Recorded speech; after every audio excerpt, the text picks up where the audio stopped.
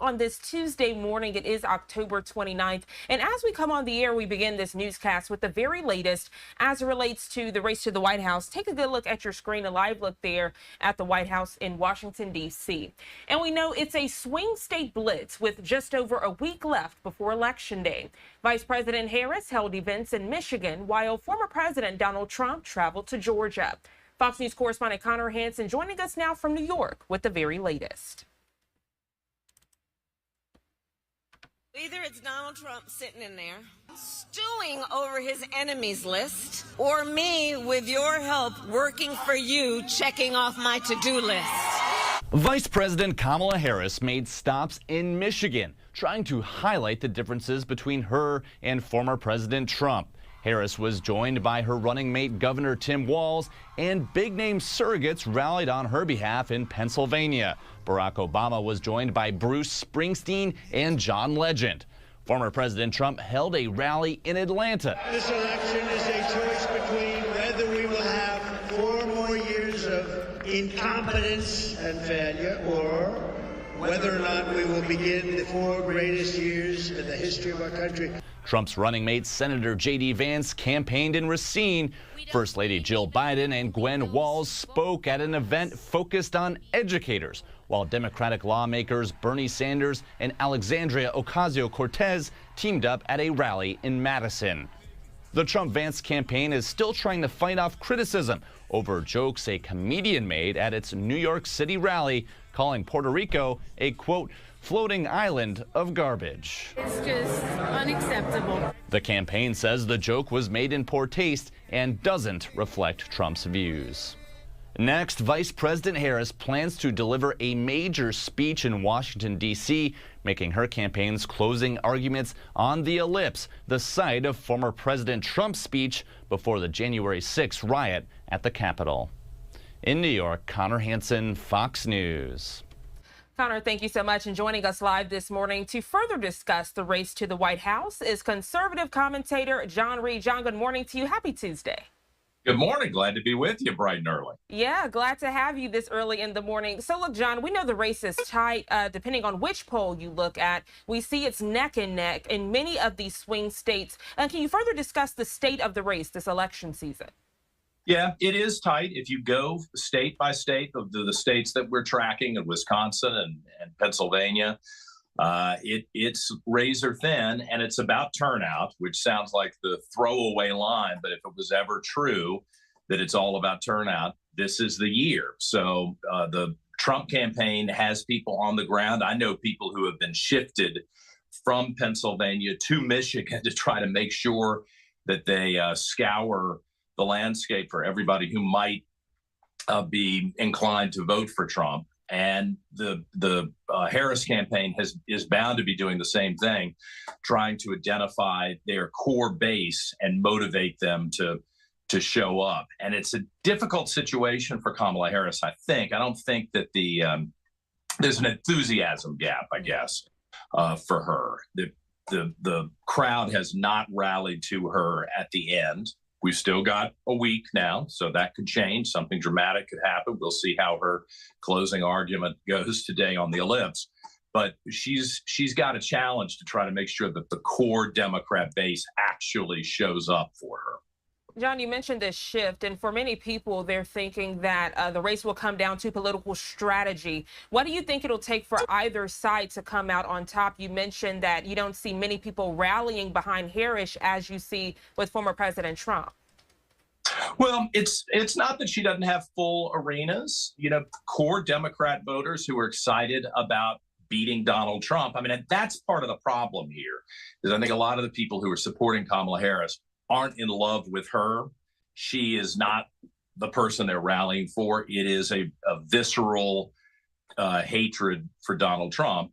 And that gets you to a certain level, but she has not done a very effective job at closing on her own. And I think people, based on her appearances on the talk shows and some of the longer form interviews that she's done, she hasn't galvanized support and confidence in her. Whereas Trump, we all know Trump. We saw what he did for 4 years. And I do think that when we look at the numbers, we're seeing a lot of undecideds break for him. Will it be enough in those swing states?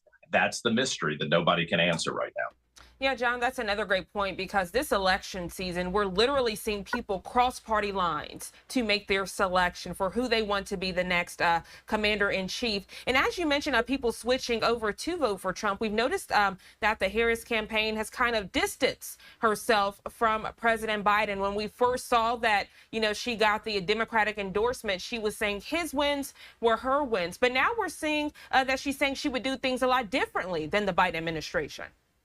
Well, she has to. That was a really bad moment for her in the campaign when she was on The View, and she said she didn't have anything come to mind that she would do differently than Joe Biden. I mean, a lot of people, even if they like Joe Biden, have to acknowledge that inflation has gotten out of control. You wake up every morning and you wonder whether World War III is officially started on the other side of the planet. They did see the botched withdrawal from Afghanistan. There were a couple of things that she could have very easily said, hey, here are problems. These are the things that I'm hoping to fix. Sure, around the edges, I would do something different. Her answer was really bad. And I think the cumulative effect of not having a positive vision other than this generic concept of joy has probably hurt her. Whereas Trump is saying, in his typical form, I'm going to make America the best that it's ever been. People look back 4 years ago and they think it wasn't that bad before COVID hit. It wasn't that bad. In fact, it was pretty good for a lot of folks. Yeah, and that perspective is, I think, what's taking people to come out in droves to early vote. We've seen record early voting numbers across the U.S. This morning, John. But there are concerns this morning about election security and voter confidence. We've seen ballot boxes being set on fire in Washington and Oregon. Do you think that's a concern in your area for voters as we discuss election security and election interference? Well, Republicans hate this system that's been set up. This early voting thing is not what Republicans want. I think there's a certain maturity that has clicked in with Republicans that this is what we're stuck with until you can get adults who are objective from both parties in a room and iron out a better system that is more secure. Republicans just know they've got no choice. They've got to show up. And so they're actually doing it. But yeah, here in Virginia, we have this major lawsuit that the Department of Justice under Joe Biden has filed against our governor and our attorney general, which actually prevents the removal of people, and they're not citizens, they're people who are on the voter rolls who are ineligible to vote. And shockingly, I think this is very bad timing for the Democrats.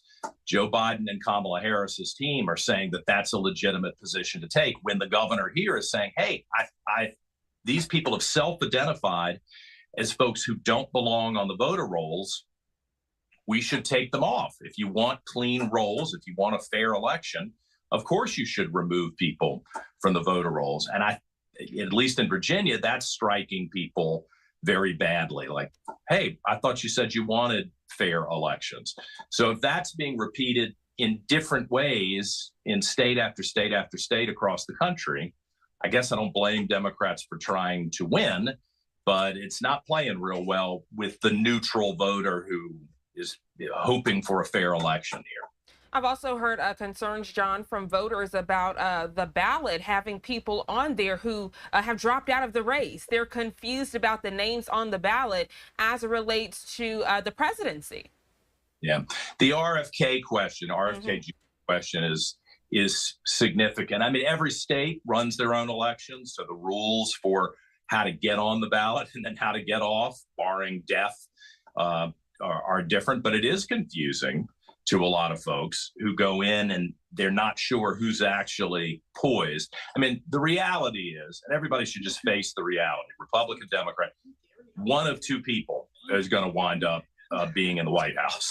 It's either going to be Kamala Harris or it's going to be Donald Trump. So if you want to make a protest vote, cool, you can cast your vote wherever you'd like, but you're really not influencing or picking who will be in the White House if you don't. It's a binary choice here. John Reed, always a pleasure to have these candid political conversations with you. I know you have a tight schedule and you have to go, but thank you so much for joining us bright and early here on Live Now from Fox. I hope you have a great day. Thank you. Thank you. And right now, I want to give you a live look at our Live Now from Fox countdown to Election Day. A live look out there in Washington, D.C. with the U.S. Capitol there in the distance. Here it's 6:05 on the East Coast, and you can see the countdown there in full force. 6 days, 18 hours, 54 minutes, and just about 1 second left, now making it 53 minutes. As you heard in that report with Connor Hansen, the backlash continues to mount this morning in the wake of a controversial comment about the island of Puerto Rico. This was made at former President Donald Trump's recent Big Apple rally. While some voters aren't offended, others are expressing outrage this morning.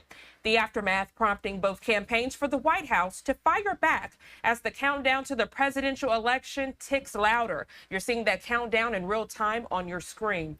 Fox News' Sean Langell reporting now on the latest.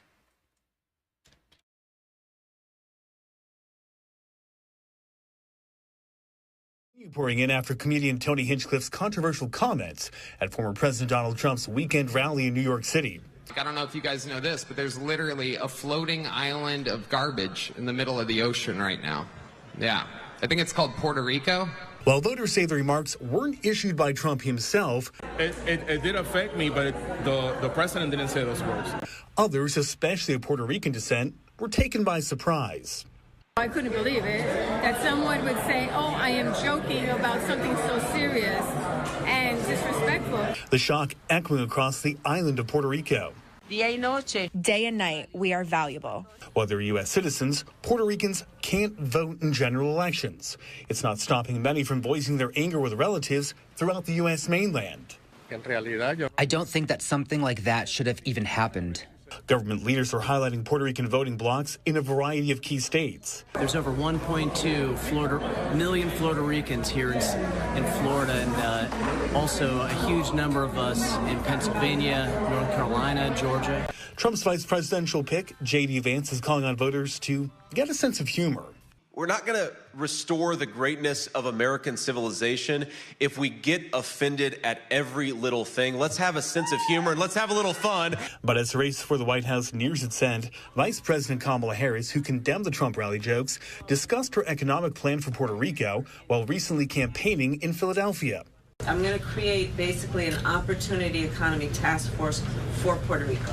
Sean Langell, Fox News.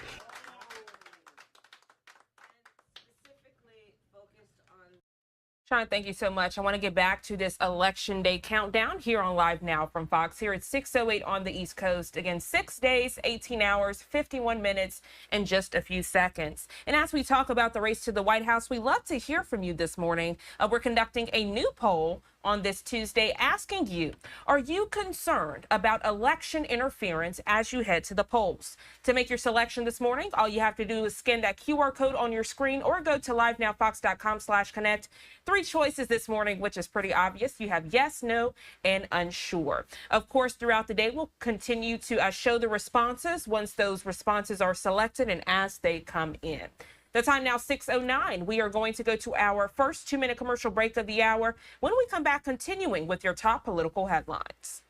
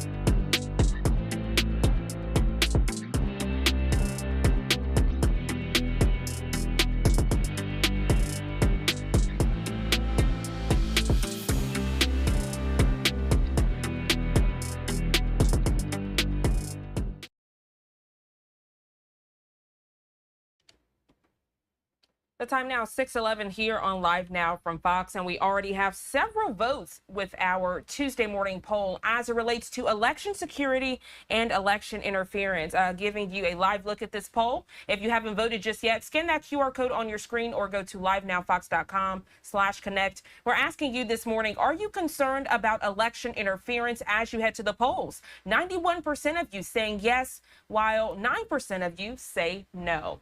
And we know that we're still about a week away from Election Day, but some Americans are already thinking about what happens after the polls close. There are concerns this morning about post-election violence and results not being accepted.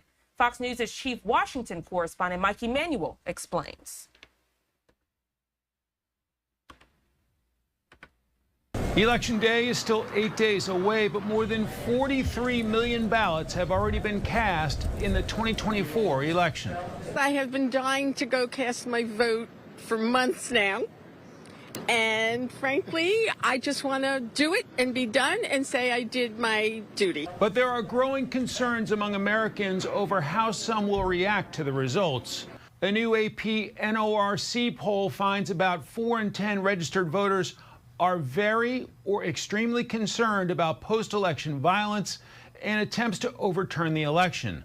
The poll also found a third believe local or state officials could interfere with results, something states are trying to prevent in the first place. The system does work because there are checks and balances. There is validation built into the system. While state officials are feeling confident in their prep work, we have seen some attempts at election interference, like in Washington state, where a ballot drop-off box was set on fire early Monday morning, destroying hundreds of ballots. Officials have also stopped foreign cyber attacks targeting election websites and candidates.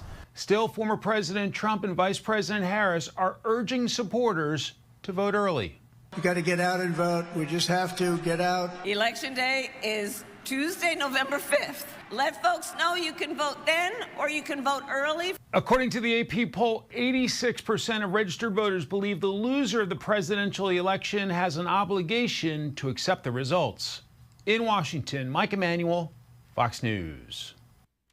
Mike, thank you so much for that detailed report. And we'll have more on those fires that have ignited through those ballot boxes in Washington and also Oregon later on in our newscast this Tuesday morning. But getting back to this poll, more votes coming in. Are you concerned about election interference as you head to the polls this election season? 89% of you saying yes, 10% saying no, and 1% of you saying you are unsure. Continue to make your selections this morning by scanning that QR code on your screen or go to livenowfox.com/connect. We're going to go ahead and go to our second 2-minute commercial break of the hour. When we come back, heading out to the Sunshine State, learning more about early voting in that neck of the woods. The details when we come back with Fox 35 Orlando's Morgan Parrish.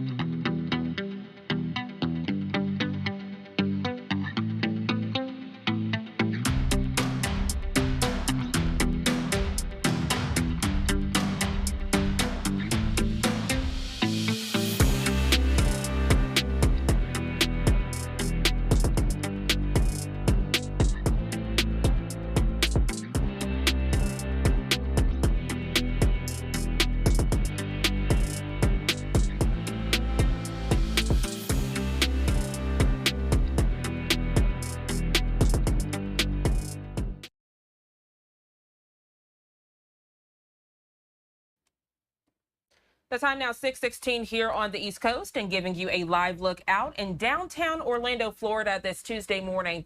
We know we're 1 week away from Election Day and voters are turning out in big numbers to vote early, especially in the Sunshine State. Fox 35 Orlando's Morgan Parrish joining us live from an early voting site out in Lake Mary, Florida, just a few miles away from downtown Orlando. Morgan, good morning to you. This is the final stretch of election season. Good morning. That's right. Yeah, so we are just 1 week away from Election Day, and we have seen really high voter turnout here in Central Florida. We've been checking in on the numbers, and as of this morning, we have seen more than 32% of people already early vote here in Seminole County, more than 30% over in Orange County, 39% in Lake County and Brevard County, and more than 40% of people early voting in Volusia and Flagler County. Now, over in Osceola, we have seen more than 29% of registered voters who have already cast their ballots as well, and that includes Sheriff Marcos Lopez and Donnie Martinez. Lopez is up for re-election, and Martinez is running against him as the Republican candidate for sheriff. Now, state data shows registered Republicans have turned out to early voting locations at more than double the rate of Democrats. However, Democrats show a slight edge in mail-in ballots returned, and we learned that more than 9 million people still need to vote here in Central Florida. So again, we are just 1 week away. We are seeing high voter turnout, and of course you can find a list of county by county polling locations when it comes to early voting on our website at fox35orlando.com. So we're going to be out here in Lake Mary, hopefully catching up with some people as the sun comes out as they head in to vote. For now, reporting live in Seminole County, I'm Morgan Parrish, Fox 35 News. All right, Morgan, thank you so much for joining us bright and early here on Live Now from Fox. I hope you enjoy the rest of your day. Thank you. You too. Thank you. And giving you another live look in downtown Orlando. Looks like some overcast skies on this Tuesday morning, so rain could be in the forecast in this area. Getting back to the race to the White House as we continue with your top political headlines. This is our Live Now from Fox countdown to Election Day. 6 days, 18 hours, 40 minutes, and about 50 seconds. And again, we're asking you this morning as a hot topic this Tuesday as it relates to the race to the White House. It's election interference. Are you concerned about election interference as you head to the polls this morning if you're choosing to do early voting, or as you head to the polls on Election Day, or maybe you're sending in a mail-in ballot? Well, 90% of you say you are concerned, 9% say no, and 1% out there saying they're unsure, which, hey, that's okay. To make your selection this morning, scan that QR code on your screen or go to livenowfox.com/connect. And as we discuss election interference this morning, we were getting reports of ballot boxes being set on fire. Fires at ballot boxes in Oregon and Washington. Well, in Oregon, Multnomah County Elections Division alerted the Portland Bureau Police that they responded to a fire at a nearby county ballot box. Officers determined a device was used to ignite the fire. They go on to say a fire suppressant inside the ballot box protected virtually all the ballots except for 3. And they also go on to say that the Election Commission will go on to actually notify those voters and allow them to cast their vote again. Now, this incident sparking concern this morning, as you can imagine, relating to election interference and security. A press conference was held by Oregon officials about the situation. Take a listen.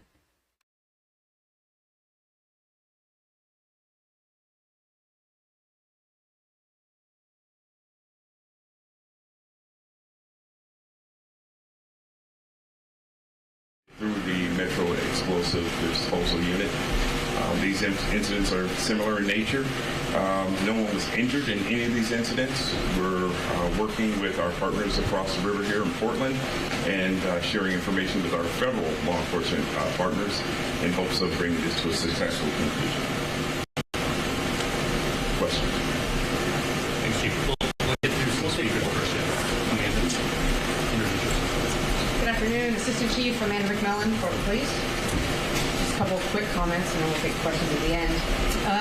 We really just want to acknowledge the heightened emotion around this event as we build up to the election. We're acutely aware going into the election how folks are feeling, and then events like this with the damage at the ballot boxes. Just want to emphasize that we're dedicated to work collaboratively with all of our partners here, federal partners, county, Vancouver PD, and Sheriff's Office working to resolve these cases. We do have an investigator working the leads in this case. We don't know the motive behind this these acts. It sounds like a series of 3 at this point. But we do know that acts like this are targeted and they're intentional, and we're concerned about that intentional act trying to affect the election process. We're dedicated to stopping that kind of behavior, and we're working toward that today.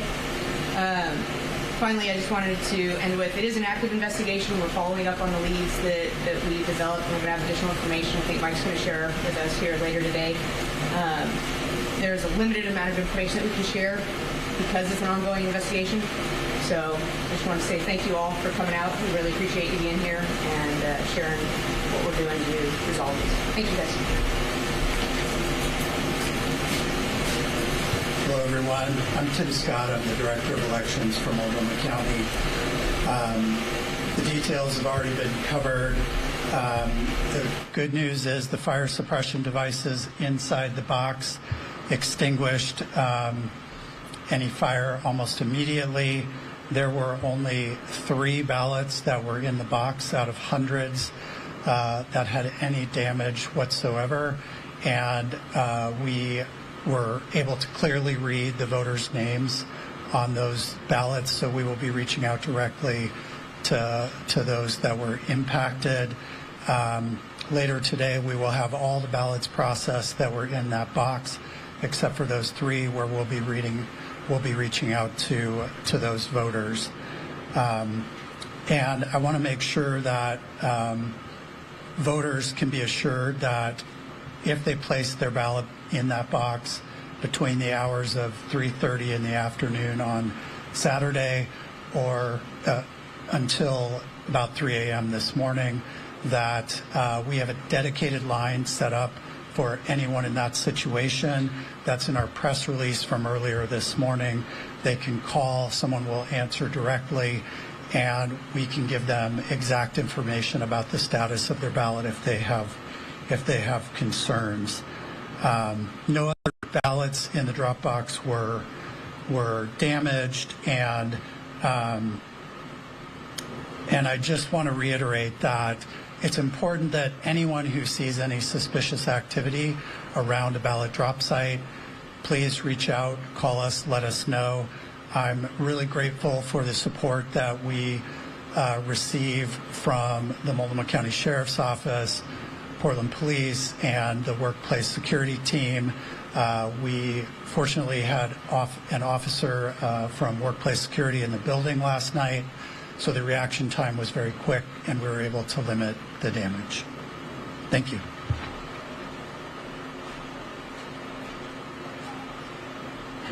Good afternoon, everyone. I'm Multnomah County Sheriff's Office Law Enforcement Chief Kerry Kerr. The Sheriff's Office is working closely with all our law enforcement partners and the Elections Office to ensure that voters feel safe and feel that they have easy access to all the ballot drop sites. We want all the community to know that we want to ensure a safe and secure election, and it's something that we take very seriously. Voters can trust that we're taking steps to ensure that the ballot boxes are safe. As planned, we're stepping up our patrols, both uniformed and non-uniformed, around the area of all our ballot boxes within our county.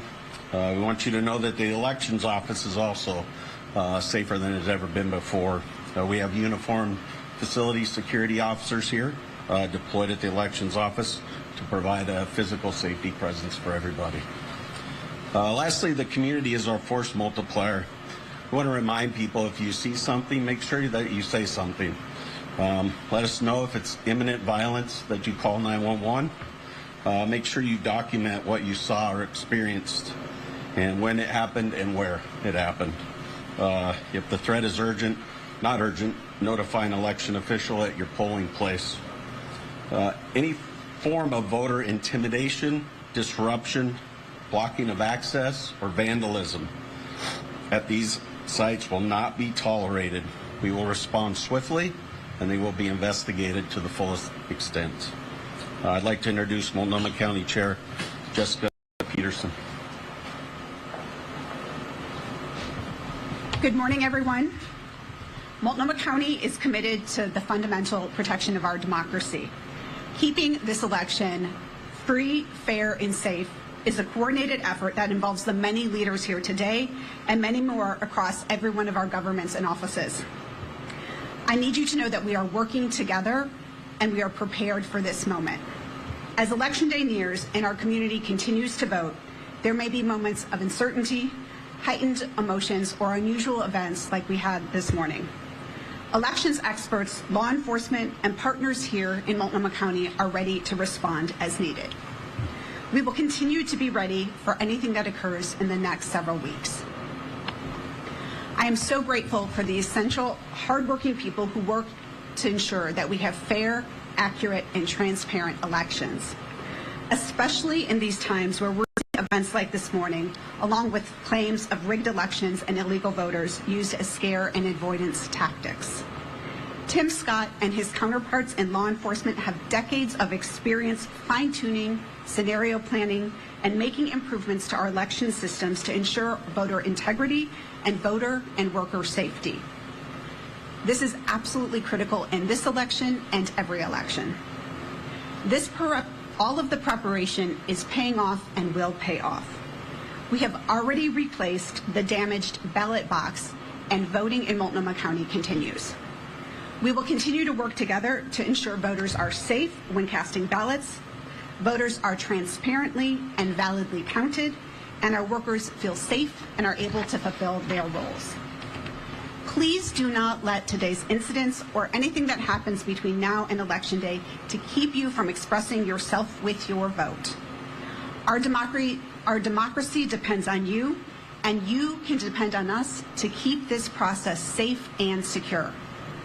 The best thing you can do to support our elections workers is to vote early, so please keep those ballots rolling in. I encourage you to drop off your ballots in any one of our 30 official drop sites, including some of our libraries.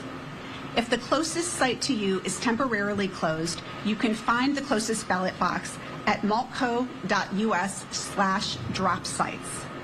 You can also mail in your ballot, and postage is paid.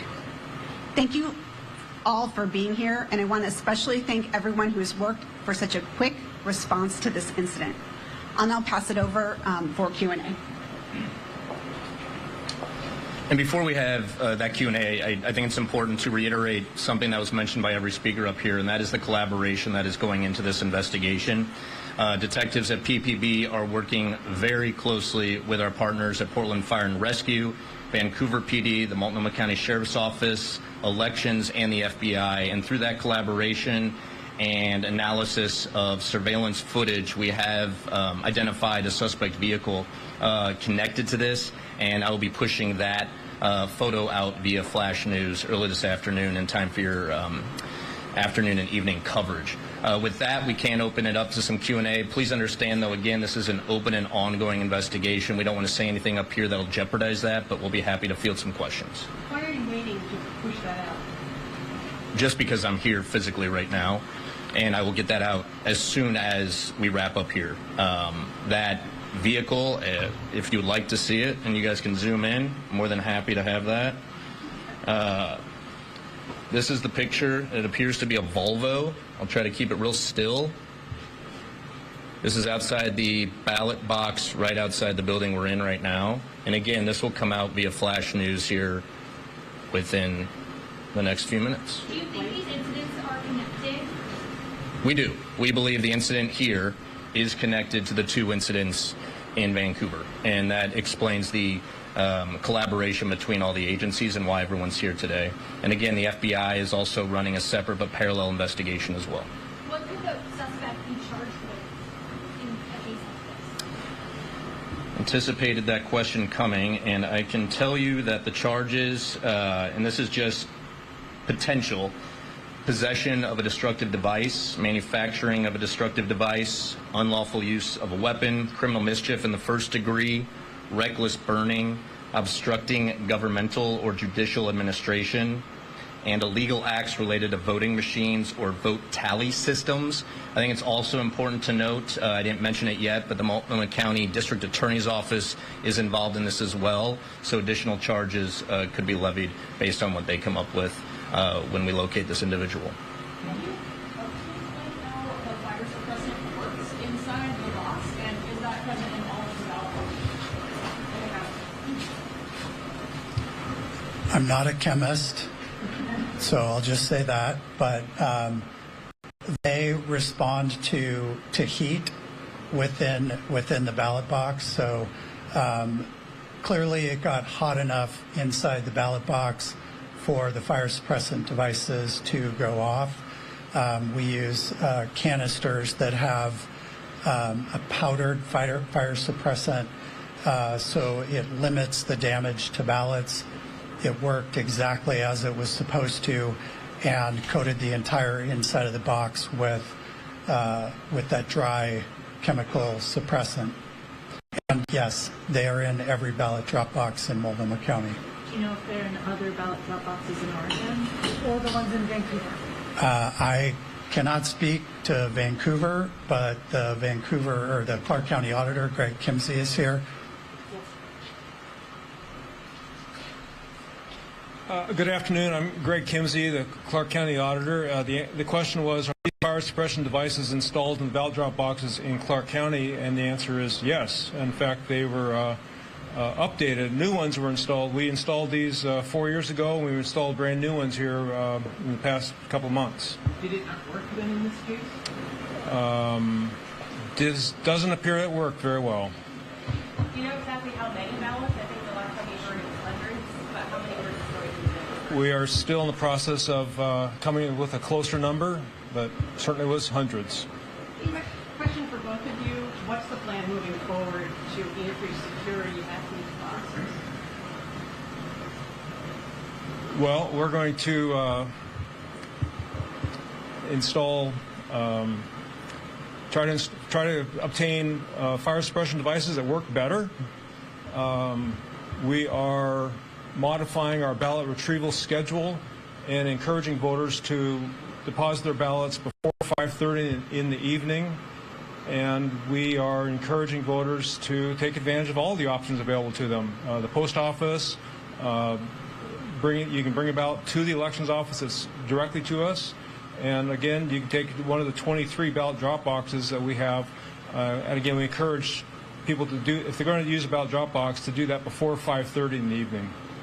If Marie Perez's campaign has asked for law enforcement to be stationed around ballot boxes between now and Election Day in Clark County, I don't know if that's something that anybody up here can comment on, whether the agency even has the capacity to do so. Certainly, Vancouver Police recognizes the importance of securing the boxes as much as we can while maintaining our ability to respond to calls to 911 throughout the city. What I can tell you is that we have developed a plan to ensure that we are keeping an eye on the boxes as much as possible with increased patrols. If there are some additional technical methods that we can employ to keep an eye on the boxes and respond to any type of suspicious activity as quickly as possible. Again, we recognize how important this is, and we are responding within our capacity. We will burn some overtime to make sure that we have people available to respond should a call come in. Is this giving you guys an idea of what to expect after the election, since we're already seeing these kind of threats to ballot boxes?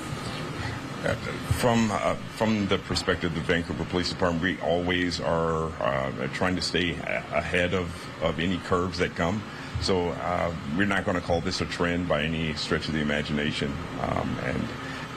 But we are wary of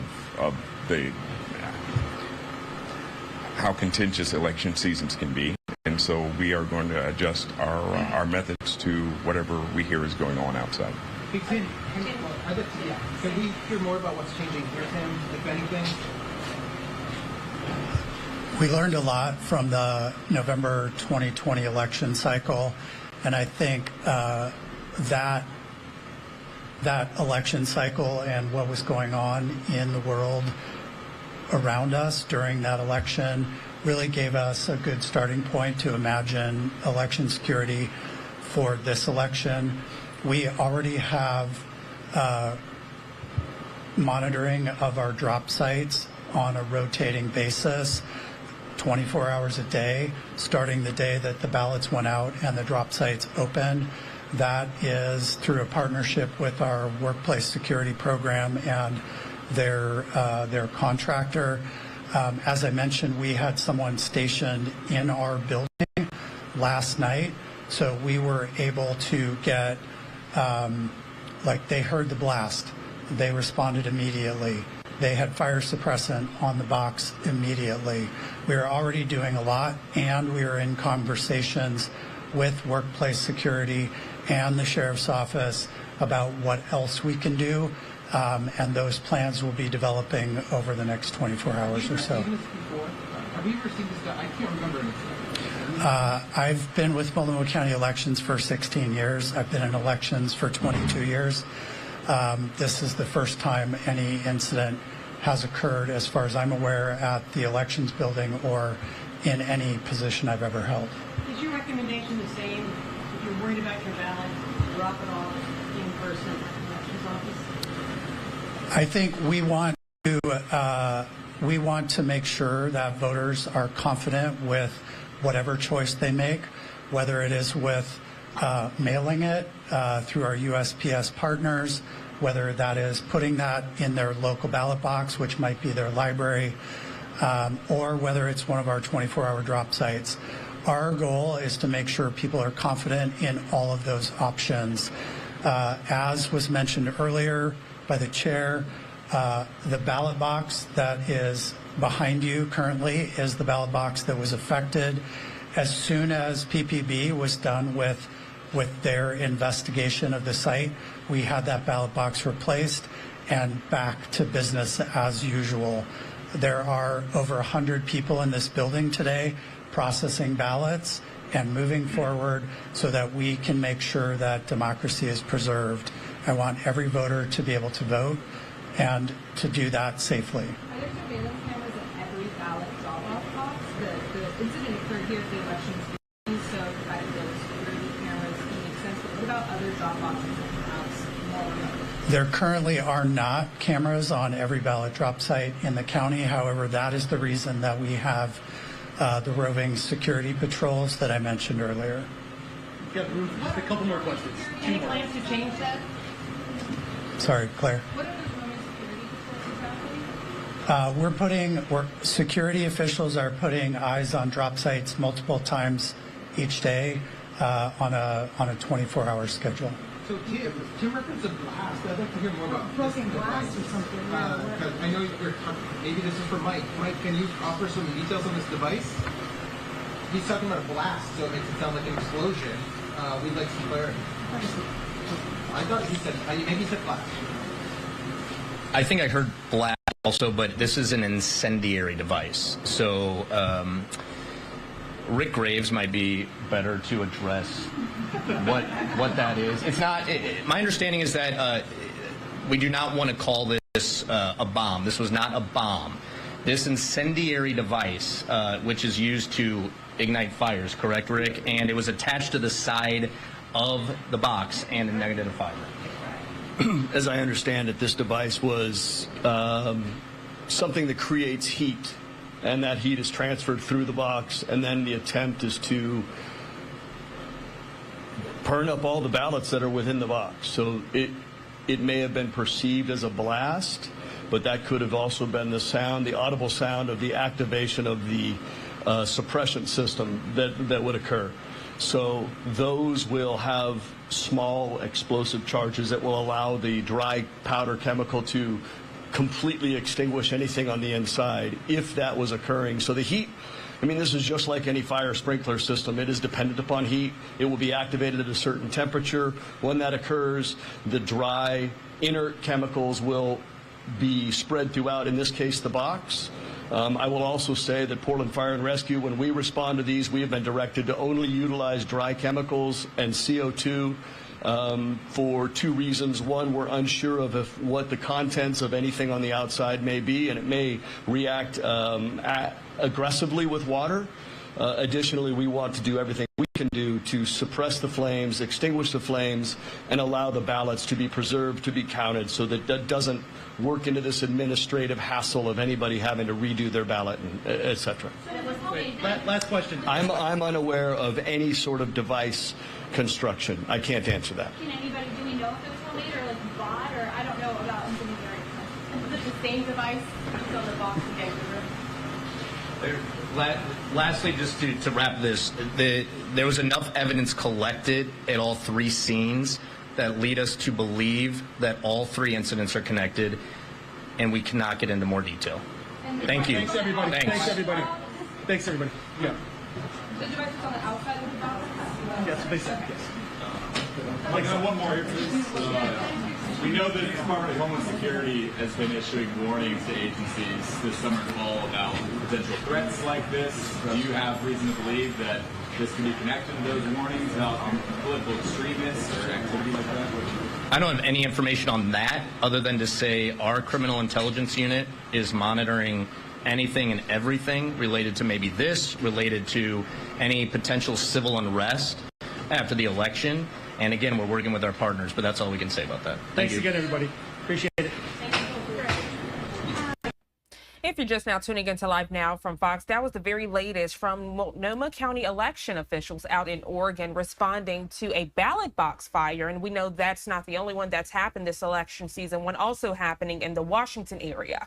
On the right side of your screen, giving you a live look at the White House here at 6:43 on the East Coast. And that bottom box, our Live Now from Fox election countdown. And speaking of those ballot box fires that have been happening across the U.S., it leads to our poll this morning. We're asking you, are you concerned about election interference as you head to the polls? You can vote by scanning that QR code on your screen or going to livenowfox.com/connect. At last count, about 89% of you say yes, 10% of you say no, 1% saying you're unsure. We're going to go ahead and go to our third 2-minute commercial break of the hour. But when we come back, heading out to the Peach State, giving you a live look this hour out in Atlanta, Georgia. You can see the Mercedes-Benz Stadium there in the distance. We'll be right back checking in with Fox 5 Atlanta's Mark Teichner about the very latest of the campaign trail.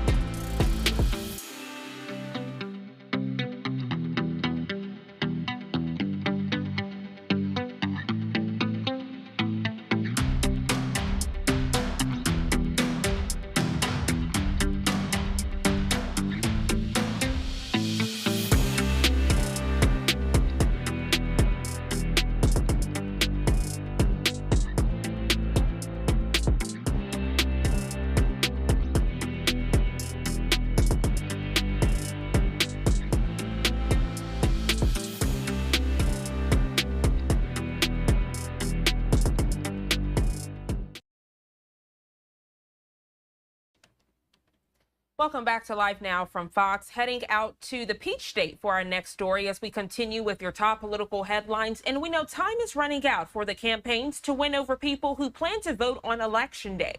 Today, former First Lady Michelle Obama and Democratic Vice President nominee Governor Tim Walz both scheduled to be in Georgia.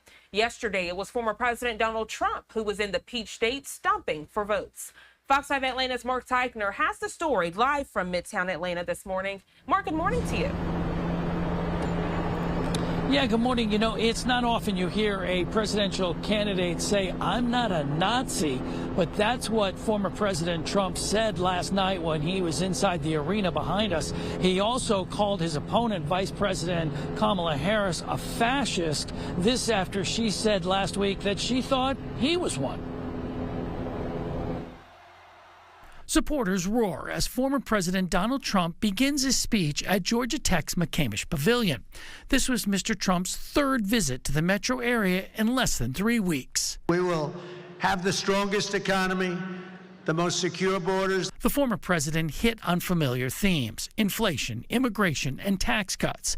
And like he's done at other rallies, went after opponent Vice President Kamala Harris. She's grossly incompetent. She's more incompetent than Biden, and I didn't think that was possible. There is a yearning in our country for a president who sees the people, not just looking in the mirror all the time. During a pair of rallies in Michigan, the vice president said she was for the people, while Mr. Trump was for himself. Either it's Donald Trump sitting in there, stewing over his enemies list, or me, with your help, working for you, checking off my to-do list. Back in Atlanta, the former president denied allegations he has authoritarian tendencies, turning the attacks on Mrs. Harris by calling her a fascist. The newest line from Kamala and her campaign is that everyone who isn't voting for her is a Nazi. We're Nazis. I'm not a Nazi. I'm the opposite of a Nazi. He also had some harsh words for former First Lady Michelle Obama. He called her nasty and said that she made a big mistake when she criticized him. Speaking of Mrs. Obama, she is going to be here in Atlanta tonight for a nonpartisan Get Out the Vote rally. As far as the vice presidential nominee for the Democratic Party, Governor Tim Walz, well, he has two events scheduled, one for Savannah, Georgia, the other for Columbus, Georgia, earlier in the day. Reporting live from Midtown Atlanta, I'm Mark Teichner for Live Now for Fox. Mark, always a pleasure to have you on the show, and thank you so much for showing us both sides of the debate as the race to the White House is on. I hope you enjoy the rest of your day. You too. Thank you.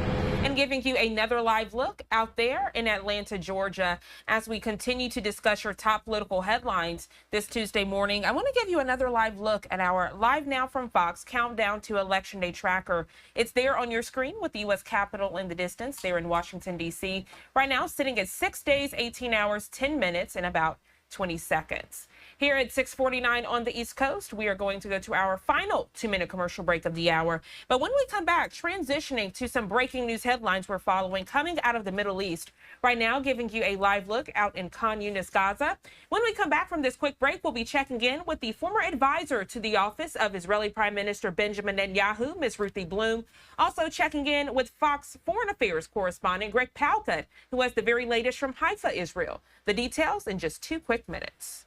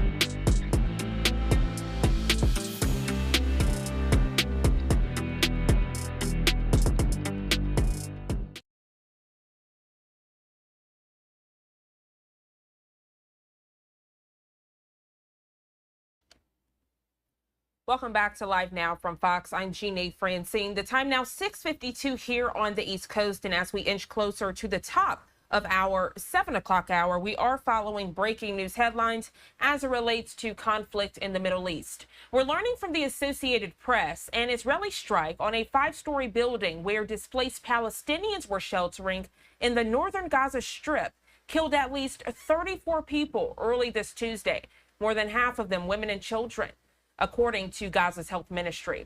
Now, in a separate development, Lebanon's militant group Hezbollah saying it's chosen Sheikh Naim Qasem as its new top leader. This is following the killing of Hassan Nasrallah during an Israeli airstrike last month. Joining us live this morning to further discuss the very latest of conflict in the Middle East is the former advisor to the office of Israeli Prime Minister Benjamin Netanyahu, Miss Ruthie Bloom. Ruthie, good morning. Always a pleasure having you here with us on Live Now from Fox. Good morning, Gina. It's always a pleasure being here. So this latest strike further showing that the conflict with Hamas nowhere near over. This as Egypt is proposing a 2-day ceasefire between Israel and Hamas. If you could catch us up, please. Okay, so first of all, what you announced about the dead people in Gaza, I would take that with a grain of salt because it was announced by the Gaza health ministry, quote unquote. What's more significant that happened in northern Gaza this morning is that 600 Hamas terrorists surrendered. They had been holed up in an area of a hospital. They were in a refugee camp area, and the IDF encircled them and then separated civilians from terrorists. 600 of the terrorists surrendered. 5,000 of others, of residents, were allowed to leave, and that's civilians, so to speak. And that's very, very significant. You see, those terrorists were the ones who were shooting at the legs of any resident in Gaza trying to get out of harm's way. Because as we know, Hamas uses other Gazans as human shields. So this has opened up, this is an amazing development. That's what's significant about what happened today in Gaza. It's also not true that we're nowhere near the end of fighting in Gaza. It is true that we are still searching for the hostages, trying to rescue them, while also fighting Hamas and trying to get a deal brokered through Egypt and Qatar. Ruthie, thank you so much for breaking that down. I guess that's where the confusion lies, because people would think that the conflict is nowhere near over as the strikes are continuing. Usually as a war is scaling back, so will the fighting. Could you provide that perspective, please? Also, thank you for mentioning that about the Gaza Health Ministry. We do know they don't differentiate between combatants and the terrorists. So thank you so much for that as well. That's right. And by the way, every time they report a number, they always say it's all women and children. If you did a calculation from the beginning of the war, you'd think that Gaza is only made up of women and children. So, as I said, you have to take that with a grain of salt. What is important is that Israel has destroyed most of Hamas's battalions in Gaza. It's not that it's finished. It hasn't been finished, and it won't be finished until we get the hostages out of there. There are dead hostages and live hostages. We consider even dead ones as hostages needing to be returned home for burial. What is going on there, though, is really successful. Now, reports were yesterday that Egypt had suggested some kind of 2-day pause in the fighting to enable 4 hostages to be freed by Hamas. Here's the trouble with that. Though Prime Minister Netanyahu said if such a deal had been offered him, he would have grabbed it. But no such deal was either offered, or certainly Hamas rejected it. So Hamas is still stuck in its demands that it remain in power, that the IDF exit Gaza, that Gaza be returned to the pre-October 7th state that it was in, which is to say, run by a terrorist organization and free of the IDF. Well, that's not happening. So, Ruthie, how big is the terroristic organization of Hamas? Because I know over the weekend, Israeli Defense Forces, they captured about 100 Hamas militants out in the Gaza area. But of course, there are still several others. I know at the beginning of this conflict, people didn't think Hamas was as wide scale as it is. Well, you know, there are terrorists who are members of Hamas, but then there are also fellow travelers. There are also civilians who take money from Hamas, who participated in the October 7th massacre. Sometimes it's hard to distinguish between those who are actually, you could say, Hamas actual members, soldiers of Hamas, so to speak. But it is extensive. The thing is that Hamas was actually very popular in Gaza, as it is in the West Bank, I have to point out. If there were elections held today in the West Bank where Fatah, which is Mahmoud Abbas's party, where it rules, the reason he won't allow elections because he knows Hamas will win. So, Hamas is that terrorist organization that is backed by Iran and whose platform is to kill all Jews, is still going strong. However, Israel is managing to cause not only the surrender of many of them, who, by the way, those terrorists who surrender realize that their fate in Israel's hands is a little better than it would be if they were captured by other Hamas members who consider them, let's say, collaborators with Israel. So the main point is the captured Hamas fighters and fellow travelers can provide immense amounts of intelligence, and some of them clearly know where there are hostages being held and where weapons are and more tunnels, etc. That's why it's so important to capture them. And Ruthie, if the conflict with Hamas wasn't enough that Israel is dealing with, also dealing with the conflict with Hezbollah, learning in a separate development that Hezbollah has picked a new top leader. As this news came down, what was the reaction from the Israeli community where you are? Well, I have to say it's a mixture, because you see that after Hassan Nasrallah, the chief of Hezbollah, was eliminated, then there was his second in command, or somebody else was appointed instead of him, and then he was promptly eliminated. So what happened to the current one, Naim Qassem, is he hightailed it into Iran, because he knew that he was going to be next on the hit list. So he's kind of hiding out in Iran, and he was appointed to head Hezbollah. But the point is, Israel is now showing Iran, after its attack over the weekend, in Iran's air defenses and missile manufacturing capabilities, that we're not stopping until we eliminate the threat. And the threat is mainly from Iran. I mean, Iran sends Hezbollah and Hamas to do its dirty work, as it does the Houthis in Yemen. But the idea here is that, no, we're not allowing that anymore. Hezbollah cannot rebuild, and it doesn't matter what chief was appointed, and Iran can't do this anymore. I mean, that is the message that Israel is sending.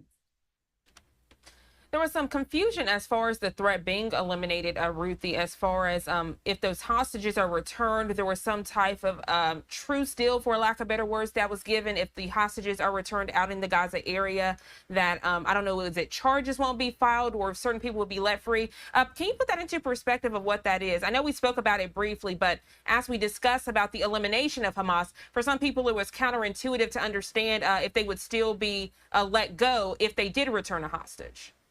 Yeah, that's an important point. What you're referring to actually is the sort of carrot and stick suggestion that Israel is coming up with. Once Sinwar was killed, and he was the mastermind of the October 7th massacre and the head of Hamas, not only in Gaza, but also he replaced the head of Hamas outside of Israel. So he was just the big chief of Hamas, and he's dead. So the idea was, okay, this opens up possibilities, because everyone in Gaza was terrified of him, because he was really a bloodthirsty murderer. He killed lots of his own people with his bare hands and loved doing it. So the idea was like this: Israel would then send out a message to all Hamas members and terrorists. Look, if you return the hostages, you will be allowed to live and leave Gaza and even get money. If you don't return the hostages, you're all dead men walking. Whoever is holding a hostage, I mean, because these hostages are spread out clearly, and they're being held by different different individuals and groups, and some are underground and some are above ground. So the idea is you have to get as many Hamas members as possible to rat out others and to return hostages in their own homes, etc. So the idea was you say to them, we're warning you, you're dead if you don't give us the hostages. But if you do, we will be lenient with you. I like how you use that word lenient. So does that mean there will still be consequences, but less harsh? Paint that picture for us, please. Well, if actually any of them take us up on this offer, the offer was to be that you can stay alive and you can leave Gaza. You can go somewhere else, and we might even provide you a passport and money. So actually, they wouldn't suffer any consequences. No, this is how far Israel is willing to go to get any hostage back. The point, though, is that they can't pose a threat. What they may not be is in Israel. They can't be in Israel or in Gaza.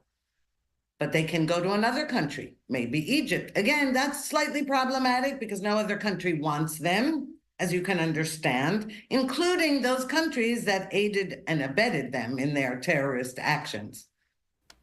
Great points as always. Ruthie Bloom, always a pleasure to have you join us to talk international conflict here on Live Now from Fox. Thank you so much for taking out the time to join us bright and early this Tuesday morning. I know it's the afternoon and evening time where you are in Israel. I hope you have a safe rest of your day. Thank you so much, Jeannie. Thank you. And as we further discuss conflict in the Middle East, we know Egypt is proposing that two-day ceasefire between Israel and Hamas. The plan would include the return of 4 hostages, the release of some Palestinian prisoners, and additional humanitarian aid to Gaza. Meanwhile, the Israelis are talking about their retaliatory attacks against Iran. Fox News senior foreign affairs correspondent Greg Palkut joining us now from Haifa, Israel, with the latest. The fighting continues here on several fronts.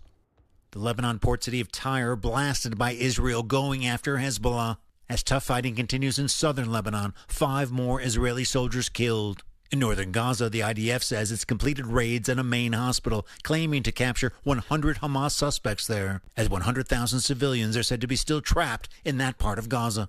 Reportedly, positive talks about the release of hostages still held by Hamas and a ceasefire just wrapped up, involving CIA Chief Burns, Israeli intelligence boss Barnea, and Qatari Prime Minister Al-Thani, including a new plan to release some hostages and Palestinian prisoners amid a brief fighting pause, as the aftershocks from the attack by Israel on Iran are still being felt. That was in response to that Iranian missile barrage. Analysts say not only missile production sites were hit, but many air defense facilities, easing possible future attacks. While downplaying the Israeli strikes, there was tough talk coming today from Tehran. We are decisive and serious in our response as necessary when decisions are made by officials and armed forces. The Israeli Prime Minister was defiant as well. We dealt them a real blow. I thank our allies, in particular the United States, for their continued cooperation. And Washington sounding pleased its warnings to Israel against attacking nuclear and energy sites were heeded.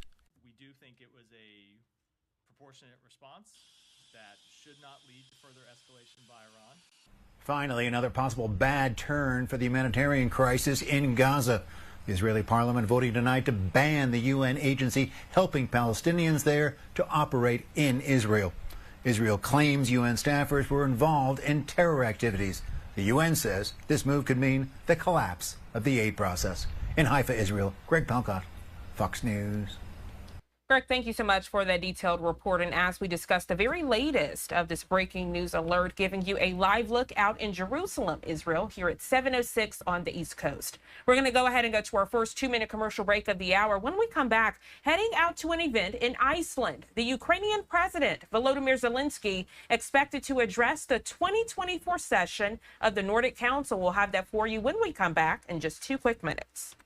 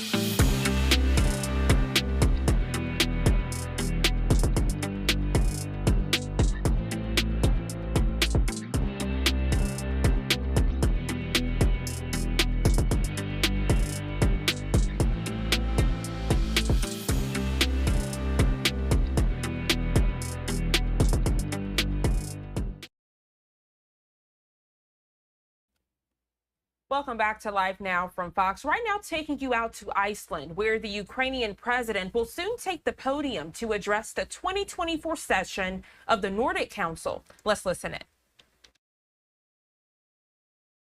Which you did remotely from Kyiv. Today, it's a great honor and true privilege for us to receive you here in person to this assembly of Nordic parliamentarians and ministers. On behalf of the Nordic speakers and everyone present, I can affirm that there remains strong and unwavering cross-political support for Ukraine in all our parliaments. We condemn in the strongest terms the illegal and brutal Russian invasion.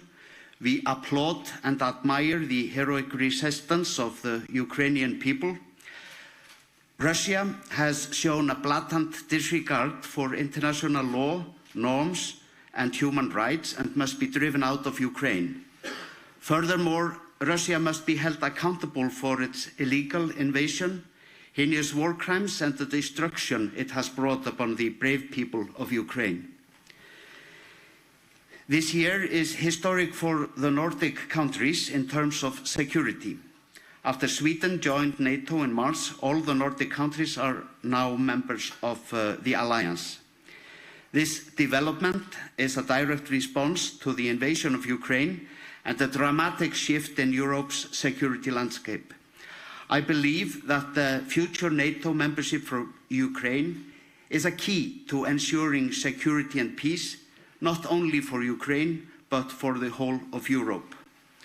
Mr. President, we all look forward to hearing your statement, but first we will hear a word of welcome from the President of the Nordic Council, Bryndís Haraldsdóttir.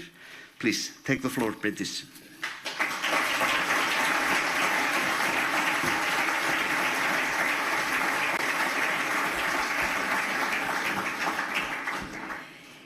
Dear President Zelenskyy, let me, on behalf of the Nordic Council, also warmly welcome you to Alþingi. We are a close community of Nordic countries bound together by common history and culture, and in modern times by our shared values of liberal democracy, human rights, and the rule of law. We are committed to safeguard and promote international law and respect for sovereignty and uphold international rule-based order. Today, these values are under attack, and the current battlefield is your country. You are not only defending yourself against the brutal Russian invasion, you are defending our shared European values, our Nordic values. Since the invasion began, the war in Ukraine and the Nordic response to it have been central to the work of the Nordic Council, which has thoroughly condemned the Russian aggression. Let me assure you that we are all standing in solidarity with Ukraine and that your fight is our fight.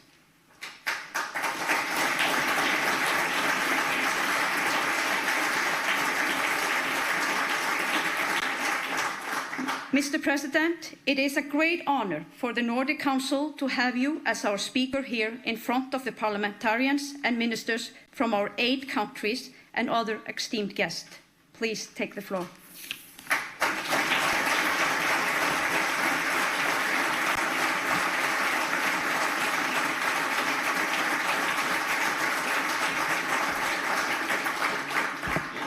Thank you very much for your words, for an invitation. Great honor to be here, Mr. Speaker, Madam President, dear friends, ladies and gentlemen. I'm pleased to have this opportunity to address you today. First of all, I would like to thank each of you, as well as the people you represent. Iceland, Norway, Denmark, Sweden, Finland. We truly feel your support, and we will always remember the heartfelt commitment of the Nordic nations in helping us defend our country, our people, our freedom. Thank you so much.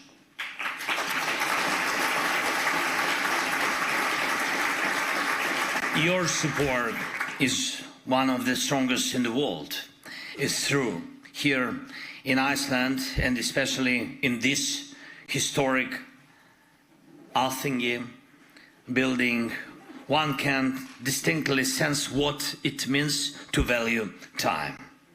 It becomes clear how important it is for a society to grow and preserve its best qualities, not just for years, but for our generations. Your respect for freedom, human life, and the environment reflects the time you've had to live in peace.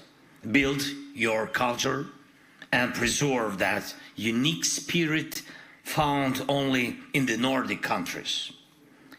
You have had this precious time in peace. Ukraine too had the right to such time. Our people, our strong people, deserve generations of peace, a time to live, to develop our culture, and to freely share with the world what makes Ukraine unique. Not a temporary pause of the horror that Russia, Putin, and their aggression has unleashed, nor a few years of quiet before the next Russia's invasion, and certainly not a lifetime under the will of some madman in the Kremlin. Ukrainians have the right to true and lasting peace, and I thank you for helping us achieve it. Without you, we wouldn't have been able to stand strong. Thank you for all your help.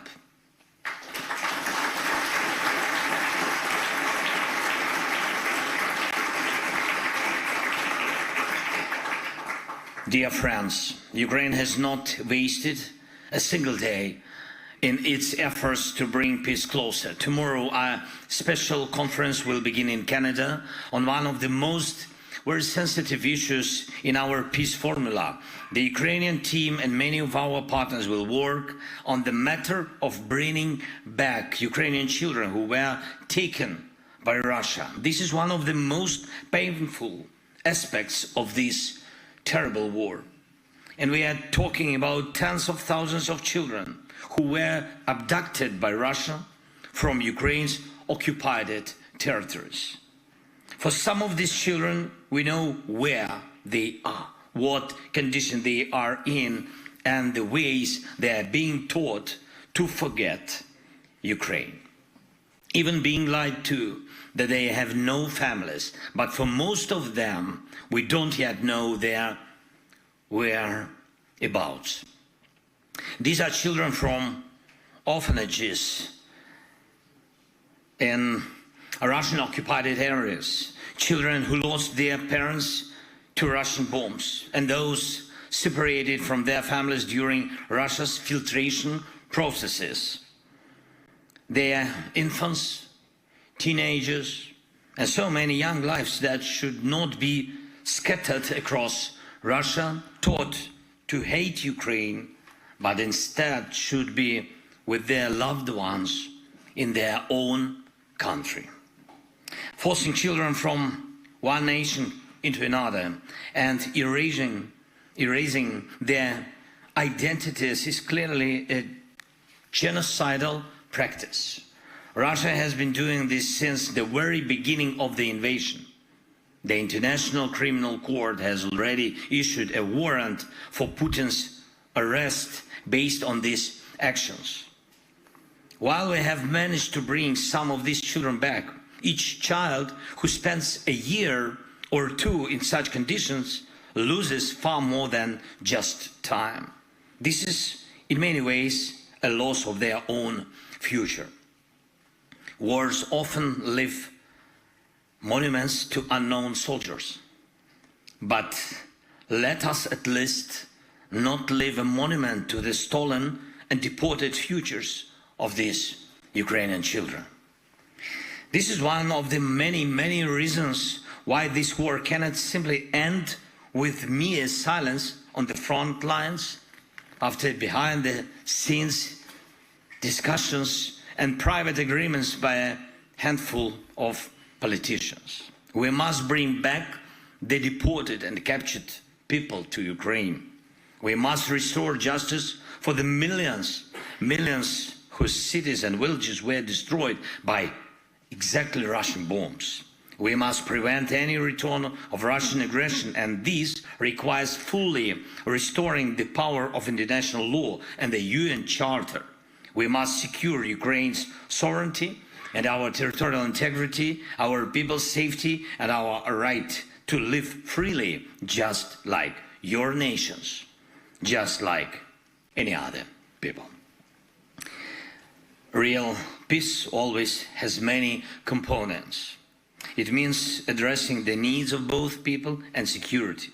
We have all the answers necessary for this, and I am grateful to your countries and all our partners who support Ukraine's victory plan. It is a clear and powerful set of points that can force Russia into a true peace. Yesterday we discussed it with prime ministers of your countries and the Ukrainian Nordic Summit and we spoke about defense, we spoke about our joint production, geopolitical, economic matters, all the things that give us shared strengths. And I thank for the willingness to implement the victory plan. We agreed on this yesterday with the prime ministers of your countries. Dear friends, the free world has everything it needs to defend itself and everything people value in life. It has everything from moral integrity to military strength. All that is needed is the resolve to act, to implement what is necessary for peace. And I urge you to continue to work with us and with all other partners to protect life from Russia's attacks. And I urge you to keep pressing Russia for this war. Effective sanctions against Russia, stopping Russia's shadow tanker fleet that funds Putin aggression, and providing all necessary weapons to our soldiers. These are all tools that bring true peace closer. And I ask you to continue building all necessary, shared and national production that secures freedom. Air defense, weapons, microchips, all of it matters. We must develop our cooperation in Europe and the Euro-Atlantic region. Unity is crucial. Unity keeps Europe peaceful. And this is why Ukraine strives to be part of this unity. Our people, our nation deserve to join the EU and NATO. And I am grateful to your countries for supporting us on this path to geopolitical certainty. And please remember, in wartime, every decision made by a partner country of the one under attack is first and foremost a decision about timing. Time for how long the war will last, how long injustice will last, how long there will be no true lasting peace. May your decisions and the war and bring real lasting peace, not a temporary illusion. This is absolutely possible. Ukraine deserves true peace. It's just as crystal clear and transparent as the water we saw yesterday here in Thingvellir. Thank you. Slava Ukraini.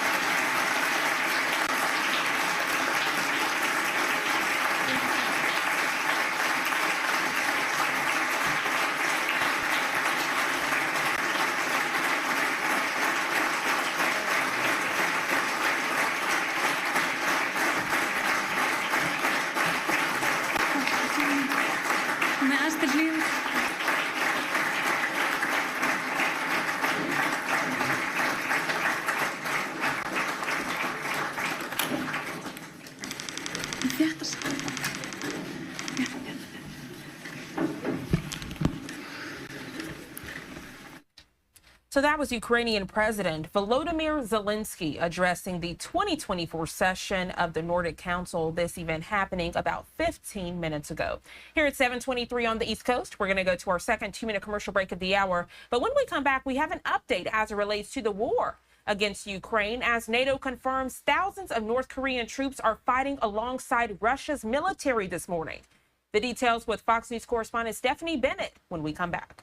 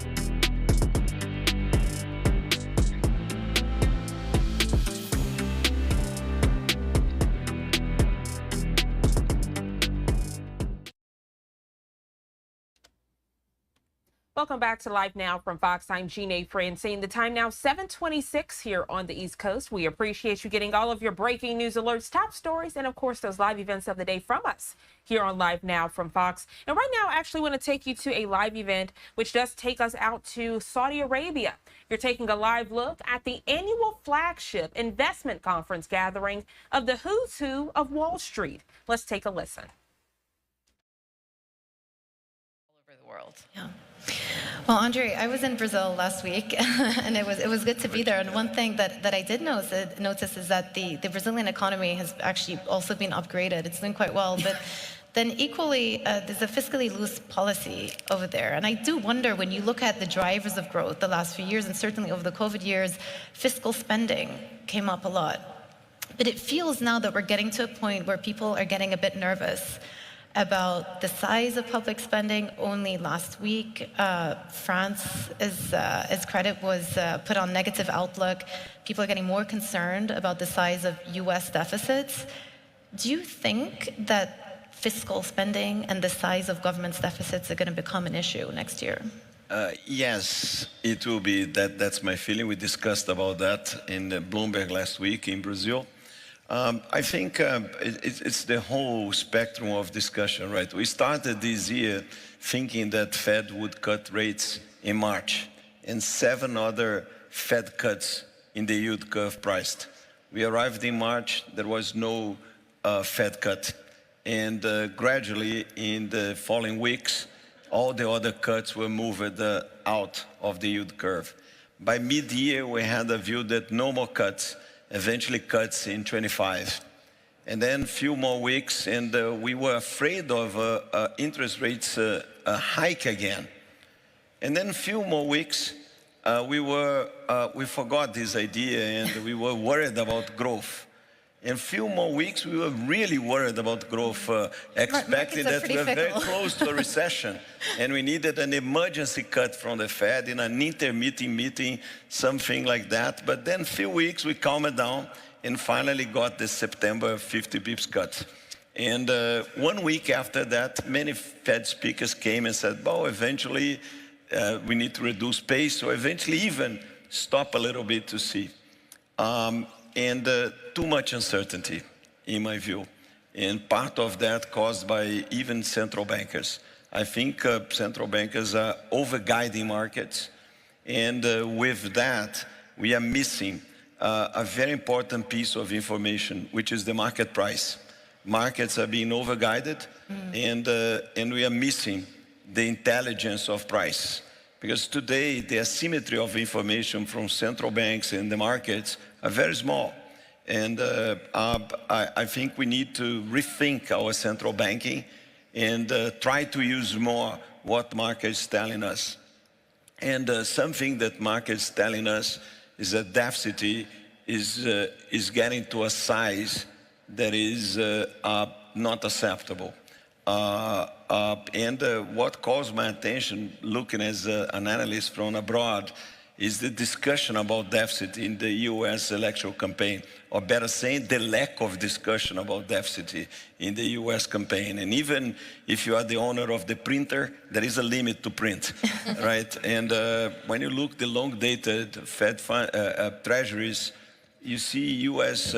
TIPS, or the inflation-linked bonds, trading around 2% for more than 1 year. And if you read any monetary policy serious academic work, nobody thinks that this is the neutral rates in US. It's something around 50 bips, maybe 100, never 200. Yeah. So this should be, I think, information for us, evidence of information that deficit is entering the radar of the markets in price. And I think it will get more serious and more serious if we don't take action. Venkat, I saw you were nodding your head over there. So let me just ask you whether you think clients are actually getting nervous about the size specifically of the US deficit in years to come. So I agree with what Andres said, and I would tell you that we had our second quarter earnings on the 1st of August, the day after the Fed did not move and the day before the Bank of England moved. It's a wrong time to have earnings. But you know, and he's right, because of the information asymmetry that was there. I do think deficits are important. Now, the US has a reserve currency, and that gives them a lot of freedom. And they can go further than most countries can because the dollar is the reserve currency. At the same time, I think it's really important for countries to be able to fund themselves and grow. And the case is, the deficit is an important thing, but how you're going to use your money is also important. Tomorrow, there's a budget in the United Kingdom, where we are based. There is going to be a need to fund long-term infrastructure growth. People who've been to London would agree with that. And it's going to be important for the UK government, whatever they decide to borrow, and the sterling is not a reserve currency, to make the case, which I think they will compellingly, that it is about growth. But that burden of proof is much higher than it used to be, and that's, I think, the important piece. And there certainly was an incident a couple of years ago where the budget wasn't received that well by markets. Speaking about long-term infrastructure growth, Your Excellency, I would like to ask you, given the dynamics of the global economy and the fact that some signals of demand have disappointed to the downside, that's also had an impact on commodities, the price of oil, and you look at the vision, the Saudi 2030 vision, and it feels as though there has been somewhat of a reprioritization that's taken place over the course of the last year. I'm curious to hear how that impacts the work that NDF is doing on the ground in terms of your prioritization of projects right now. So that's absolutely true. The NDF was created to make sure that the SME sector in particular is strong, enabled, funded, because we understand that from an FDI point of view, investors like to see a strong infrastructure and a strong SME. So this journey has been 7 years now. We've created 6 new funds. And the whole idea is not to think only about growth, but to think about impact. So the reprioritization you're talking about is linked to this. What is it that makes sense for the Kingdom of Saudi Arabia to navigate through everything that's taken place? How do we create more jobs and make sure that the economic growth we're looking at, non-oil, is sustainable? So yes, we're looking at this, we're modeling it, we do a lot of stress testing, part of the whole Vision 2030. We're complementing in many ways what the PIF is doing. So for example, if we're opening up all these giga projects, we need to think who's gonna operate them, who's gonna maintain them, who's gonna basically service them. So this is the NDF come in play to basically navigate through this. Yeah. Bernard, I had a look at the Bank of America Global Fund Survey. It's always a good piece of research to get in your inbox every week. And this week, they were citing the 3 top tail risks as geopolitics, inflation, and U.S. recession. It's interesting that tail risks, geopolitics is falling within the bucket of tail risks. But what is your sense for how geopolitical risks are being accounted for and factored in to your clients' decision-making at this point in time? When I talk about geopolitics, obviously in this part of the world, we talk about geopolitical tension, but then more broadly, you talk about geoeconomic fragmentation, the possibility of even more tariffs worldwide. How much does it get factored into decision-making, do you think, right now? I think it does. Maybe Jean might have a sense of this on the asset side, but probably in 2 buckets. You've got the tail risk of things going really horribly wrong, where there are some big geopolitical events that are happening in the world, and outside of the localities where they're happening, the broader economies are not war economies. We're not repurposing broad economic activity towards military activity as is happening in the localities. It's the economies are running as they will. So there's the tail risk of if something goes horribly wrong and you're really having to do that, materially increasing your defense budget or really putting resources in that way, then of course business people need to think how that might impact things. And then there's the general sentiment around that and confidence levels and a worry that things may go horribly wrong. But in the broad range of sort of BAU, as it were, then I think the geopolitics manifests itself in trading relationships, tariffs, non-tariff barriers, and that can permeate into economic policy as well. So you've seen tariffs on cars and EVs, and the EU has debated at length what sort of tariffs they should put on Chinese EVs. And and that has been a rigorous debate, and some governments were for that and some were against. There's a lot of debate as to what the US's policies on tariffs might be going forward. And around the world, there are lots of micro constituencies in different parts of the farming sector and in other parts of the economy that are feeling that sort of the tensions of growth, or are feeling the effects of inflation.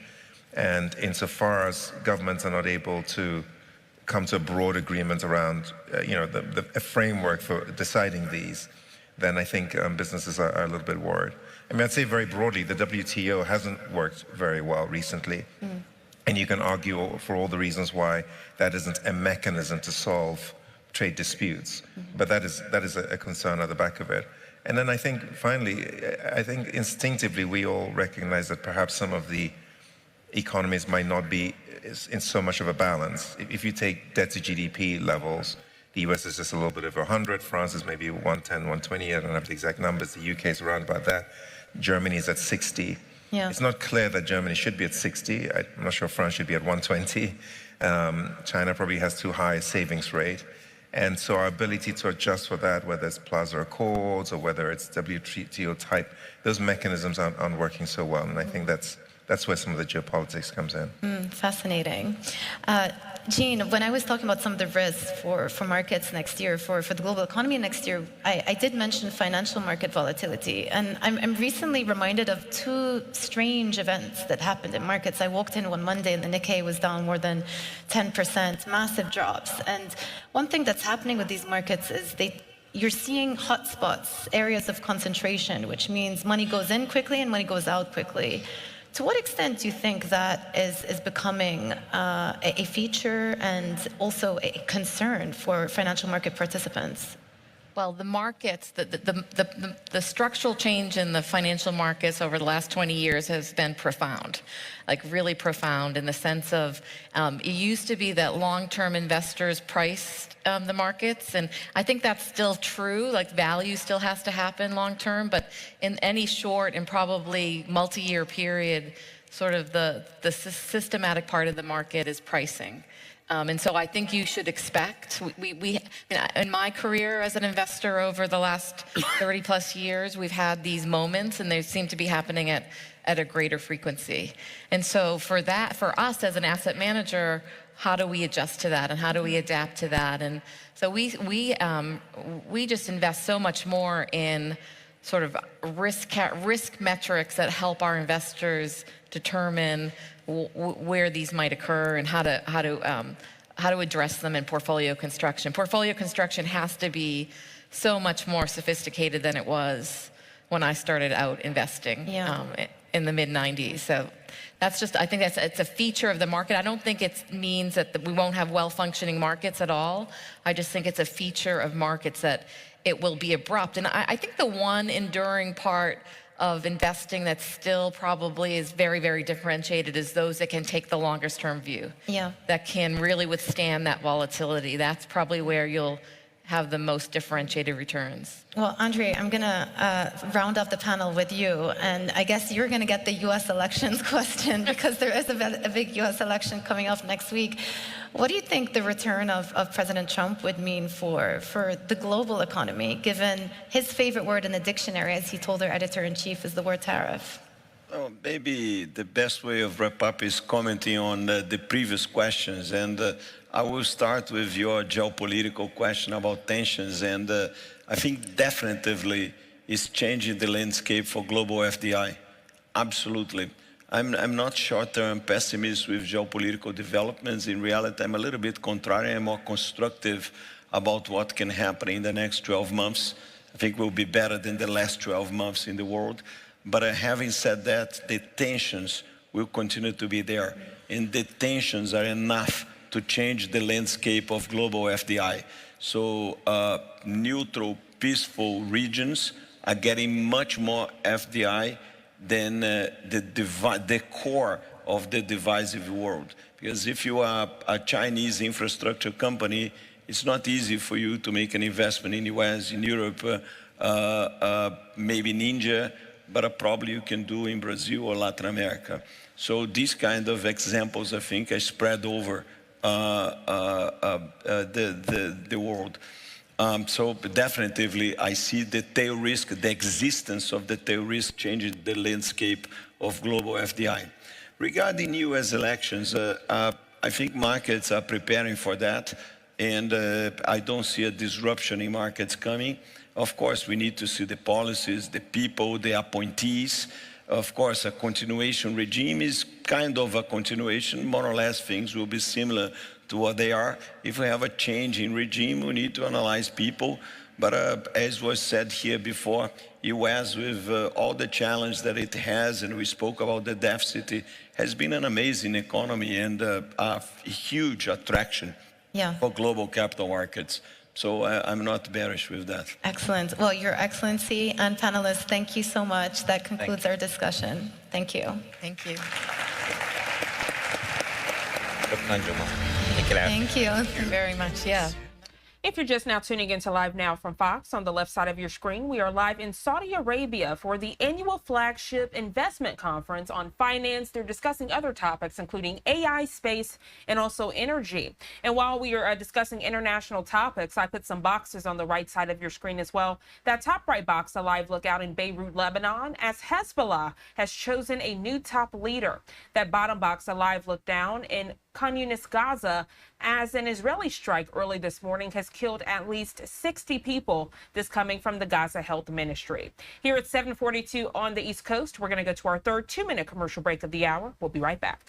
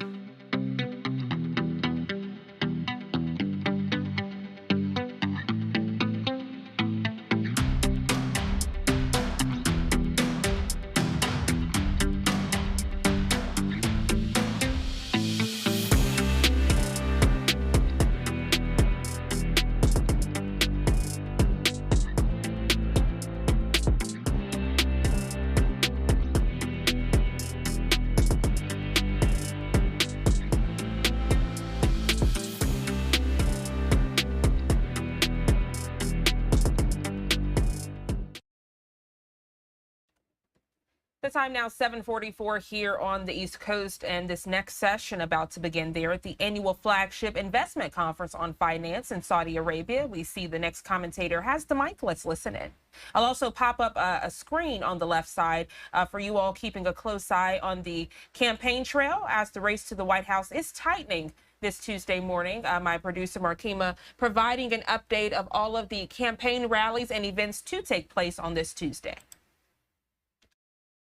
Half an hour every day on TikTok.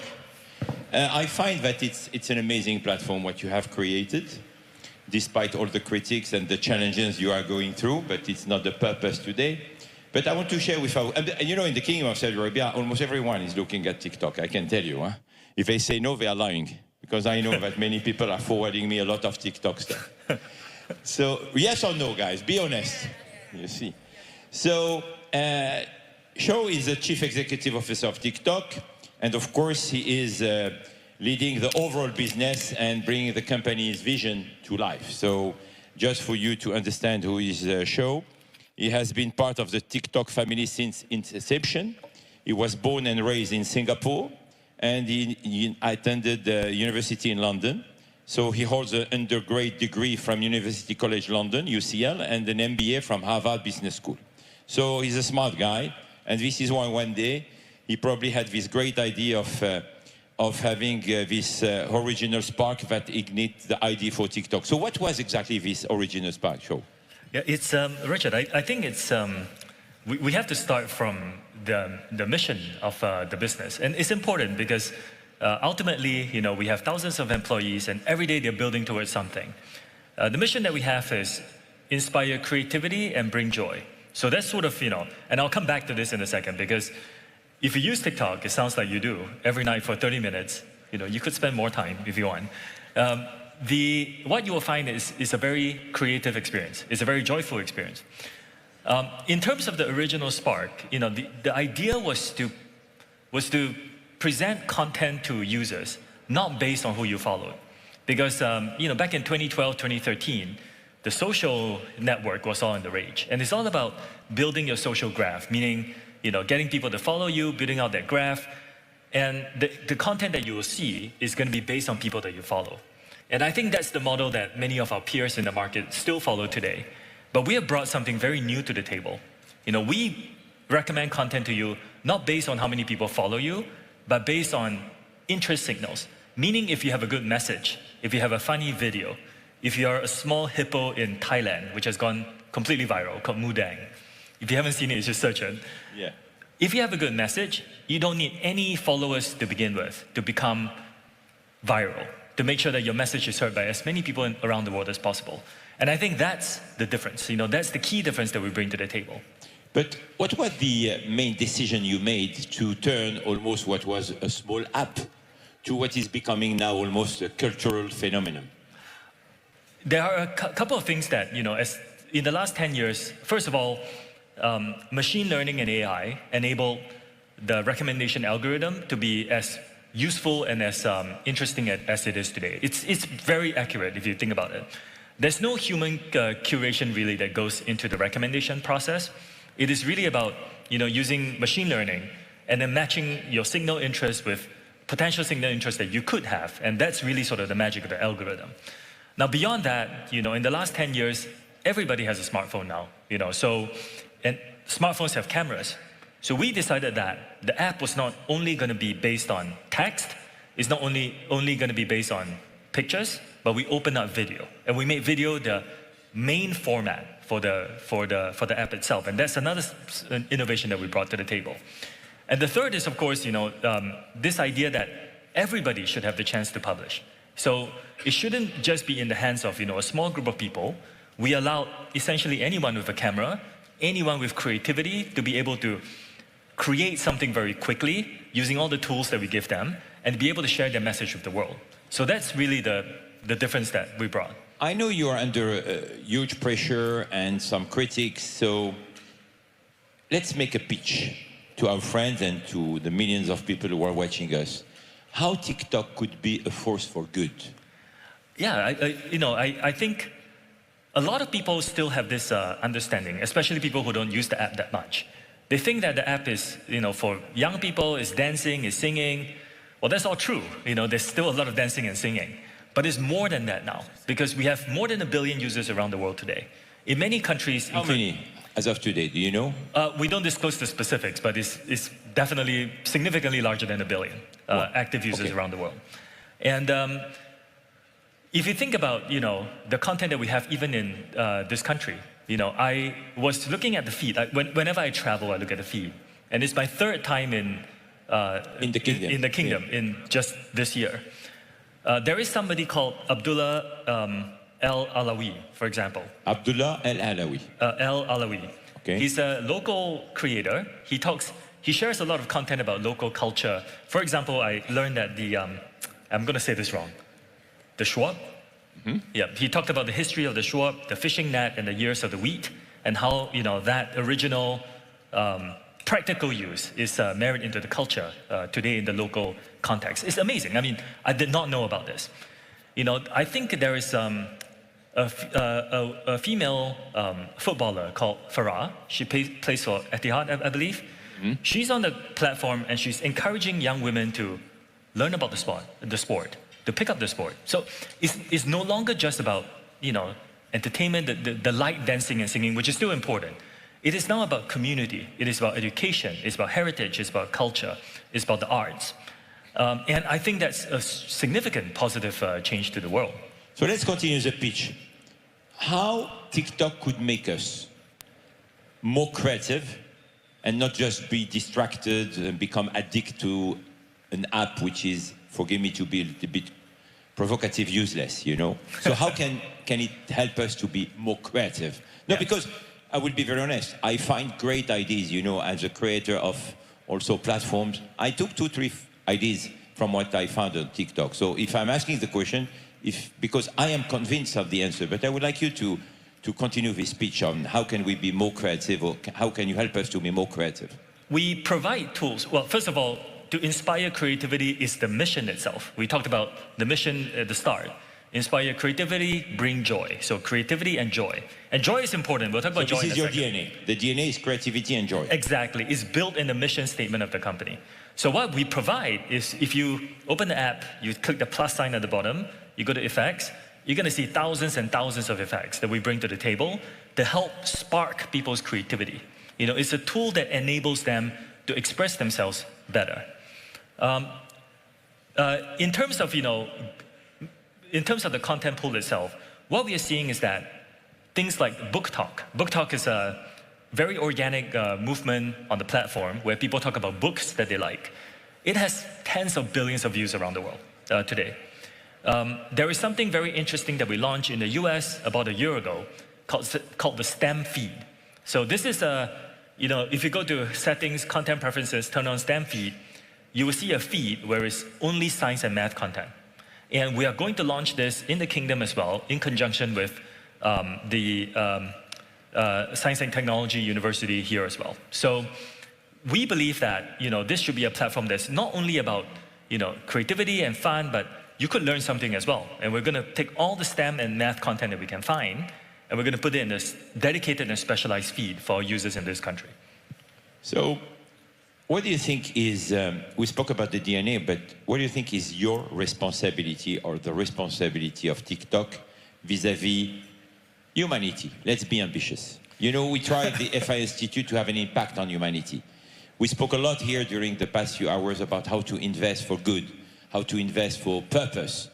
So I think as a founder, you wake up in the morning and I think you should ask yourself, what is my legacy? What I'm doing good for humanity? So what is the responsibility of TikTok? We think that the legacy is going to be defined by the mission. The mission, creativity and joy. And it is important. We talked a lot about the creative components. We can translate this into economic activity. So today in just the kingdom, we have 125,000 businesses that use our platform. And because, we talked about this earlier as well, you do not need to be famous. You don't need to have followers. If you have a good message, you're going to get an audience on TikTok. And that's the difference that we bring. So businesses with good products and a good message can find it very easy to get access to a large audience on our platform, which is why they embrace it so much. Most of them don't pay us, by the way. They just post content on our platform. It's interesting content. They get the audience that they want. So on an economic point of front, I think we are contributing to the local economies that we are in as well. And in terms of joy, there's one other thing that people don't talk about, but we are very proud of it, which is for a very long time, people assume that the only way you get viral is to say something controversial, outrageous, angry, toxic, you name it, provocative, you name it. But if you look at just two angles, if you look at the top 10. If you're just now tuning into Live Now from Fox, we are live in Saudi Arabia for the annual flagship investment conference. They're discussing several topics, including finance, AI, space, and energy. On the left side of your screen, we're keeping a close eye on the race to the White House. A few campaign events slated for this Tuesday, ranging from Vance holding a rally in Michigan. That's slated for noon Eastern time. At 2 o'clock, President Biden to give remarks in Maryland. 2:30, former President Donald Trump will host a roundtable in Pennsylvania. At 2:30, Vance will speak in Michigan. 5 o'clock tonight, slated Eastern time, Harris to campaign her closing arguments. And then 7 p.m., former President Trump to hold a rally in Philadelphia, Pennsylvania. So we continue to give you these events as they happen. And when these live events unfold, you'll get them live, raw, and uninterrupted right here on Live Now from Fox. We have to go to our final 2-minute commercial break of the hour. When we come back, transitioning to some headlines as it relates to the election, also international relations. We'll be speaking with Patrick Gurley, the Associate Professor of Economics and Business Analyst with the University of New Haven, learning about global oil prices and how the conflict in the Middle East is impacting it. The details in just 2 quick minutes.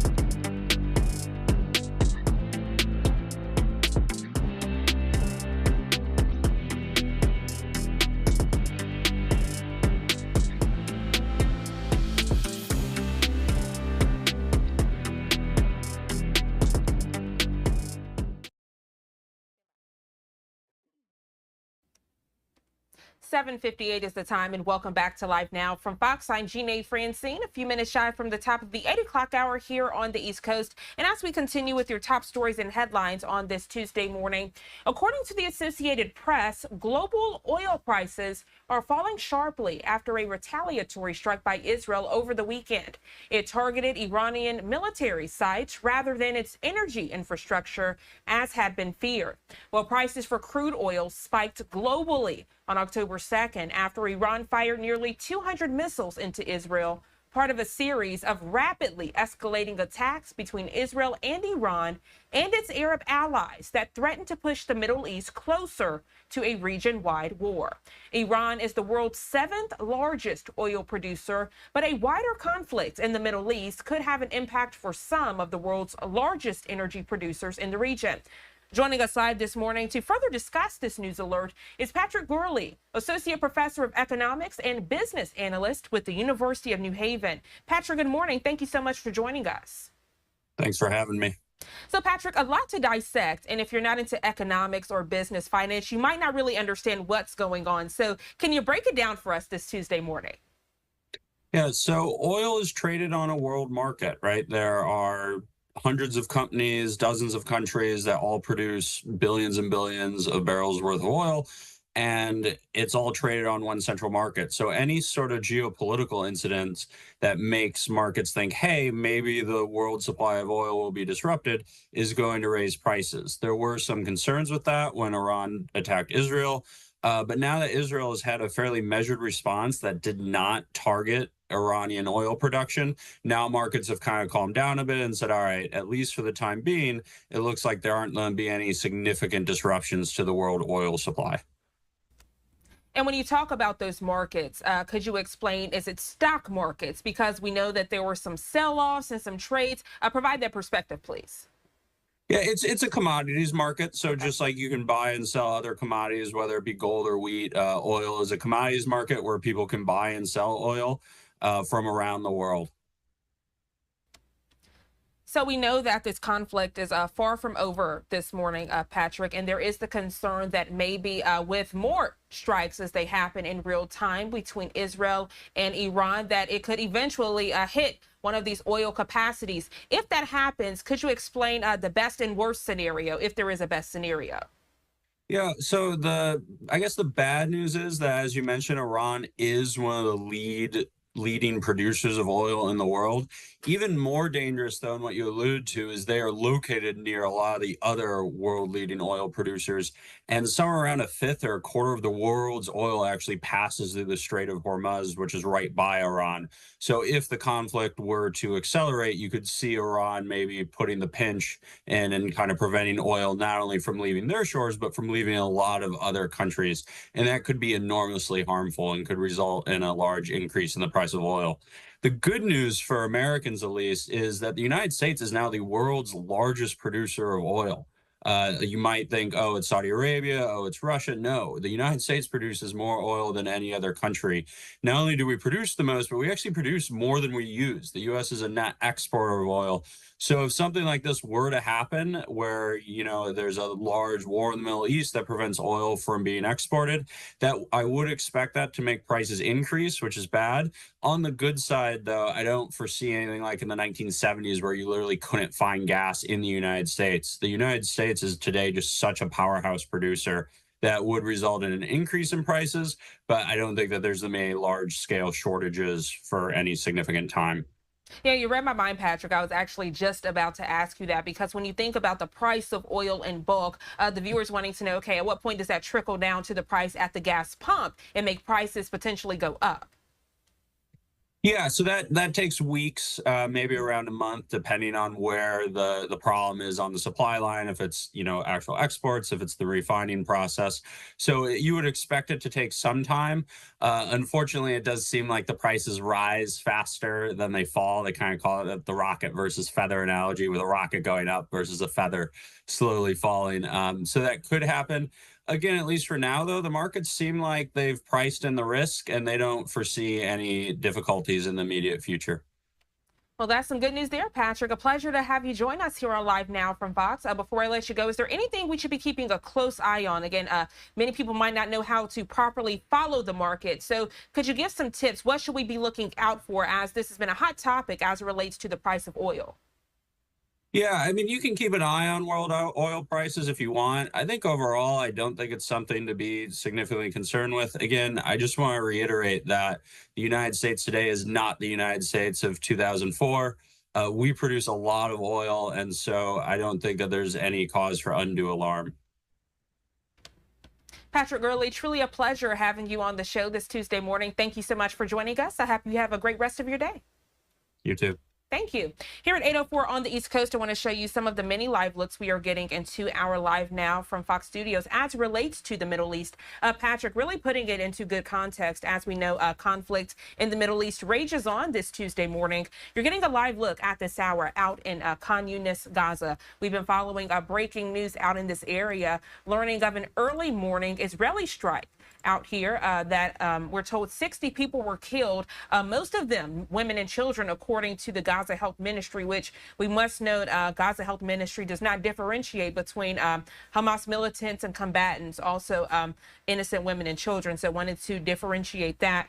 We're also keeping a close eye out in Beirut, Lebanon. You can see airstrikes are still underway at this hour as we are learning that Hezbollah has they have gotten their new top leader since their last one was eliminated by Israeli Defense Forces. So also important to note that. We're going to go to our first 2-minute commercial break of the hour. When we come back, checking in with Fox News senior foreign affairs correspondent Greg Palkett, who has the very latest from Haifa, Israel, as it relates to conflicts in the Middle East. We'll be right back.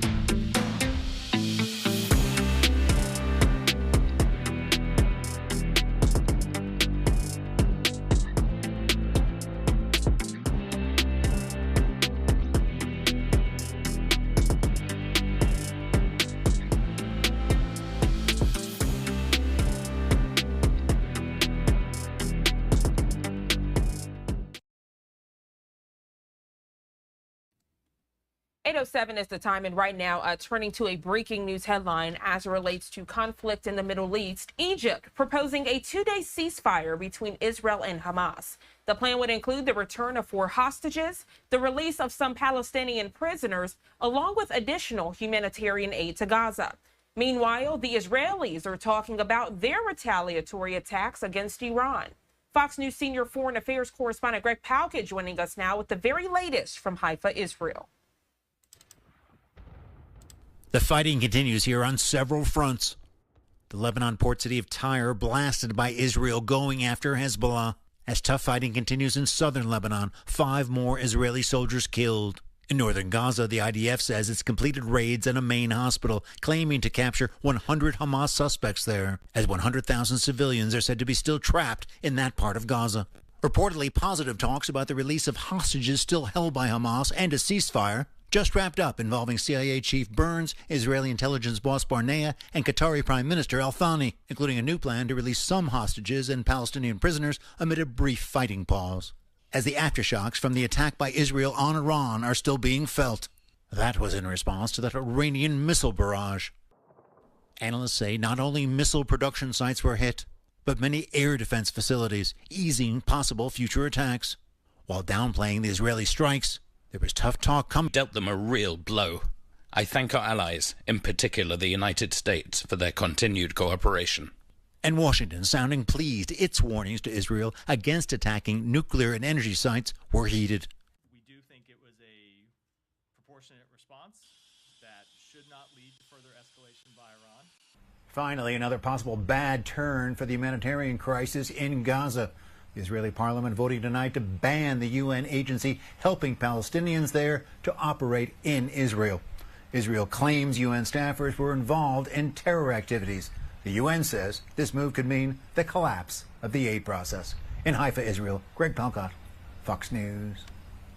Greg, thank you so much for that report. Here at 8:10 on the East Coast, giving you a live look out in Jerusalem, Israel. And a quick content reminder, coming up in the 9 o'clock hour, slated for 9:30 Eastern Time, the Israeli government will hold their daily briefing out in Tel Aviv, Israel, to give an update on the very latest of the hostage situation, also with the surrounding conflict there in the Middle East. The time now 8:10. We're going to go to our second 2-minute commercial break of the hour. When we come back, transitioning to your top political headlines, giving you a live look at our Live Now from Fox countdown to Election Day tracker. You see it sits at 6 days, 16 hours, 49 minutes, and about 15 seconds. We'll be right back in just 2 quick minutes.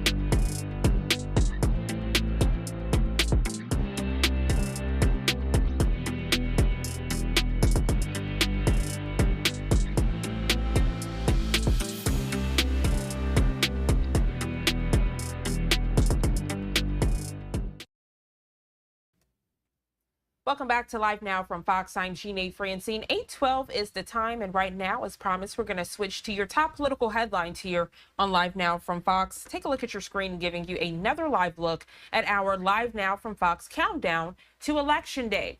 And Election Day just 1 week away. Tens of millions of voters have already turned out in record numbers to cast their ballots early, as both parties make their final case to claim undecided voters. Caroline Shively with Fox News joins us now to explain the very latest from Washington.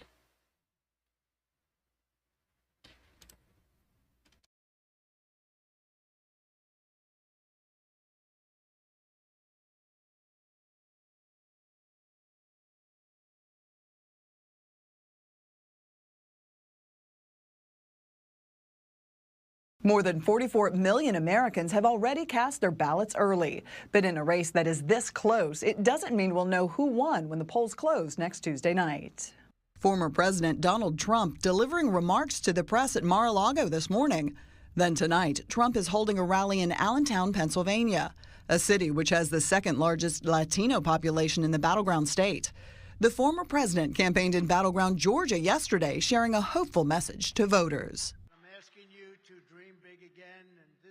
America's new golden age. We're going to have a golden age, and hard to I believe after the 4 years, almost 4 years of what we've gone through, it's hard to believe I could even say that. Today, Vice President Kamala Harris will not be visiting a battleground state after campaigning in Michigan yesterday. Instead, she's hosting a rally at the Ellipse here in Washington, D.C., the same site where former President Trump held his January 6th rally. And despite recent polling showing Trump gaining ground, she remains optimistic. If I'd listened to polls, I would have never run for my first or second office. I wouldn't be here talking with you. And what I am seeing are in states such as South Carolina, North Carolina, Georgia, historic turnout. Historic turnout. Police in Washington state and Oregon say they've connected 3 ballot box fires that destroyed hundreds of ballots. Now, Washington state's governor says drop-off boxes there will have 24-hour enhanced security. Today, Democrat vice presidential nominee Tim Walz and former First Lady Michelle Obama will both be campaigning on Harris's behalf in Georgia. In Washington, I'm Caroline Shively for Fox News. Caroline, thank you so much for that detailed report. And as we discuss the race to the White House, giving you a live look at the White House there in Washington, D.C. And we know backlash continues to mount this Tuesday morning in the wake of controversial comments about the island of Puerto Rico. This was made at former President Donald Trump's recent Big Apple rally. While some voters are not offended, others are expressing outrage this morning. The aftermath prompting both campaigns for the White House to fire back as the countdown to the presidential election ticks louder. Fox News' Sean Langell reporting on the latest. Strong reactions continue pouring in after comedian Tony Hinchcliffe's controversial comments at former President Donald Trump's weekend rally in New York City. I don't know if you guys know this, but there's literally a floating island of garbage in the middle of the ocean right now. Yeah, I think it's called Puerto Rico. While voters say the remarks weren't issued by Trump himself, it did affect me, but the president didn't say those words. Others, especially of Puerto Rican descent, were taken by surprise. I couldn't believe it, that someone would say, oh, I am joking about something so serious and disrespectful. The shock echoing across the island of Puerto Rico. Day and night, we are valuable. While they're U.S. citizens, Puerto Ricans can't vote in general elections. It's not stopping many from voicing their anger with relatives throughout the U.S. mainland. I don't think that something like that should have even happened. Government leaders are highlighting Puerto Rican voting blocks in a variety of key states. There's over 1.2 million Florida Ricans here in Florida, and also a huge number of us in Pennsylvania, North Carolina, Georgia. Trump's vice presidential pick, J.D. Vance, is calling on voters to get a sense of humor. We're not going to restore the greatness of American civilization if we get offended at every little thing. Let's have a sense of humor and let's have a little fun. But as the race for the White House nears its end, Vice President Kamala Harris, who condemned the Trump rally jokes, discussed her economic plan for Puerto Rico while recently campaigning in Philadelphia. I'm going to create basically an opportunity economy task force for Puerto Rico. Sean Langell, Fox News. Sean, thank you so much. Another hot topic this election season is election interference. We're asking you this morning with our Tuesday poll, are you concerned about election interference as you head to the ballot box? 89% of you this morning already voting, saying yes, while 10% have voted no, 1% voting unsure. We'll continue to show this poll throughout the morning. If you haven't voted, you can do so by scanning that QR code on your screen or go to livenowfox.com/connect. And speaking of that, we're still about a week away from Election Day, but some Americans are already thinking about what happens after the polls close. There are concerns this morning about post-election violence and results not being accepted. Fox News Chief Washington correspondent Mike Emanuel explains.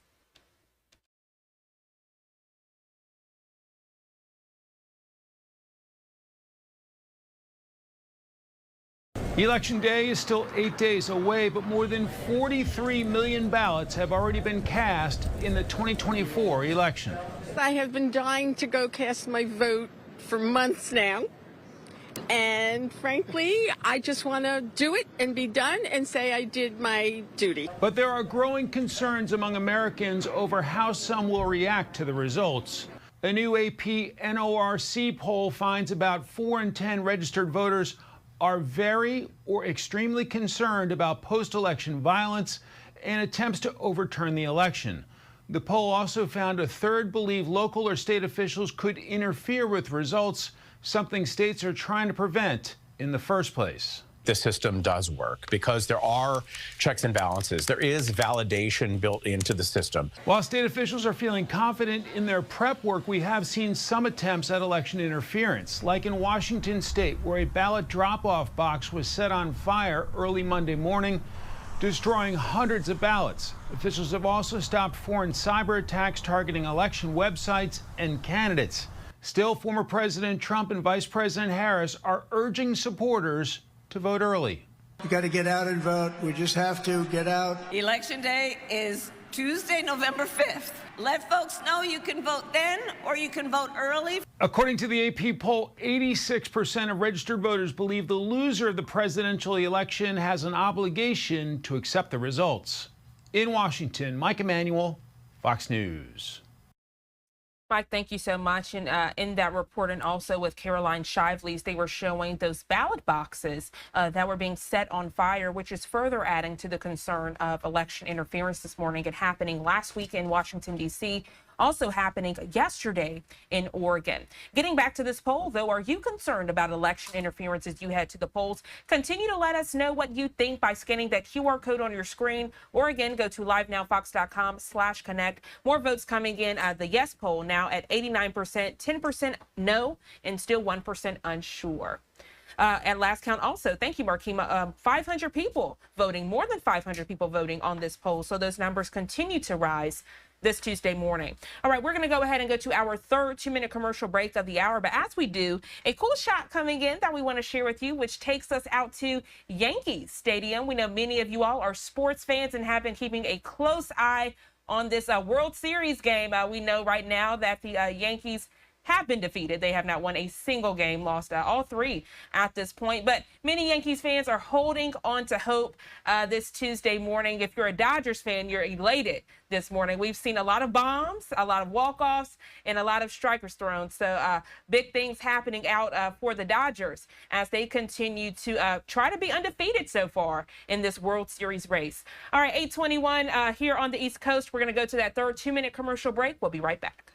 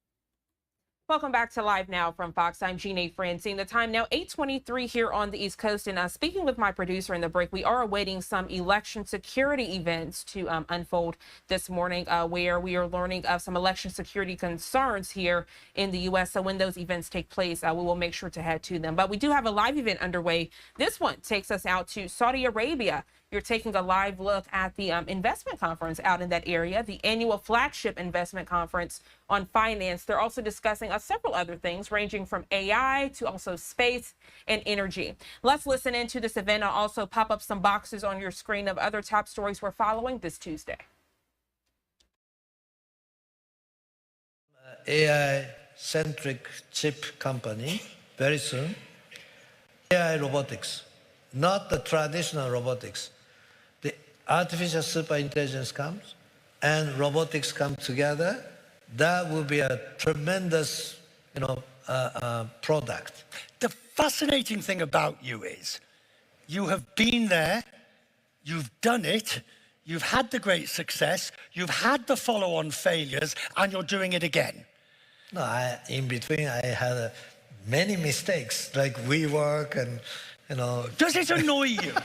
Does it annoy you when people focus on WeWork, which was financially big but relatively insignificant in the great scheme of your finances? And yet everybody says, oh, Massa, WeWork, oh, Alibaba, it was lucky. Does it annoy you? Well, people should have their own freedom of thinking. I learn more and more by my mistake. And I almost went bankrupt twice, right after the net bubble burst, right during the Lehman crisis. I survived. I actually lost 99% of our company's value, but somehow I came back. Did you lose that value because you took on too much risk, or was it foolish? Or bad luck? I don't think, I made that foolish mistake in the big sense. Net bubble crashed because people's view on the value of internet company exceeded while the true value was still on this process. But at the end, internet was not the bubble. Year 2000 was not bubble. After that, it's much bigger. So my general direction, I don't regret. Now, this is really important when we talk about AI. Because if you take, for example, NVIDIA, the number of people who will say, oh, NVIDIA's in trouble, oh, NVIDIA's got problems, blah, blah, blah, blah. Oh, AI, really all that's happened is that the market has overvalued too soon. That's a good question. That's a good question. Many people will still doubt, okay? So I think NVIDIA is undervalued. What? Undervalued. On what basis? Because the future is much bigger.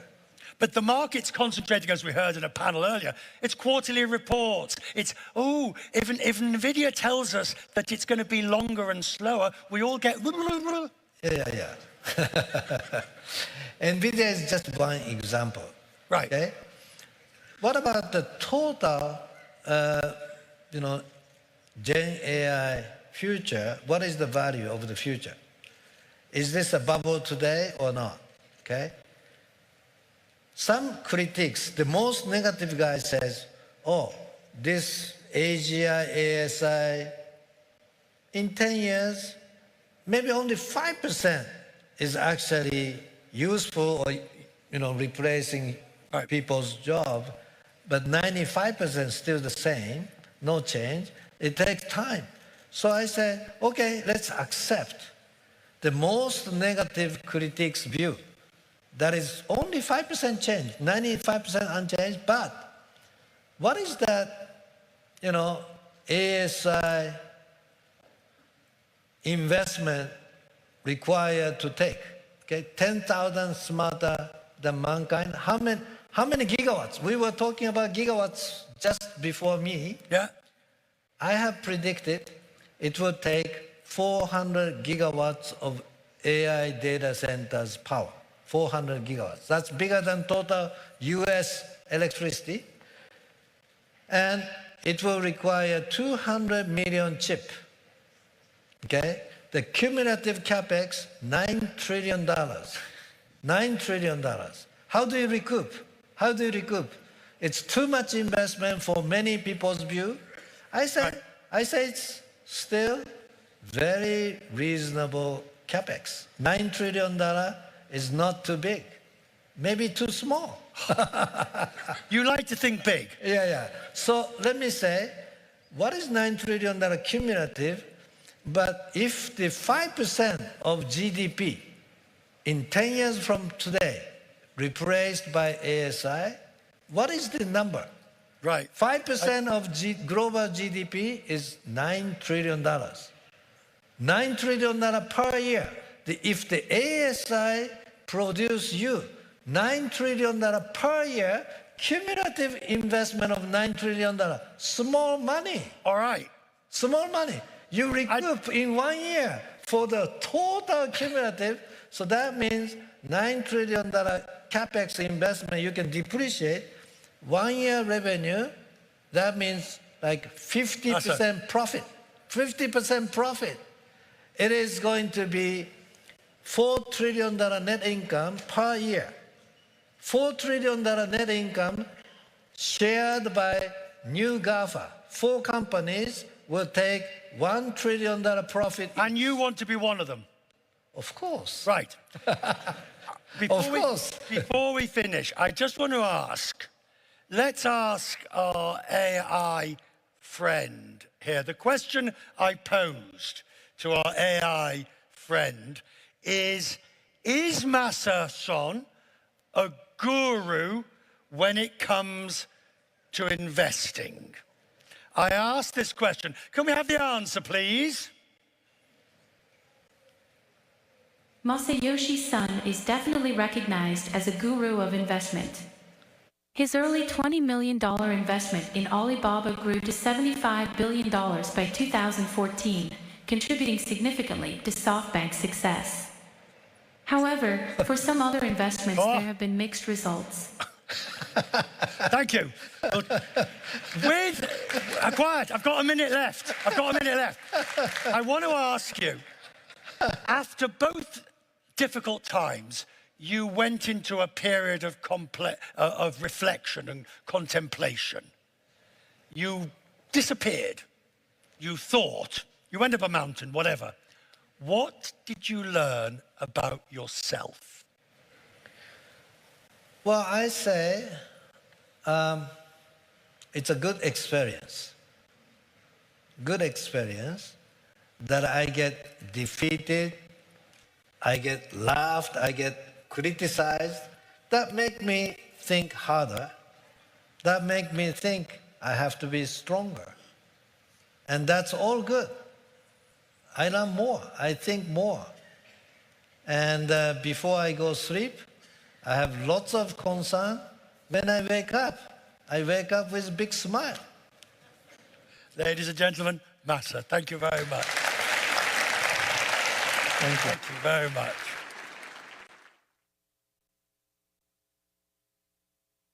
As unprecedented geopolitical shifts reshape our world, a new global order begins to come into focus.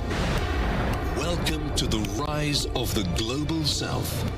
How can the Global South become a powerful engine of global growth and infinite horizons? The Global South is pioneering innovative solutions across various sectors as it confronts challenges from climate. All right, so we're tuning in live in Saudi Arabia as the annual flagship investment conference on finance is transitioning to another event. And you see they are about to start that election security presser. They're doing a mic check right now. So we're going to go ahead and go to our final 2-minute commercial break of the hour. And when we come back, heading inside live as the Maryland police chief discusses election security as the race to the White House tightens. We'll be right back.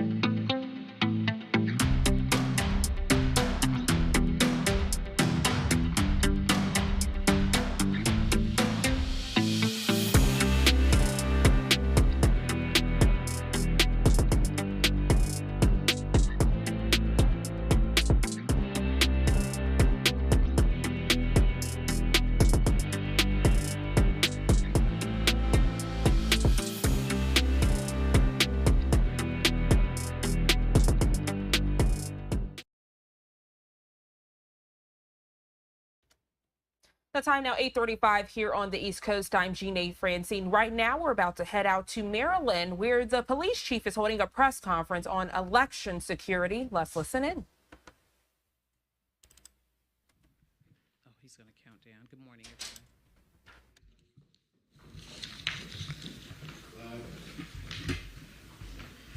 Good morning, everyone. I'm Chief Pamela A. Smith of the Metropolitan Police Department here in the District of Columbia in Washington, D.C., and thank you so much for joining us today or this morning. As you know, there are several events that will be taking place over the next week that we will be monitoring.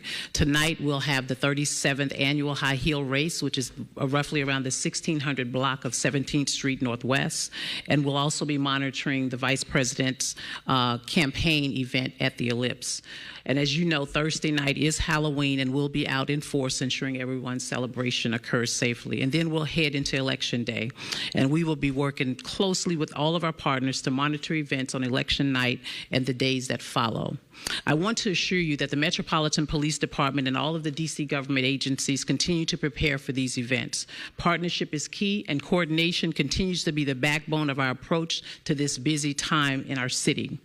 You'll notice an enhanced presence, a police presence across the city during these special events and the next week during the election. For tonight's event, we will also have an increased presence around the Ellipse, the High Heel Race, and other locations across our city. We are opening the Metropolitan Police Department Joint Operation Command Center to be able to work side by side with our local, state, and federal partners. Our Special Operations Division will be coordinating additional platoons of officers that will be highly visible around the Ellipse. These officers will work in tandem with the United States Secret Service and the U.S. Park Police, which are the lead agencies during these campaign events. Additionally, our city's Joint Information Center will be activated to streamline communication with the public and the media from all city entities. All of these resources and additional staffing will be leveraged beginning next week to ensure we're meeting the needs of any challenges that shall arise or may arise during election week. I want to emphasize that this is just a proactive measure, and there's no need for any alarm. While we have not identified any credible threats to our city, we will remain vigilant and ready and prepared to address any issues or concerns that may arise across our city. As always, the Metropolitan Police Department supports individuals peacefully exercising their First Amendment rights. But I want to be very clear. We will not tolerate any violence of any kind. We will not tolerate any riots. We will not tolerate the destruction of property. We will not tolerate any unlawful behavior. Offenders will be arrested and will be held accountable. We also need the public's help in ensuring that we keep our communities safe. If you see something concerning, don't hesitate to report it. For emergencies, please call 911. For non-emergency concerns or to report suspicious activity, please call 202-727-9099, or you can text 50411. And you may also visit iwatchdc.org. Please follow us on our social media platforms for the latest information and any traffic impacts that these events may occur during the city. So we also want to thank you for supporting and helping us keep the District of Columbia safe. Before I open up the floor for questions, I want to just talk about a couple of things that I noticed that everyone is probably monitoring and watching across our city, across the U.S. rather, with respect to our ballot box concerns. As you know, voting is underway here in the District of Columbia. I'm not a politician, but I'm going to tell everybody to get out and vote. That is what our mayor has been proclamating for quite some time now, that D.C. is open and that we need to get out and make sure that we are exercising our right to vote. And we, as in the Metropolitan Police Department, we will pay special attention to ballot box drop-off locations and our polling places. We are aware of the incidents across the country where ballot boxes have been tampered with, and we will not stand for any instance of voter intimidation, of disruption in this electoral process. We are also working very closely with our Board of Elections, as we do every election, to ensure the safe and secure counting of D.C. residents' ballots. We are also in close contact with our Board of Election counterparts and will continue to coordinate with them throughout the week. As you noticed today, yesterday started the opportunity for residents to vote, and we will continue this process right up to the election. But as members of the Metropolitan Police Department, we will stand up a full activation next week, which means all Metropolitan members will be working 12 hours and depending on what happens, maybe a little longer, to ensure that we have enough officers on the street in every corner of our city. And each MPD district will remain fully staffed to be able to work for our residents and businesses and anything that we may expect throughout this time period. So I will take any questions that you may have at this time. Melanie, how are you? Fox 5. Yes, ma'am. You had mentioned prior about 4,000 additional officers coming in for the inauguration. For the inauguration, yes, and to assist. Any additional officers coming in for this period prior to that, from election into inauguration? Where are they coming from? And then, in addition to that, with all of these additional officers coming in, how do you house them and feed them and take care of their needs? Well, let me answer your first question first. With respect to what's happening today and what will happen next week, we have certainly been in collaboration and coordination with our federal, local, and state partners, and we have some commitments from some of our police agencies in this jurisdictional area who will provide resources for us if we need it. As you know, we are a member of the Council of Government, which also allows us to, and I'll use the terminology kind of a break glass moment, if there's a need for us to call upon other agencies that extends beyond the boundaries of the jurisdiction of the District of Columbia, we can call on those agencies to provide support for us as they have done before in the past. And then when you talk about the 4,000 or so we started this effort very early. I shared with my team because I knew this was going to be kind of a different space that we might be in. And so back in June and July, we started sending correspondents out across the United States. And what we also do is we secure hotel and lodging for them. We ensure that they have the appropriate meals, especially those of them who will be standing on traffic posts for quite some time. And then there's a coordinated effort in that because our Special Operations Division, and of course, you know, when we get to the January 6th, it is an NSSC as well as the inauguration is an NSSC, so we will all kind of funnel up under that same umbrella, but with specific requests of the agencies that we're looking to bring in or members that we're bringing in, we will ensure that they have the appropriate lodging as well as food and any services that they need for personal needs. Mark. Chief, good morning. How good morning. long will you have the officers on 12s? Well, we're going to start it next week, and so I think what the best way to do it is to really kind of pay attention to what the intelligence is saying and what's happening here here within the District of Columbia. And so no clear end date on that, just as needed? Well, right now, we'll say next week. We do have an end date. We kind of have an end date, the 4th through the 6th. But if there's a need for us to expand beyond that, we will certainly be able to do that because our officers will already be on 12-hour tours. And you talked about an enhanced presence. A visible presence. Yeah, so what will that actually look like to residents and visitors? So today, specifically, where we are managing the 37th annual high heel race in 17th Street Northwest, you will see a visible presence of police officers in that area. In and around the ellipse as well as the Washington Monument grounds, we will have our civil disturbance unit deployed in those areas as well. And most of those officers will also be visibly present in the area, so you'll see an increase of personnel.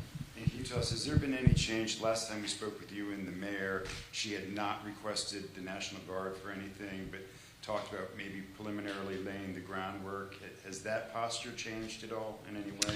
I can't answer that to be truthfully honest, but what we'll do is get back to you on that, Mark.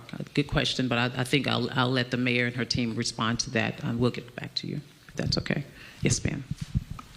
So you mentioned paying special attention to ballot boxes in some of these polling places. What does that look like? Because that's obviously there are a lot of ballot boxes throughout the city, so I'm assuming that's not a police officer standing next to That is correct. And so and again, you know, we still have the messaging since 9/11, see something, say something. But I'll tell you, yesterday I voted, right? And I went to the MLK's ballot place to vote, and we had our police officers. They didn't know I was going to vote, but I saw police officers in the area, and that may mean just patrolling the area to make sure everything is okay. That's a part of their duties and responsibilities that they're assigned to a particular PSA or sector. Yes, ma'am. Beatrice Peterson, ABC News. Vice President Kamala Harris's campaign applied for their permit for tonight, and they were estimating 20,000 attendees. I was wondering if you have any indication that there might be an influx of tourists coming tonight. And in addition, your ballot box enhanced security. I was wondering if it's precautionary or has there been any incidents in the city around election security? Okay, so I'll answer your first question. With respect to the National Park Service really maintains the permit for any events that happen on the National Ellipse, the White House, or even the Washington Monument grounds, not necessarily the White House. And so the permit is obviously the organizer will obtain the permit. And what we were told initially was that it was about 20,000. We met with the team yesterday and we're expecting upwards of about 52,000. Now what I will tell you is that we have checked our tourism locations, lodging, the trains, planes, and we have not seen an increase in any of our lodging facilities here in the District of Columbia. And I've asked my team to reach out a little bit beyond this area, and we have not seen an increase in lodging in the area since yesterday, as of yesterday. Oh, and election security? What's your second question? Second question is there an increase of police presence or any incidents that might have happened? No, there are no identifiable threats here to the District of Columbia. I think what we have to be mindful of is the intelligence that we receive across other agencies. Clearly, it could happen anywhere across the United States, and what we always want to do is to be prepared, and that is one of the things that the mayor has been doing with the public safety team as well as the other D.C. government agencies, is to ensure that we are prepared as we go into the election season, but also as we go into January 6th and as we go into the inauguration, that we are very well prepared here in the District of Columbia. We are not saying that things may not happen, but what we want to ensure the public, as well as our residents who seem to sometimes have a little anxiety about this, is that we will not reduce our personnel in our residential areas. We will ensure that in some of our business corridors, such as City Center, Georgetown, we will have an enhanced presence of police presence in those spaces as well. Chief, have you had any calls for service or incidents related to voting places or ballot boxes or anything to do with early voting? No, sir, not as of today. You mentioned the full activation for a couple days next week. Are there any other days, weekends before January 6th where you are already preparing for increased posture or full activation at this point? And here in the District of Columbia, everybody wants to exercise their First Amendment right? And so we do have the Women's March that's coming up, and clearly in years past, we have not had a significant attendance for the Women's March, but you never know. So that is one particular space where we'll be concerned about making sure we have personnel assigned during the Women's March, which happens every year. Okay, thank you, everyone. Have a safe day. Thank you. So that was a D.C. Police Chief there, Pamela Smith, holding a presser regarding election security. They're saying any type of election interference and violence will not be tolerated there in the District of Columbia. On the left side of your screen, a live look at the upcoming campaign events you can expect to see right here on LiveNOW from Fox. The time now 8:49 here on the East Coast, and we do have another live event to take you to. This one takes us out to Saudi Arabia, the annual flagship investment conference gathering of the who's who of Wall Street. This year's theme is Infinite Horizons, covering finance, AI, space, and energy. Let's listen in.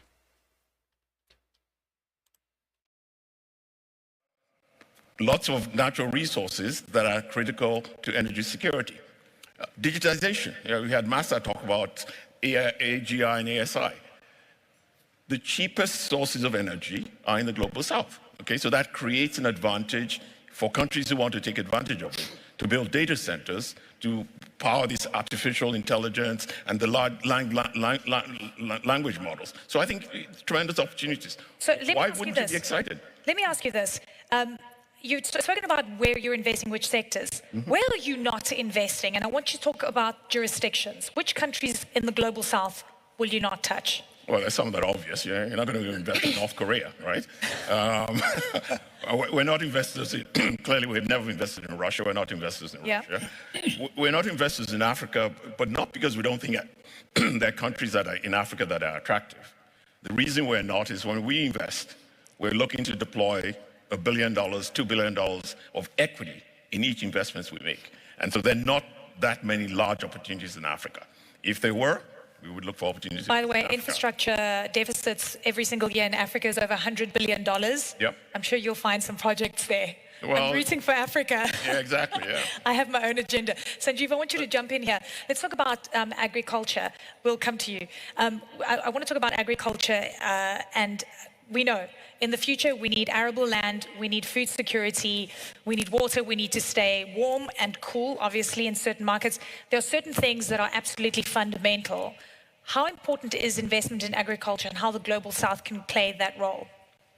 I think it's a very important point that you've touched upon, because investment in agriculture in Africa, for example, where it's more than 50% of the arable land of the world, it's not only important for transformation of Africa, because 60% of the workforce is engaged in agriculture, but also for global food security, because food security is becoming a real challenge globally because of climate change. So it's absolutely essential and pivotal to do that.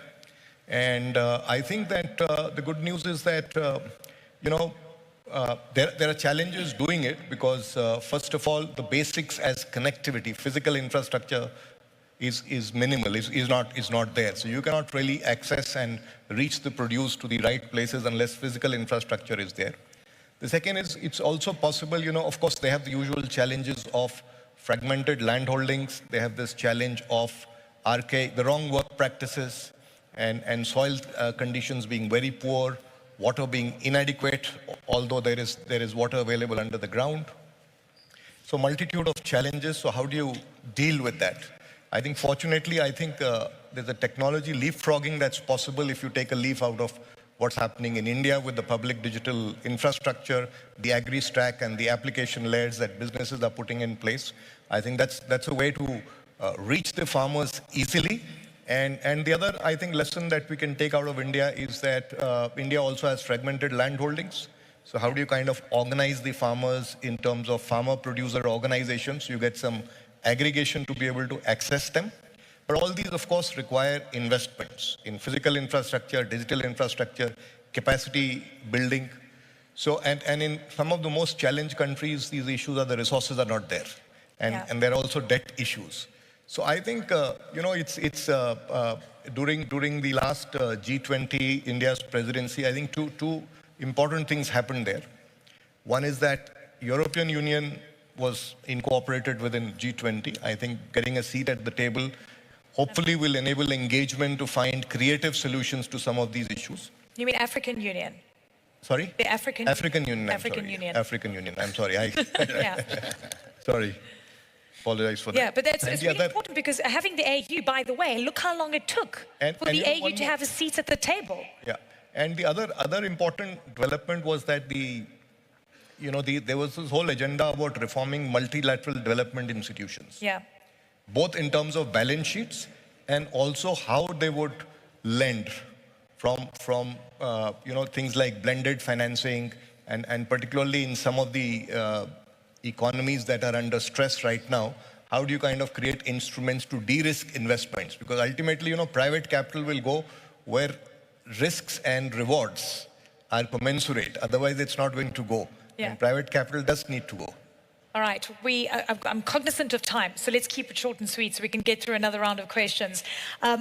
Ricardo, I know that you are, and actually you corrected me backstage because I said you really like crypto, and you said, no, actually, it's Bitcoin. Only Bitcoin. Yeah. The reason that is significant is because we keep talking about the dollar being the dominant currency. Me coming from Africa, I know the difficulty in cross-border payments, always having to go through the US dollar. I just wonder about the current payment system we're seeing globally and whether that is going to change, whether the dominance of the dollar might change going forward. Keeping in mind we are in Saudi and the petrodollar is, the historical I think of it. we're obviously getting to the end of the dollar dominance era because they are debasing the currency at such a rate that it's not going to last too long.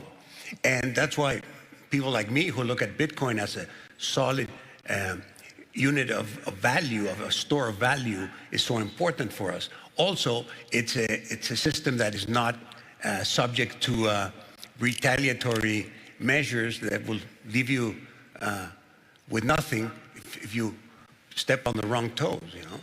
So that's just one example of innovation that drives growth. I'm an entrepreneur. And a solution for the global south, would you say? Well, one of the main problems of the global south, I would say, is this terrible currency system that we have, which mostly is pegged to the dollar, but that occasionally gets even more abused than the dollar. And we have cases like Venezuela, Argentina, Cuba, and we can go on Zimbabwe, and we can go on and on and on about how currency has been debased. And that is a huge drag on growth because it decapitalizes everybody. It makes everybody poor. You know, I know firsthand when I started working in my group 40 years ago, when I founded it, our exchange rate in Mexico was 3 to 1. And that was 20 to 1. And today, 42 years later, it's still 20 to 1, but 20,000 because they took out 3 companies. Right? So that's what I lived through, from 20 to 20,000. Wow. And I survived, so I'm pretty good at that. You did. I have to tell you about me holding a $1 trillion Zimbabwean note, by the way, so I know all about inflation. I want to go to our avatar. We have a question. Yes, ma'am.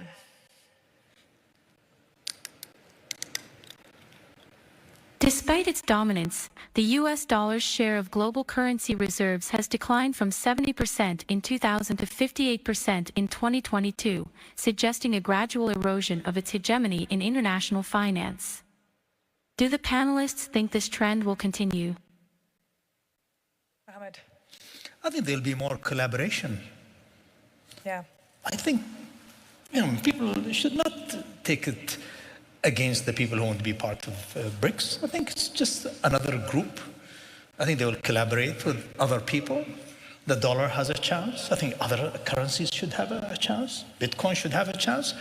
But then let's take us back to the dominance. But should it be the reserve currency of the world, and how does that affect the global south? I don't know if that's relevant anymore. I don't know if the reserve currency of if you are printing this reserve currency of the world, is this the thing we want really? Paul? It seems to me that, countries around the world try to manage their foreign exchanges when it comes to trading and trade settlement. And in that sense, a lot of jurisdictions want to trade in their own currency. So the challenge is how to create a system to take care of that. Say, for example, Hong Kong, along with Saudi Arabia and a few other jurisdictions, we have a Enbridge projects facilitating trade settlements. Trading transactions denominated in their own local currency.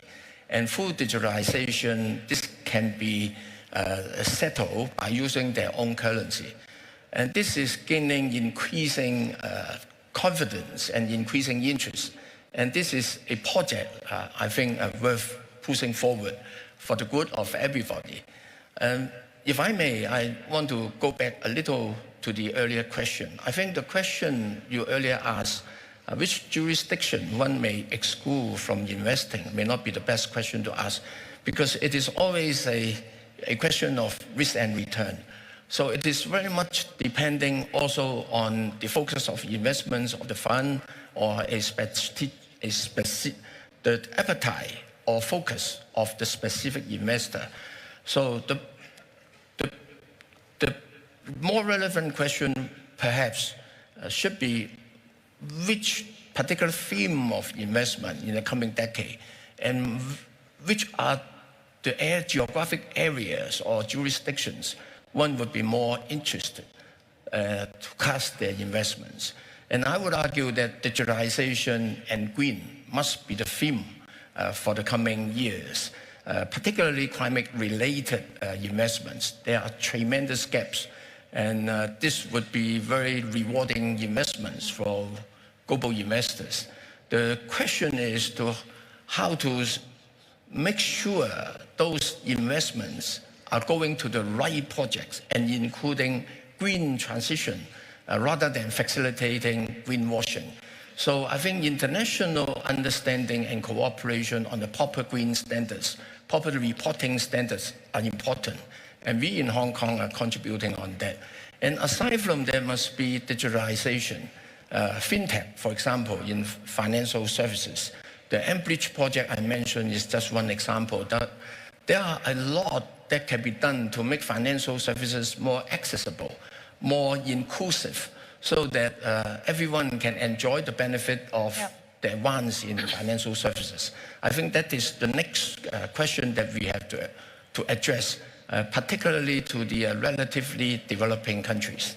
And it's such an important point that you make, Paul, because at the end of the day, a lot of the global south and actually emerging markets have not industrialized fully yet, and that's going to be a burden on what we talk about in terms of climate change agenda. How can we leapfrog certain technologies? So to end off, we've got a few minutes left. I'm going to go through everyone, and then Mohammed, I'm ending with you because I have an important question. I'm not letting go what you said earlier about the Roman times. Ricardo. I'm sure the people in Silicon Valley have better solutions on how this democracy should work. Yeah. And we don't end up with failing Europe. And soon, I hope, not failing USA. I mean, it's like, can you provide security for my expensive neighborhood where I pay a lot of taxes? Like, what can we do? Wait, I know. It's okay, you've got a few minutes to think about that. Ricardo, I want to start with you. The most exciting technologies and investments that you're looking at right now, that Mexico is focused on right now, and then we're going to go through to all the other delegates. Well, I could go on and on about technology, but I want to go back to jurisdiction because I think it is critically important to have the right jurisdiction. I mean, as a businessman, you work hard to make your capital, and then you want to look at where you're going to invest it, and you don't want to be expropriated or deposed of your capital somehow. So jurisdiction is critically important. So you need stability and you need democracy? Yes. So my country, for example, Mexico, we were a one-party state for 85 years. In the year 2000, we elected the first opposition president and became democratic. Yeah. So we had a huge, disappointment because nothing happened and everything continued the same. And now we just had an election and we're back to the one-party state.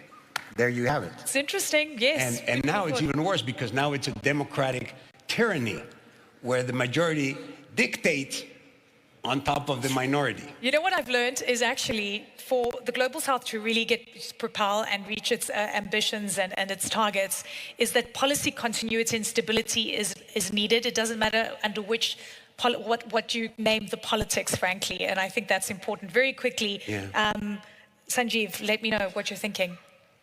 Well, that's absolutely right.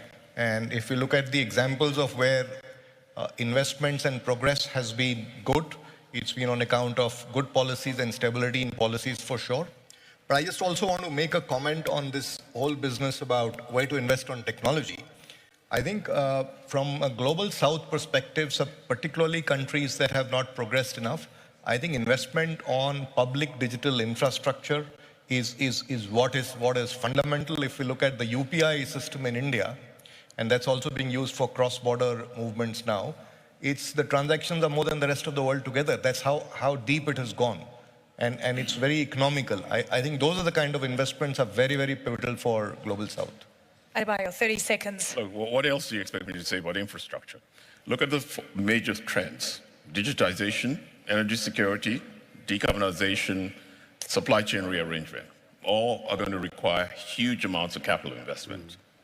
All are going to require huge amounts of investment. But you need policy continuity. Policy continuity is a given, okay? It's a given. Those are table stakes for investments. But those are the areas where I think are the most exciting. Katie. Well, I'm still kind of digesting the comment that the U.S. could no longer be the reserve currency. I think that might be one of the most important things set up here, or things to think about for people in this room. Because it's an exorbitant privilege to be the world's reserve currency. And if someone's going to challenge it, and we thought for a while it would be some of the BRIC economies, you said at the outset, that hasn't happened yet. Maybe it is Bitcoin.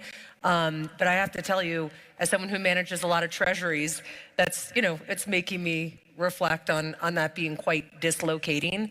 the U.S. actually is running itself more like an emerging market. We lecture the world about a lot of things. Republic like we used to be. 100 with 6% current account deficit as a percentage of GDP, which we grew during the period of economic expansion. Yeah. We are writing checks that we can't cash. All these things that we lectured emerging economies about, sent them to the IMF for, we're doing ourselves now. We call that an economic miracle. In France, they're calling that, they're in a fiscal crisis. So I think that's a very interesting comment.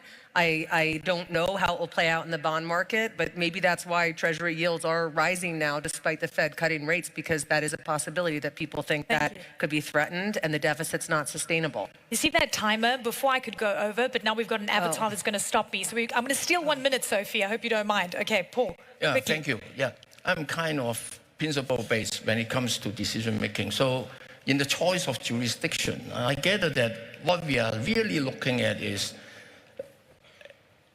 an area with safe, stable environment, and government policy being consistent, transparent, and predictable. And applying this principle, I think in Global South, there are still a lot of jurisdictions we can deploy our capital. Even for those with less satisfactory environment, I think it is up to us to structure the deal so as to address and mitigate the concern, so that the investment is not just for financial return, it also be good for social impact for those jurisdictions that we are investing in, creating more value than just financial returns. Mohammed, I'm giving you the last word. Yeah, well, you know, I keep telling you Silicon Valley, I really believe that to solve democracy, I think AI should select the right person to rule in every country. And with my respect, to the U.S. Constitution, you know, this U.S. Constitution is such an old-fashioned, written, 300, 400 years. All right, again, we are listening into this annual flagship investment conference. They're discussing finance and energy, and this has been going on for quite some time. We anticipate it will also go on for a bit here today, and we'll be popping in and out of that here on Live Now from Fox. Did also want to direct your attention to the right-hand corner of your screen. You have two boxes there. That top one is we're set to hear from Antony Blinken. He's going to speak on travel and tourism in just about a few moments or so. This was slated for 9 a.m. on the East Coast here. And soon, former President Donald Trump, he is also set to speak at Mar-a-Lago, as again, we are just a week away now until the presidential election. Thanks so much for being here on Live Now from Fox. My name's Christy Matino. Happy to have you here on your Tuesday. We are going to talk about some financial news now, as in 2025, it's going to be slightly harder to qualify for Social Security benefits in retirement. This is all due to a change that's set to take effect related to the value of a work credit. So Americans must earn a certain amount of Social Security credits in their lifetime to become eligible for retirement benefits. These credits are earned through working and paying Social Security taxes. The number of credits doesn't affect the amount of monthly benefits one receives, but instead it's used to determine eligibility for retirement or disability benefits, Medicare, and a family's eligibility for survivors' benefits. That's according to the Social Security Administration. We did want to bring in Ed Butowski. He is with Chapwood Investments, and he's a managing partner for them. Thank you so much for taking the time to join us here on Live Now from Fox and break this all down for us. Absolutely. This is a very important subject for about 68 million people. Yeah, and I think for some people it can be a little confusing, right? For people who may not be sure how Social Security works. So can you just break down what this all means for us really quickly? Well, up until this year, you needed to make in a quarter. That means, you know, one fourth of the year, $1,710 to qualify for one of the credits. And you have to get 4 credits a year. Now that number is $1,810. So they increase the amount of money that you need to make in order to qualify for those credits. And you would think, well, my goodness, you know, shouldn't I just get it like everybody else gets these credits and get Social Security? But in this case, you have to work to earn those credits. Can I ask why this is being implemented? Why are they raising this? Is this something that happens quite frequently? It does not happen very frequently, and it is kind of a head scratcher in that you're really just, you know, who's only making $1,700 $130 while they're working, and then to increase it to $1,810. For those of you out there who aren't making that much money, you need to find another job, because minimum wage actually will get you at least what Social Security minimums are to get you those credits. It has everything to do with inflationary pressures, and which then brings us to the other subject on what the Social Security increase is from the GDP or from the inflation numbers. And I did quickly want to break down these numbers just a little bit further, because currently $1,700 roughly in earnings to earn one work credit under the Social Security program. But in 2025, that's going to increase, as we were just talking about, to about $1,800. So how much does the average American really have to work? And do you anticipate that people may be retiring later from this? What's this impact going to look like? Yeah, I don't think this has any impact at all, because again, I don't know anybody who, was only making $10,000 a year, because that's basically what $1,810 times 4 comes out to be, a little bit less than that. So I really don't know, what the purpose of this is, other than just, I really can't explain it, because it doesn't make any material sense to anybody, let alone, to people who have worked their whole lives putting food on the table, and then having to face the potential challenges of this. But this has to do with your whole entire lifespan. So this is from the day one. So if you went online and looked up your Social Security benefits, you'll see what you've made every single year, and you'll be surprised that this doesn't impact anybody. I did want to ask, because you're saying there's going to be no impact, but when we're looking at this, we're really thinking like full-time jobs, right? So in the terms of part-time jobs, is there going to be any impact on that? Well, it will be, it would impact part-time jobs. And if you have a part-time job that's only making you $10,000 or $8,000 a year, you might look at another job as well. But a lot of people who are doing part-time jobs are already retired and receiving their full Social Security benefits. So, these part-time jobs are just complementary to what they're already retired having to live off of. All right, Ed, do you have anything else you want to add to this? Anything you think we missed? I think the big discussion is the 2.5% increase in Social Security benefits is really like a spit in the face to everybody out there, because your cost of living increase, and that's what inflation is. It's the cost of living increase is up 20% in the last 4 years. And if you look at what they've given increases on Social Security the last 2 years, it amounts to 6%.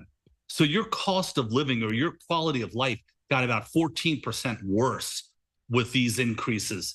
And again, it's not when prices come down all of a sudden, or when inflation comes down, that doesn't mean prices have come down. That just means the rate of change has slowed. And that's something people need to understand. Your prices are still going to be sky high relative to where they were, but your cost of living increase has slowed. All right, good points there. Thank you so much for joining us this morning. We appreciate it. Absolutely. Thank you. All right, as we are awaiting many live events, as I was showing you just before that interview, we are going to head away for a quick 2-minute break here on Live Now from Fox, so we can bring those to you live, raw, and unfiltered. Stay with us.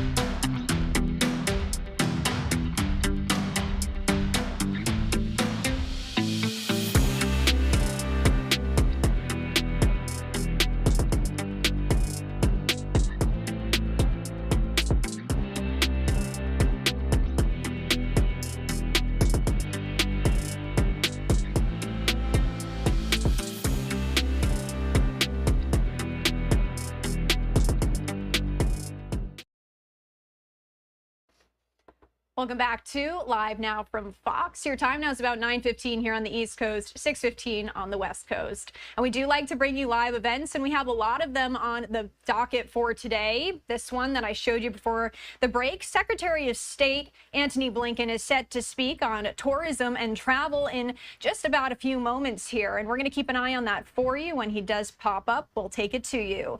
Did also want to show you this live image from Mar-a-Lago as former President Donald Trump is set to speak just 1 week before Election Day. Did want to pop up our Capitol countdown clock. As you can see there, it's a bit of a gloomy day in Washington, D.C., but as you can see on that counter, we are in the final stretches here. 6 days, 15 hours, and 43 minutes. And it's a swing state blitz with just under a week left before Election Day. Vice President Harris is holding events in Michigan while former President Donald Trump traveled to Georgia. Fox News correspondent Connor Hansen has more on this from New York for us, and he reports. Either it's Donald Trump sitting in there stewing over his enemies list, or me, with your help, working for you, checking off my to-do list. Vice President Kamala Harris made stops in Michigan, trying to highlight the differences between her and former President Trump. Harris was joined by her running mate Governor Tim Walz, and big-name surrogates rallied on her behalf in Pennsylvania. Barack Obama was joined by Bruce Springsteen and John Legend. Former President Trump held a rally in Atlanta. This election is a choice between whether we will have 4 more years of incompetence and failure, or whether or not we will begin the 4 greatest years in the history of our country. Trump's running mate, Senator J.D. Vance, campaigned in Racine. First Lady Jill Biden and Gwen Walz spoke at an event focused on educators, while Democratic lawmakers Bernie Sanders and Alexandria Ocasio-Cortez teamed up at a rally in Madison. The Trump-Vance campaign is still trying to fight off criticism over jokes a comedian made at its New York City rally, calling Puerto Rico a, quote, floating island of garbage. It's just unacceptable. The campaign says the joke was made in poor taste and doesn't reflect Trump's views. Next, Vice President Harris plans to deliver a major speech in Washington, D.C., making her campaign's closing arguments on the ellipse, the site of former President Trump's speech before the January 6th riot at the Capitol. In New York, Connor Hansen, Fox News. All right, thank you to Connor Hansen. And with just under a week again until Election Day, the 2024 presidential race is entering the home stretch. And today, Donald Trump and Kamala Harris, they're back on the campaign trail. And as Fox's Mike Emanuel reports from Washington, both candidates are trying to make their closing arguments to undecided voters.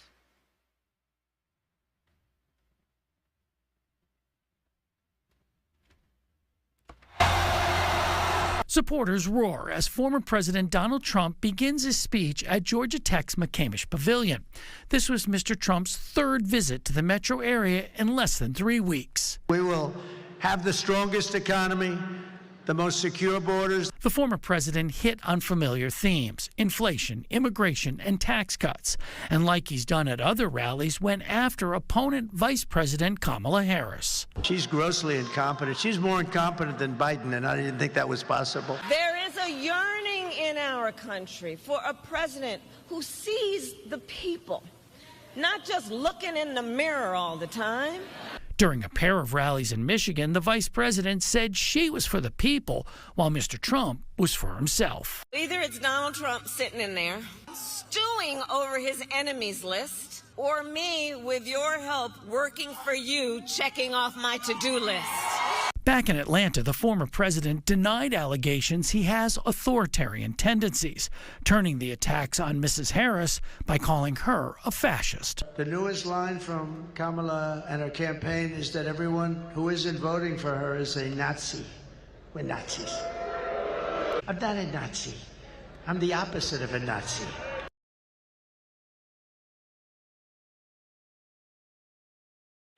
All right, giving you another live look at our election countdown clock as this is the news of the week here as we are leading up to the election. And we did want to remind you here that on Live Now from Fox, you can count on us before, during, and after the election to bring these updates to you in real time, because that's what we do best here. We bring it to you live, raw, and unfiltered. Did want to also play another story from one of our Fox News correspondents as tens of millions of voters have already turned out in record numbers to cast their ballots. I think this morning we're at about 40 million is what we were told. As both parties make their final case to claim undecided voters, Caroline Shively has more on this from Washington. We're going to turn to her now.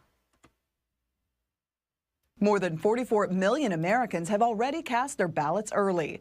But in a race that is this close, it doesn't mean we'll know who won when the polls close next Tuesday night. Former President Donald Trump delivering remarks to the press at Mar-a-Lago this morning. Then tonight, Trump is holding a rally in Allentown, Pennsylvania, a city which has the second largest Latino population in the battleground state.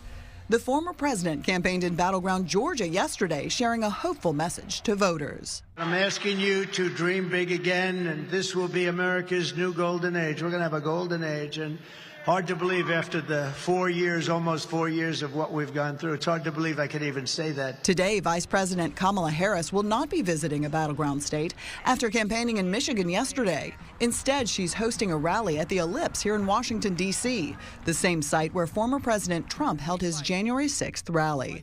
And despite recent polling showing Trump gaining ground, she remains optimistic. If I'd listened to polls, I would have never run for my first or second office. I wouldn't be here talking with you. And what I am seeing are in states such as North Carolina, Georgia, historic turnout. Historic turnout. Police in Washington state and Oregon say they've connected 3 ballot box fires that destroyed hundreds of ballots. Now, Washington state's governor says drop-off boxes there will have 24-hour enhanced security. Today, Democrat vice presidential nominee Tim Walz and former First Lady Michelle Obama will both be campaigning on Harris's behalf in Georgia. In Washington, I'm Caroline Shively for Fox News. Thank you, Caroline. And you did just see that image of some of those ballot boxes that were on fire. And we did hear from officials a little bit earlier this morning. And we are going to play that out for you in a little bit here on Live Now from Fox. In the meantime, before we go to a break, though, I did just want to show you these images again as we are awaiting Secretary of State Antony Blinken. He is going to give remarks on travel and tourism, and he'll be joined by Commerce Secretary Gina Raimondo. We did see the press just walking in here, and you can see, oh, actually, here we go. All right, starting right on cue. Let's turn up the sound and listen in. State Department. It's a particular pleasure for me to be here with my colleague and my friend, Secretary Raimondo, this morning. The work that the State Department does, issuing visas, issuing passports to Americans, does more than anything else to connect the world and connect the United States to the world. We want to make sure that people can travel for work, for education, for tourism, do it legally, do it safely. One of the ways that this State Department serves the American people directly is through the issuance of passports and visas. And these ties of friendship, collaboration that we're building, they will last for years, for decades, for generations. Just over the last few years, we've made significant investments in strengthening our ability to deliver for the American people, deliver for people who want to come to the United States. And as a result of these efforts, on visas and on passports, more people are traveling to the United States than ever before. More Americans are traveling the world than ever before. On the visa side, in 2024, in fiscal year 2024, we issued 11.5 million visas, and that's a world record for us, breaking all previous records. Of these, 8.5 million were visitor visas. That's a 10% increase over the previous year. Wait times to get visas are down by nearly 60% since the acute phase of the pandemic, which made it so difficult for our embassies and consulates around the world to issue visas. Today, the median wait time is under 60 days for a first-time visitor visa interview. And we're going to continue all of this progress. We aim to add an additional 1 million visa appointments in fiscal year 2025. And that's on top of the record number of appointments that we had this past year. All of that is supporting travel to the United States, including for major sporting events. We've got the FIFA World Cup coming up. We have the Olympics and Paralympics coming up. We have the Rugby World Championships. All of this at the start of a mega decade for sports here in the United States. We're doing everything we can to ramp up our capacity to make sure that everyone who's coming to this country for these incredible events, as well as for so much else, get their visas in a timely way and a smooth way, and all of that I think you'll see play out over the next couple of years. At the same time, I just want to note that on the passport side, giving the American people that little blue book, that's their ticket to the world, there again, record numbers of passports issued. 24.5 million passport books and cards in fiscal year 2024, an all-time high, 500,000 more than the previous year. And even with this record-breaking number of passports, wait times are also going down, now just 4 to 6 weeks. In September, we rolled out for the first time our online passport renewal program. So now, most Americans who need to renew their passports can do it right from their homes, online, just uploading a photograph, sending it in.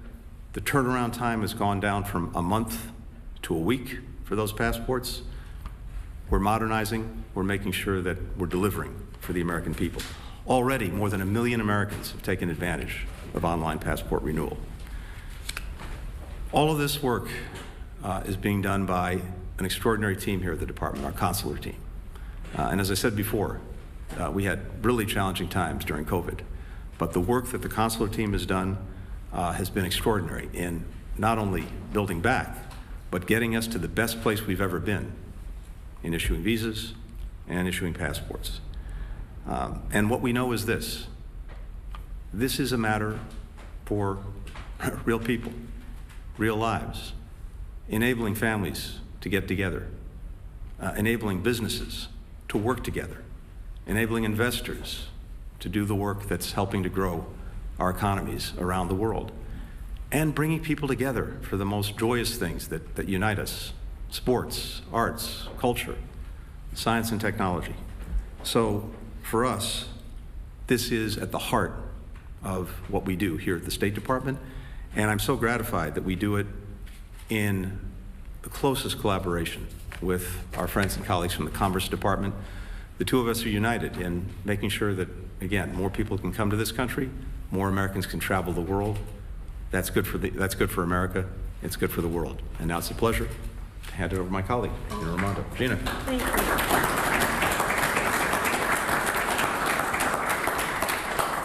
Thank you. Good morning. It is a great pleasure for me to be here with Secretary Blinken, who is my colleague, my friend, and I think doing an extraordinary job serving this country all over the world. So thank you for hosting us this morning. Of course, everything that the Secretary said is true, but it's also true that what we're announcing here today will create a lot of jobs in this country. Travel and tourism isn't just fun, and it isn't just, meaningful, as you said. It's real business. It is real economic activity sustaining millions of good-paying jobs in this country. And as the Secretary said, COVID was a crushing time. It was a crushing time for our economy. It was an especially crushing time for the travel and tourism industry. And it was painful to see how many Americans were put out of work because of COVID. And so what we are doing today is making it easier to travel to this country, which will be a real shot in the arm for the travel and tourism industry. The facts are, today travel and tourism supports nearly 10 million American jobs, 10 million American jobs, and $2.3 trillion in economic activity. Last year, visitation was 66 million people, as the Secretary said, up from 50 million the year before. By next year, we're projecting that the industry will be fully recovered from COVID, and we're on track to see 90 million visitors by 2026. That, I want to point out, is a year earlier than our strategic goal. So that is a tremendous amount of progress. That's a tremendous amount of economic activity, and it's a tremendous amount of Americans whose jobs will be more secure because of the work that we're doing. I'm very proud of my team. I want to thank the team at ITA for enabling this. I'd like to thank those who serve on Commerce's Travel and Tourism Advisory Board. We heard some of the leaders in the travel and tourism industry. We heard from them that visa wait times were a pain point, were an obstacle to this commerce.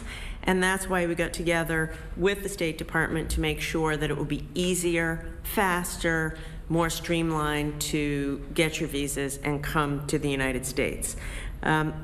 Tony mentioned also this is going to be a blockbuster decade for sports and sporting events. That's a huge amount of economic activity. Think of all the economic activity around a World Cup or an Olympics or a Super Bowl we were just talking about. So we want to make it easier for fans to travel here, for sports teams themselves to travel here. You might not believe this, but I was a rugby player back in the day, a few years ago. So as a former rugby player, I'm particularly excited that the men's and women's Rugby World Cups are going to be coming to the United States for the first time ever. So I hope a lot of people will come from around the world to see that. I know I'll be going, and I just can't wait.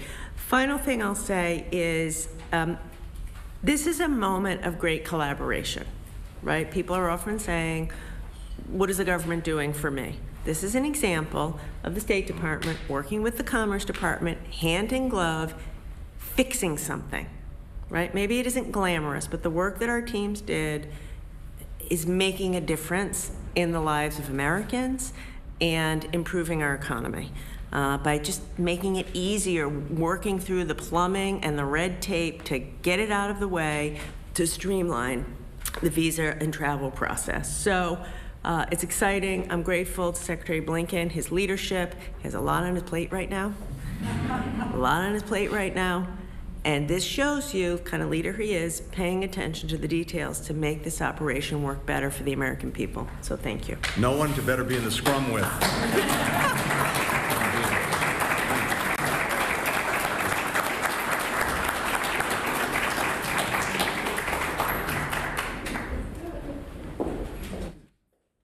All right, so some brief remarks there from Commerce Secretary Gina Raimondo and Secretary of State Antony Blinken, and you did hear them talking about the economic benefits of U.S. travel and tourism. Again, we can see that that just ended there, so we are going to step away for a quick 2-minute break here on Live Now from Fox. We'll be back in just 2 short minutes.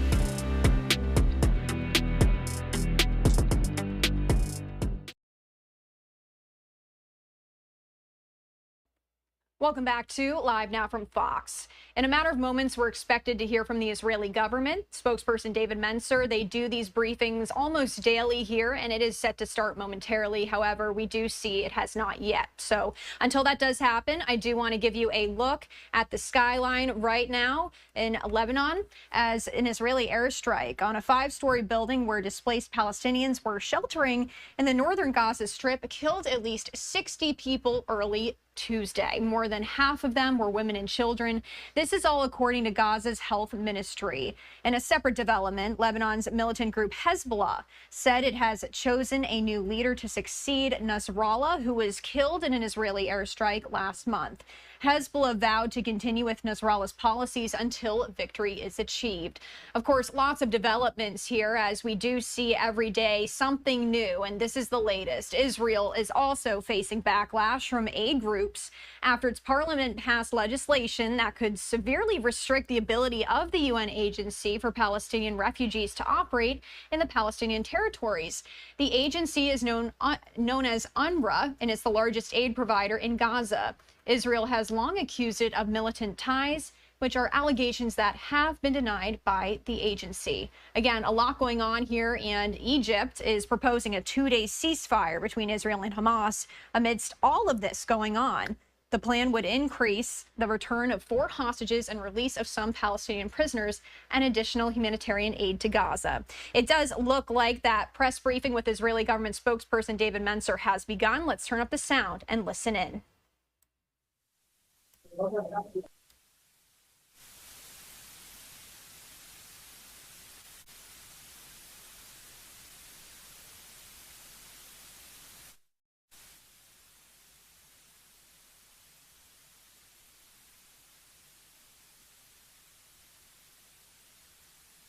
All right, it does appear that the sound not working entirely on this video for us, unfortunately. Let's see if we can get one other.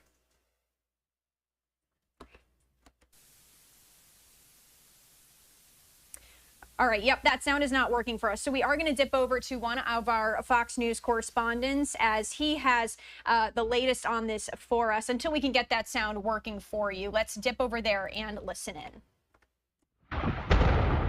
The fighting continues here on several fronts. The Lebanon port city of Tyre blasted by Israel going after Hezbollah. As tough fighting continues in southern Lebanon, 5 more Israeli soldiers killed. In northern Gaza, the IDF says it's completed raids on a main hospital, claiming to capture 100 Hamas suspects there, as 100,000 civilians are said to be still trapped in that part of Gaza. Reportedly, positive talks about the release of hostages still held by Hamas and a ceasefire just wrapped up involving CIA Chief Burns, Israeli intelligence boss Barnea, and Qatari Prime Minister Al-Thani, including a new plan to release some hostages and Palestinian prisoners amid a brief fighting pause, as the aftershocks from the attack by Israel on Iran are still being felt. That was in response to that Iranian missile barrage. Analysts say not only missile production sites were hit, but many air defense facilities, easing possible future attacks. While downplaying the Israeli strikes, there was tough talk coming today from Tehran. We are decisive and serious in our response as necessary when decisions are made by officials and armed forces. The Israeli Prime Minister was defiant as well. We dealt them a real blow. I thank our allies, in particular the United States, for their continued cooperation. And Washington sounding pleased its warnings to Israel against attacking nuclear and energy sites were heeded. We do think it was a proportionate response that should not lead to further escalation by Iran. Finally, another possible bad turn for the humanitarian crisis in Gaza. The Israeli parliament voting tonight to ban the UN agency helping Palestinians there to operate in Israel. Israel claims UN staffers were involved in terror activities.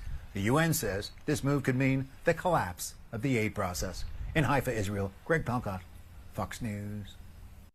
Thank you to Greg. And we were just trying to listen into the Israeli government briefing. It does appear that there's an audio issue on their end. They are currently trying to fix it. So once that does resume, we will bring that back to you here on Live Now from Fox. In the meantime, let's go away for a quick 2-minute break. We'll be back shortly. Thanks for being here.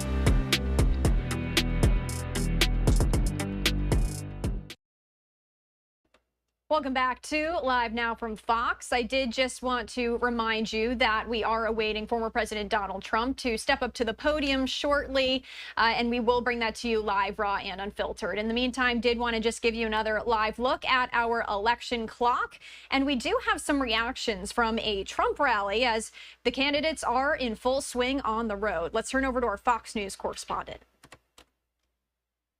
Strong reactions continue pouring in after comedian Tony Hinchcliffe's controversial comments at former President Donald Trump's weekend rally in New York City. I don't know if you guys know this, but there's literally a floating island of garbage in the middle of the ocean right now. Yeah, I think it's called Puerto Rico. While voters say the remarks weren't issued by Trump himself, it did affect me, but the president didn't say those words. Others, especially of Puerto Rican descent, were taken by surprise. I couldn't believe it, that someone would say, oh, I am joking about something so serious and disrespectful. The shock echoing across the island of Puerto Rico. Day and night, we are valuable. Whether U.S. citizens, Puerto Ricans can't vote in general elections. It's not stopping many from voicing their anger with relatives throughout the U.S. mainland. I don't think that something like that should have even happened. Government leaders are highlighting Puerto Rican voting blocks in a variety of key states. There's over 1.2 million Florida Ricans here in Florida, and also a huge number of us in Pennsylvania, North Carolina, Georgia. Trump's vice presidential pick, J.D. Vance, is calling on voters to get a sense of humor. We're not going to restore the greatness of American civilization if we get offended at every little thing. Let's have a sense of humor and let's have a little fun. But as the race for the White House nears its end, Vice President Kamala Harris, who condemned the Trump rally jokes, discussed her economic plan for Puerto Rico while recently campaigning in Philadelphia. I'm going to create basically an opportunity economy task force for Puerto Rico. Sean Lanchel, Fox News. All right, and we did want to continue our election coverage as we do have some information on voting conspiracies. You may have been hearing a lot about them because we're just a week away from Election Day, and there's been a resurgence in conspiracy theories and misinformation related to election resurfacing. It's causing election officials to spend their time debunking rumors and explaining how elections are run, while they're also trying to oversee early voting and preparing for November 5th. Additionally, on top of this, some Republicans have asked the U.S. Supreme Court to block counting on some provisional ballots in Pennsylvania. They asked for an emergency order in Pennsylvania that could result in thousands of voters not being counted in the state. The court is being asked to step into this dispute over provisional ballots cast by Pennsylvania voters whose mail ballots are rejected for not following technical procedures in state law. A lot of nuances, a lot to break down here. So I did want to bring in David Becker. He's the executive director and founder for Center for Election Innovation and Research. Thank you so much for taking the time to join us here on Live Now from Fox. We appreciate it. Thanks for having me. Okay, so let's just get right into this. These voting conspiracy theories. Why are they on the rise, and what theories exactly are we hearing about? So we've heard a variety of conspiracy theories, and a lot of them we've been hearing about for the last 4 years. Conspiracy theories about voting machines being rigged in some way when we actually have over 95%, about 97% of all voters, including all of the voters in the battleground states, vote on paper ballots. And those paper ballots are audited and checked to make sure they match the machine counts, and the machines are performing just as we would expect. And they're much better at counting a large number of our complex ballots really fast and really accurately, but we check them against the audits to make sure. We're hearing conspiracy theories about voter lists and non-citizens voting when even Republican secretaries of state and Republican attorneys general confirm that the number of non-citizens that actually vote is extremely small. It's extremely rare. Ohio just announced that they had found 6 who had voted since over the last decade. So that's since 2014. So you're more likely to get hit by lightning in Ohio than you are to find a non-citizen voter there. Georgia similarly found 9 since 2008. So the numbers are very, very small. Of course, those people should be prosecuted, and we should do everything we can to prevent it, but it's not affecting the outcome of the elections. And I think it's just because the stakes appear to be very high for everyone across the political spectrum. And so it might be, if you're not sure that your candidate is going to win, you might be susceptible to hearing conspiracies that would make it seem as if there's no way for your candidate to win. The reality is right now the election is going to be very close, and every single American should feel as if It's not a surprise if either candidate wins, given the closeness of this race overall. Let's talk about the confidence in voters, though, this election cycle. Why are people so skeptical, and is there a discrepancy between Democrats versus Republicans? Yeah, I mean, there is a discrepancy. And we used to see, about 20 years ago, there would always be a slight difference between the party that won an election and the party that lost an election. In 2004, Republicans were more confident than Democrats. In 2008, Democrats were more confident than Republicans. But the level overall of confidence was still very high and consistent election to election. But let's be honest here, a lot of the disinformation that's come over the last several years has come from losing candidates. They've spread lies that have not been found or held up in any single court. We sit here today, 48 months since the 2020 election. There's still not been a shred of evidence presented to any court in the country that would cause any reason to question the outcome of that election.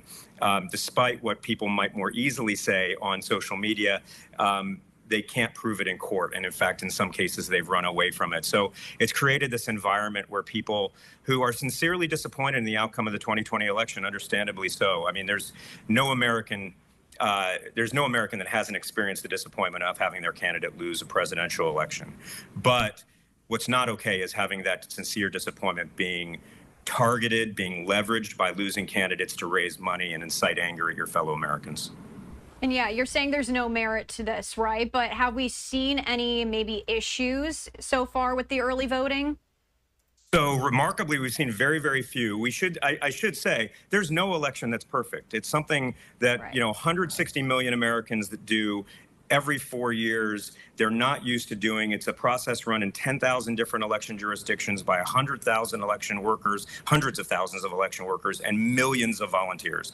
There are going to be little problems here and there, some of which are intentional. It looks like there were some intentional voter registration fraud in Pennsylvania. That was caught, which is good. That shows you how effective the system is. There were a couple of ballot drop boxes in the Pacific Northwest that were firebombed this week. That is just horrific. And fortunately, I think election officials are going to be able to contact those voters and get those ballots recast so that no ballot gets destroyed. But there are some problems, but remarkably, if you think about it, there's 50 million Americans who voted already. We're not hearing stories of long lines. We're not hearing problems at the polling places. We're not hearing voters saying they're unsafe or feel threatened. In Georgia, they're breaking all records. They're likely going to have 4 million people having cast their ballot before Election Day. So in largely what we're seeing is the election officials of this country doing what they always do, which is delivering for the American people, regardless of their party or preference. Really quickly, let's talk about, as I was bringing you in here, what's going on in Pennsylvania. Again, the Republicans have asked the Supreme Court to block counting some of these provisional ballots. And I did want to, first of all, start with this question of what is a provisional ballot for people who may not know. Sure. A provisional ballot is something that was required by federal law back in 2002. And a provisional ballot, think of it as a fail-safe. If there's something went wrong, if you show up at the polling place and you're not on the list right, or there's some reason they can't give you a regular ballot, rather than walking away, it gives you a chance to record your preferences in the election, seal it in an envelope that looks a lot like a mail ballot. So it'll have your identifying information on the outside, identity that can be confirmed against the voter list. And then if for some reason that ballot can be counted, and often can, like you lost your mail ballot or something like that, they'll count it after in the regular count. In Pennsylvania, what's happening is voters who vote by mail or early have to seal their ballot inside a second internal envelope called a secrecy sleeve. And Pennsylvania election officials cannot start processing those ballots or opening the envelopes till Election Day. But what they sometimes do in some counties is they weigh the ballots, and they can tell whether the secrecy sleeve is in there or not. Under Pennsylvania Supreme Court rulings, a ballot that's not in a secrecy sleeve is not to be counted. So they'll often contact those voters and invite them in to cast a provisional ballot, which will be counted so long as there's not another vote. This is strictly an issue of state law. The Republicans have appealed this to the United States Supreme Court. I suspect the United States Supreme Court isn't going to be likely to take this case. I think this ruling by the Pennsylvania Supreme Court is likely to stand. Yeah, and we do have to wrap up in just 1 minute here, but I just wanted to get your thoughts on how quickly could we see an answer on this, right? And long term, how could this affect the election, or do you think it won't? I would expect that we're going to likely know sooner than we did in 2020 when the media called the race on Saturday morning after the election. Election officials are doing a better job. They have better technology. We don't have COVID, so there can be more election officials working together, not fearful of getting sick. So there's a lot of reasons to do that. But the one biggest variable is the margin of victory. So while we think that votes can be counted quickly, in all of our history, it's taken days, if not weeks, to count all our ballots. It's just the margins have been larger. So California will likely be called as soon as the polls close in California, but they will have the vast majority of their ballots still left to count. It's just the margins will be very large. And in the swing states, the margins might be very, very tiny. So even if they report fast, I expect Georgia and Michigan to report very quickly. It's still the margin might be so narrow that the media has to hold back until they can say for sure they know who the winner is. David Becker, thank you so much for coming on. We appreciate it. Thank you. All right, we're going to go away for our final 2-minute break of the hour here. I'll leave you with this image as we are awaiting former President Donald Trump to speak at Mar-a-Lago. We'll be back in just 2 short minutes.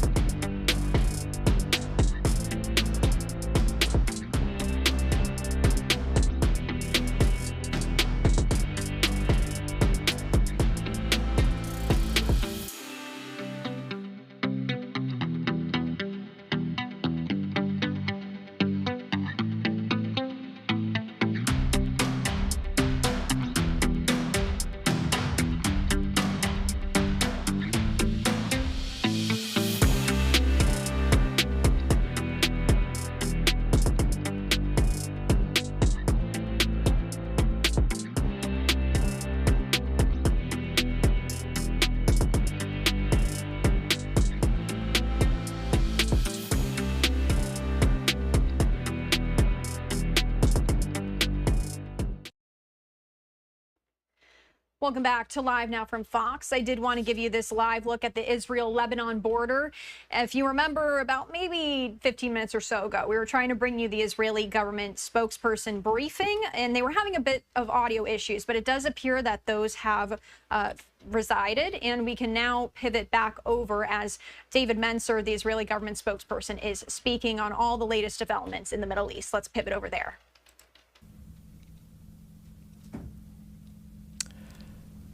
Good afternoon, ladies and gentlemen. Apologies for the slight delay. Shalom. I'm David Mencer, Israeli government spokesman for the National Public Diplomacy Directorate in the Office of the Prime Minister. It's Tuesday, the 29th of October, day 389 of this war which was launched against us.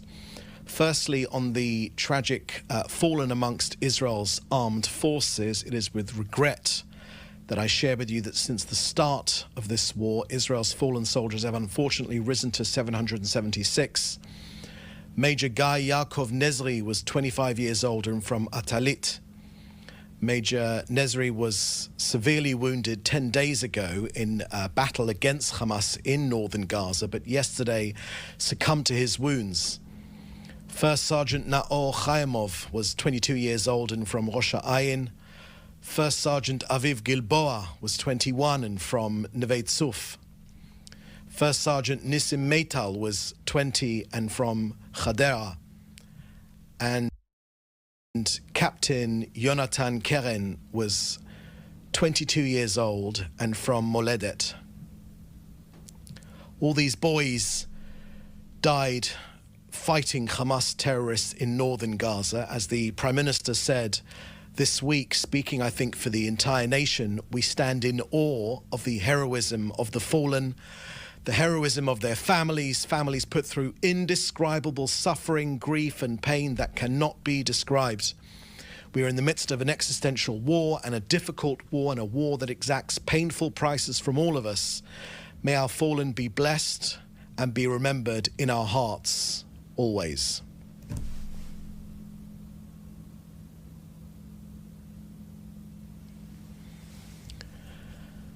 Now an update from those battles in northern Gaza. Our defence forces are decisively fighting Hamas's attempt to regroup in Jabalia. Over the past day, our forces have eliminated 40 terrorists in ground and aerial strikes, taking apart terror infrastructure. Now, IDF is facing Hamas terrorists dressed as civilians, which is a war crime, trying to plant explosives near our troops. But these terror cells have also been eliminated. In Rafah too, IDF ground troops have directed the Israeli Air Force in a strike on a number of terrorists in the area. Now the case against UNRWA. As you know, last night the Knesset approved legislation to cease the operations of UNRWA in Israel with an overwhelming majority of 92-10 in our 120-seat Knesset. They voted to sever ties with the organisation. For months now, we shared with you that UNRWA is unfortunately tainted by terrorism. To put it simply, UNRWA perpetuates the conflict. Why? Because Hamas have effectively infiltrated UNRWA. Now, this is of utmost importance. Israel will continue to work with other UN and international organizations to ensure that aid reaches Gazan residents and not the terrorists. Our message is extremely clear. Yes to humanitarian aid, but no to aid for terrorism. The UNRWA organization is infected with terrorism, and here are 5 points of why we have come to this conclusion. Number 1, UNRWA employees actively participated and have been exposed as terrorists themselves. They are often one and the same people. UNRWA staff being terrorists. Number 2, UNRWA buildings have been used as cover for rocket launching sites. Number 3, UNRWA schools have been hijacked of dens of incitement and pro-terrorist education. Every Hamas terrorist went to an UNRWA school. Let me say that again. Every Hamas terrorist went or is a graduate of an UNRWA school. Number 4, UNRWA buildings double as havens for terrorists and their weaponry. And finally, number 5, the perpetuation of the refugee status. In contrast, UNRWA, if you contrast UNRWA with the UN High Commissioner for Refugees, the UNHCR focuses on resettling refugees. UNRWA, unfortunately, simply inculcates Gazans that they will eventually erase Israel. So they perpetuate the refugee crisis across many generations. It considers millions of descendants of original refugees, many of whom who have citizenship elsewhere, as refugees, and thereby blocking a long-term resolution to this conflict. The conclusion is obvious, therefore. UNRWA must be replaced with organizations that are not infected with terrorism. But know this: a state that funds UNRWA is helping a terrorist organization that is harming the region and its future. Finally, before your questions, I want to update you on the latest figures from COGAT getting aid into Gaza. Yesterday, 100 trucks went into Gaza laden with food and humanitarian aid, 49 through Kerem Shalom and 51 through Erez. That means that 1,086,000 tons of aid have gone into Gaza in total. Hamas wanted a humanitarian crisis. Israel have prevented one. And still, our daily reminder that 625 trucks of aid are waiting to be distributed on the Gazan side of Kerem Shalom by UN agencies. Since the start of this war, food, medication, vaccines are delivered daily with no limits on the quantities. Indeed, the polio vaccination program has seen Israel cooperating with the World Health Organization, with UNICEF, to prevent a polio outbreak in Gaza and the entire region. So that's the end of our briefing here today. Questions in the chat, and we'll get to each one of them. I believe there's a problem with the sound. If you just give me a moment, we've got a technical problem.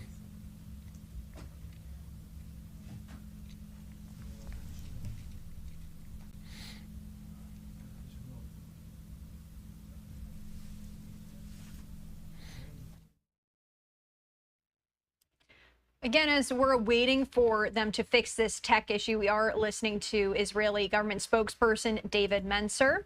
You were just hearing him say that COGAT, which is the Coordination of Government Activities in the Territories, is bringing aid into Gaza. He just said that there were trucks still waiting to also bring even more aid into the territory.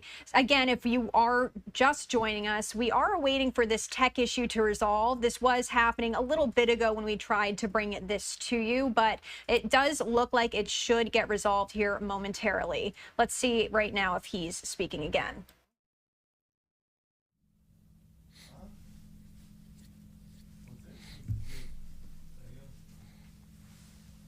We're starting again in 5 minutes?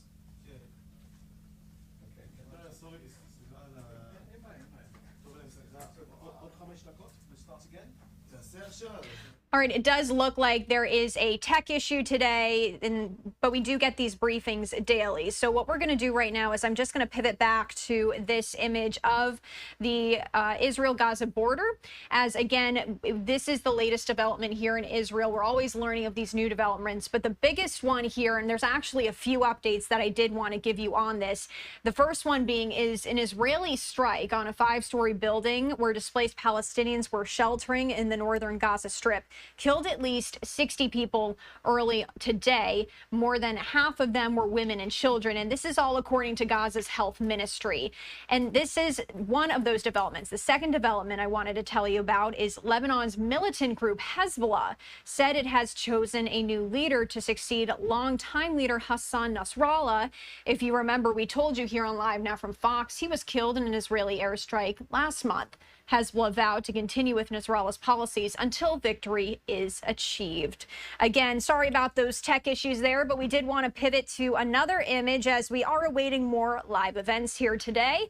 That is a live shot of the White House. And also over here is a live shot of this event at Mar-a-Lago as we are awaiting former President Donald Trump to speak in Florida. We are going to go away for a quick 2-minute break here on Live Now from Fox. When we come back, we'll take these live events to you. Stay with us.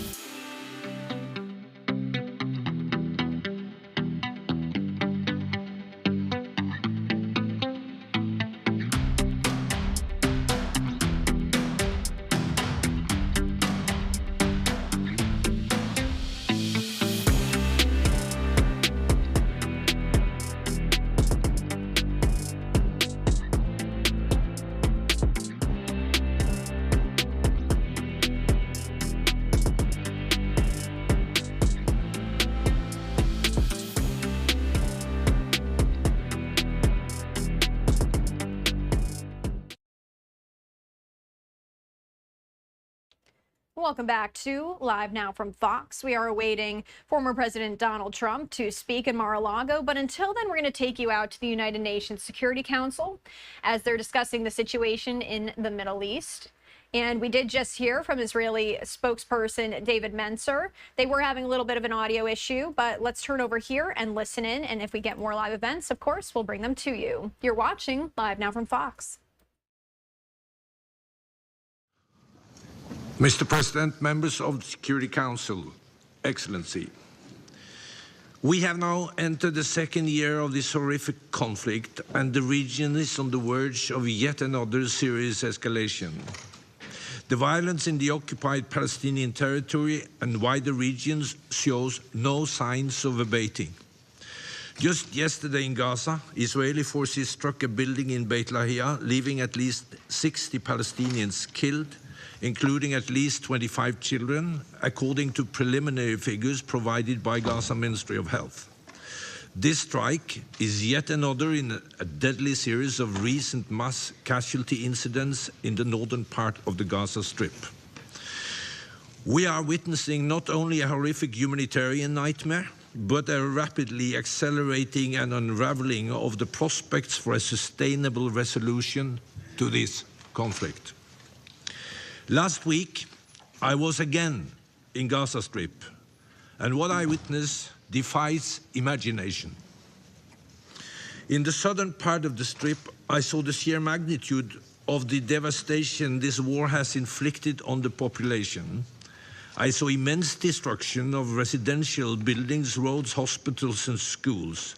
I saw thousands of living in makeshift tents with nowhere else to go as winter is approaching. Let me add, Mr. President, anecdotally, that on the way from the crossing into Gaza up to the Japanese health compound in Khan Yunis, in and out of the Strip, I could only count 2 buildings, 2, that were not totally or partly destroyed.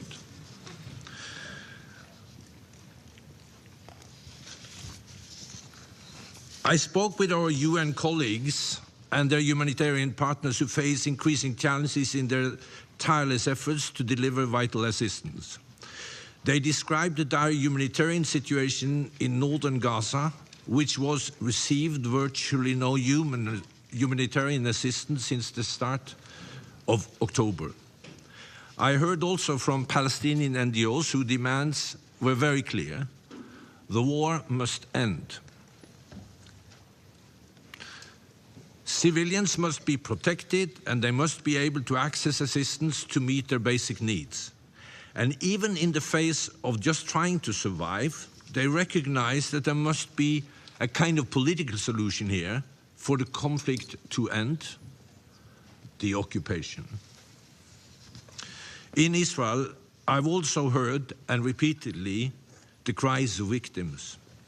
The 7th of this month was a grim marker of Hamas' horrific attack in Israel that terrorized the population and marked a year of captivity for hostages still held in Gaza in unbearable condition, denied ICRC visits, and their fates unknown. For them as well, this nightmare must end. And the hostages must be freed. Mr. President, we are also at the most dangerous juncture in the Middle East in decades. You were briefed yesterday by my colleague on the serious escalations between Iran and Israel this month. Meanwhile, the hostilities between Hezbollah and Israel are inflicting civilian casualties, massive displacement and destruction on both sides of the Blue Line. Armed groups operating from Yemen, Iraq and Syria also continued to launch missiles and projectiles towards Israel. Israel has reportedly carried out dozens of airstrikes in Syria in the past month. Every effort by all of us must be made to de-escalate the situation and establish a different trajectory towards greater peace and stability in the region. We need a ceasefire. We need the hostages released from Gaza now. I urge all parties to engage constructively in urgent diplomatic efforts to de-escalate the situation and avoid an endless spiral of death and destruction. In the almost 13 months since the brutal attacks prepared by Hamas and other Palestinian armed groups on 7 October 23, more than 42,000 Palestinians and over 1,600 Israelis and foreign nationals have been killed, with 101 hostages still held in captivity in Gaza. Tens of thousands of people have been injured, the vast majority of them Palestinians, including a staggering number of women and children. Palestinian medics, journalists, and over 230 UN staff has been killed. Israeli military operations and fighting with Hamas and other Palestinian armed groups continued across the Strip. Israeli military evacuation orders cover over 80% of the Strip. Nearly 2 million people are displaced. In recent weeks, Israeli military operations have intensified in the northern Strip, killing more scores of Palestinian. Military actions have also caused the closure of essential services, including water wells and medical facilities, further exacerbating the humanitarian crisis. I again unequivocally condemn the widespread killing and injuries of civilians in Gaza, the endless displacement of the population in Gaza, and the shocking mistreatment of detainees. I also condemn the continued holding of hostages in Gaza and the firing of rockets towards Israeli population centers, which has continued this month. Mr. President, a fundamental shift is required to improve humanitarian operations in Gaza. It is essential to establish a safe, enabling environment, meet operational requirements, including funding, and assure that the Israeli authorities facilitates access that would allow for unimpeded movement of food, shelter materials for the winter, medicine, food, and the capacity to repair essential life-saving infrastructure. The mounting lawlessness inside the Strip must also be addressed. The second round of polio campaign began on 14 October in central and southern Gaza, but and it was very successful with over 90% vaccinated, but we have yet to access the north. I urge Israeli authorities to facilitate the full rollout of the campaign and to facilitate a similar coordinated efforts to meet winter needs. As the focus remains on Gaza and the escalating violence in the region, the situation in the occupied West Bank, including East Jerusalem, is also deteriorating. Violence continued at alarming levels, having intensified since the conflict in Gaza began. During the reporting period, 54 Palestinians, including 3 women and 8 children, were killed, mostly in the context of ISF operations in Area A, which the IDF say are targeting Palestinian armed groups and militants. In the same period, 8 Israelis, including 4 women, were killed by Palestinians in shooting attacks in the West Bank and Israel. Another 2 Israelis, including 1 woman, was killed in separate shooting attacks in Israel by Arab citizens of Israel. On the 1st of October, 2 Palestinians carried out a shooting and stabbing attack in Jaffa, killing 7 and wounding 15. On the 3rd of October in Tulkarem, 18 Palestinians were killed in an Israeli airstrikes, including 1 woman and 3 children. ISF said that they killed a Hamas commander and several Hamas and PIJ militants in the camp. This was the single deadliest such incident in the West Bank in nearly 20 years. With the start of the olive harvest this month, daily settler attacks and harassment continued across the West Bank, sometimes with the presence or support of Israeli forces. On 17 October, an IDF personnel shot dead a 59-year-old Palestinian woman harvesting olives in the West Bank. The olive harvest is critical to the Palestinian local economy. However, Settler violence, along with restrictions on access to land imposed by both settlers and Israeli forces, place it at grave risk. I strongly condemn all acts of violence against civilians, including acts of terror. I call on Israel to protect the Palestinian population and to hold perpetrators of all violence accountable. I urge security forces to exercise maximum restraints and use lethal forces only when it is strictly unavoidable to protect life. Mr. President, on 28 October, the Israeli Knesset adopted 2 laws on UNRWA, forbidding Israeli state officials from contact with UNRWA or its representatives and prohibiting UNRWA operations within what is referred to as the sovereign territory of the State of Israel.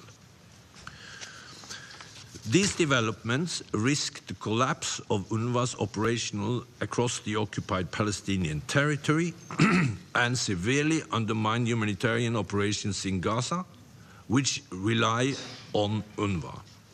These bills are set to go into effect in 90 days. The right of Palestinian refugees were set out in a General Assembly resolution that predates the creation of UNRWA.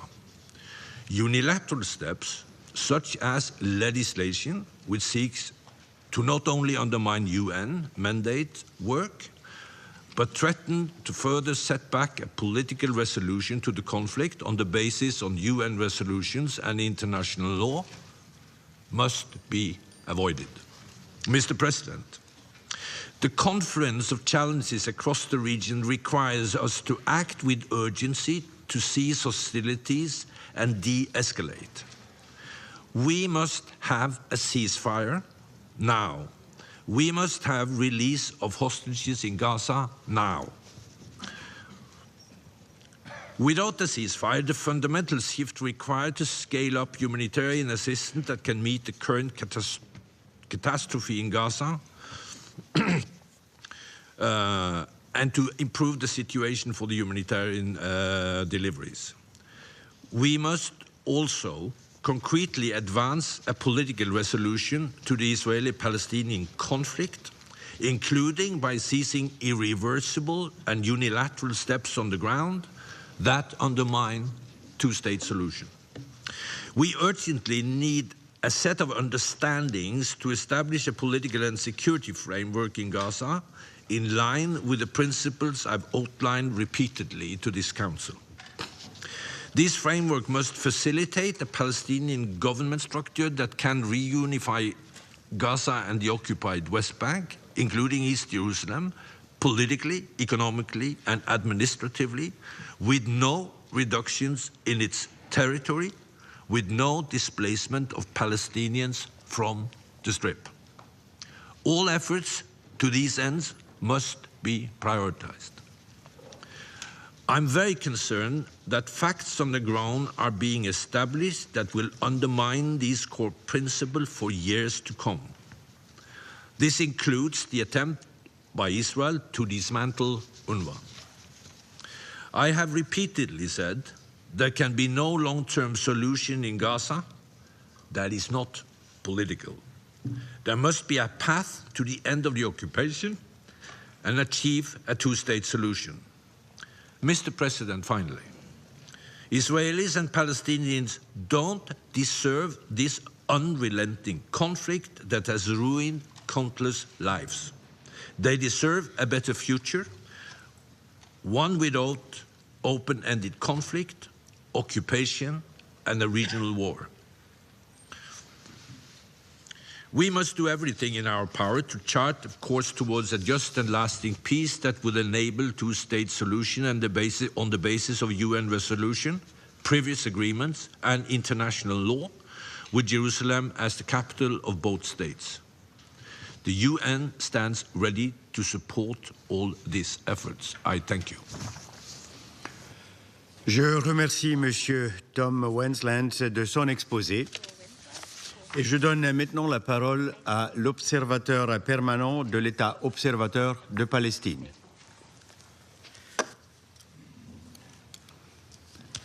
Mr. President, Allow me at the outset to thank you for your decision to personally preside over this meeting and to express our appreciation to the ministers who are taking part in this open debate.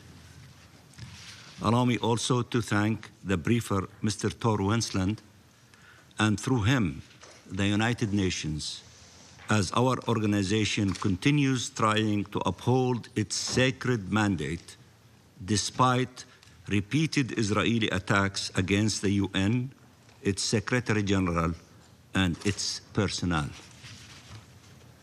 Mr. President, in the words of the UN High Commissioner for Human Rights, and I quote, "The darkest moment of the Gaza conflict is unfolding in the north of the Strip, where the Israeli military is effectively subjugating an entire population to bombing, siege, and risk of starvation.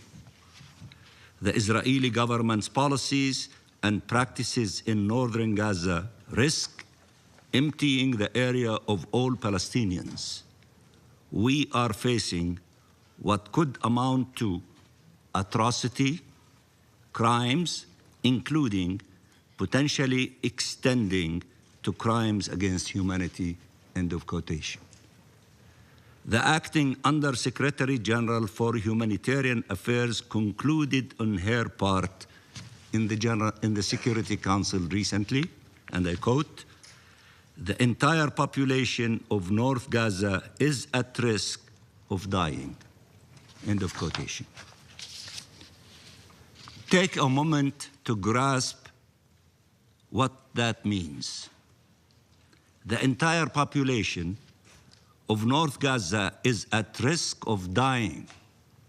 Hundreds of thousands of Palestinians are at risk of imminent death, faced with the death penalty for refusing to leave their land. I sat in the Security Council week after week, stood before the General Assembly week after week, hoping to be able to tell my people that help is on the way. They endured horrors that you watch on your TV screens and yet can barely comprehend, but their tormentors continue to be shielded and Palestinian victims continue to be abandoned. Again, we are listening into the United Nations Security Council. They're discussing Middle Eastern conflict. And again, this comes as an Israeli strike on a 5-story building where displaced Palestinians were sheltering in northern Gaza Strip, killed at least 60 people earlier this morning. Many of them were sadly women and children. We are going to go away for a quick 2-minute break here on Live Now from Fox. We'll be back in just 2 short minutes.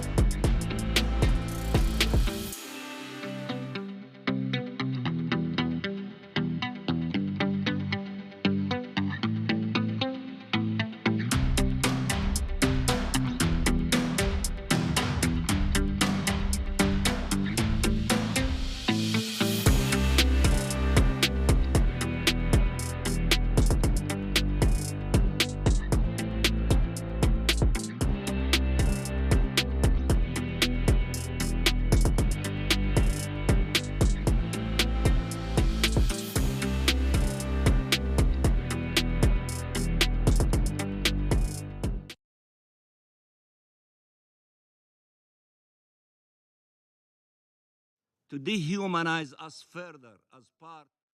Welcome back to Live Now from Fox. We are going to pivot back now as the United Nations Security Council is discussing the Middle East. Succeed in making the destruction of the Palestinian people, starting with northern Gaza, acceptable to you, or at least convince you it is inevitable and there is nothing you can do about it?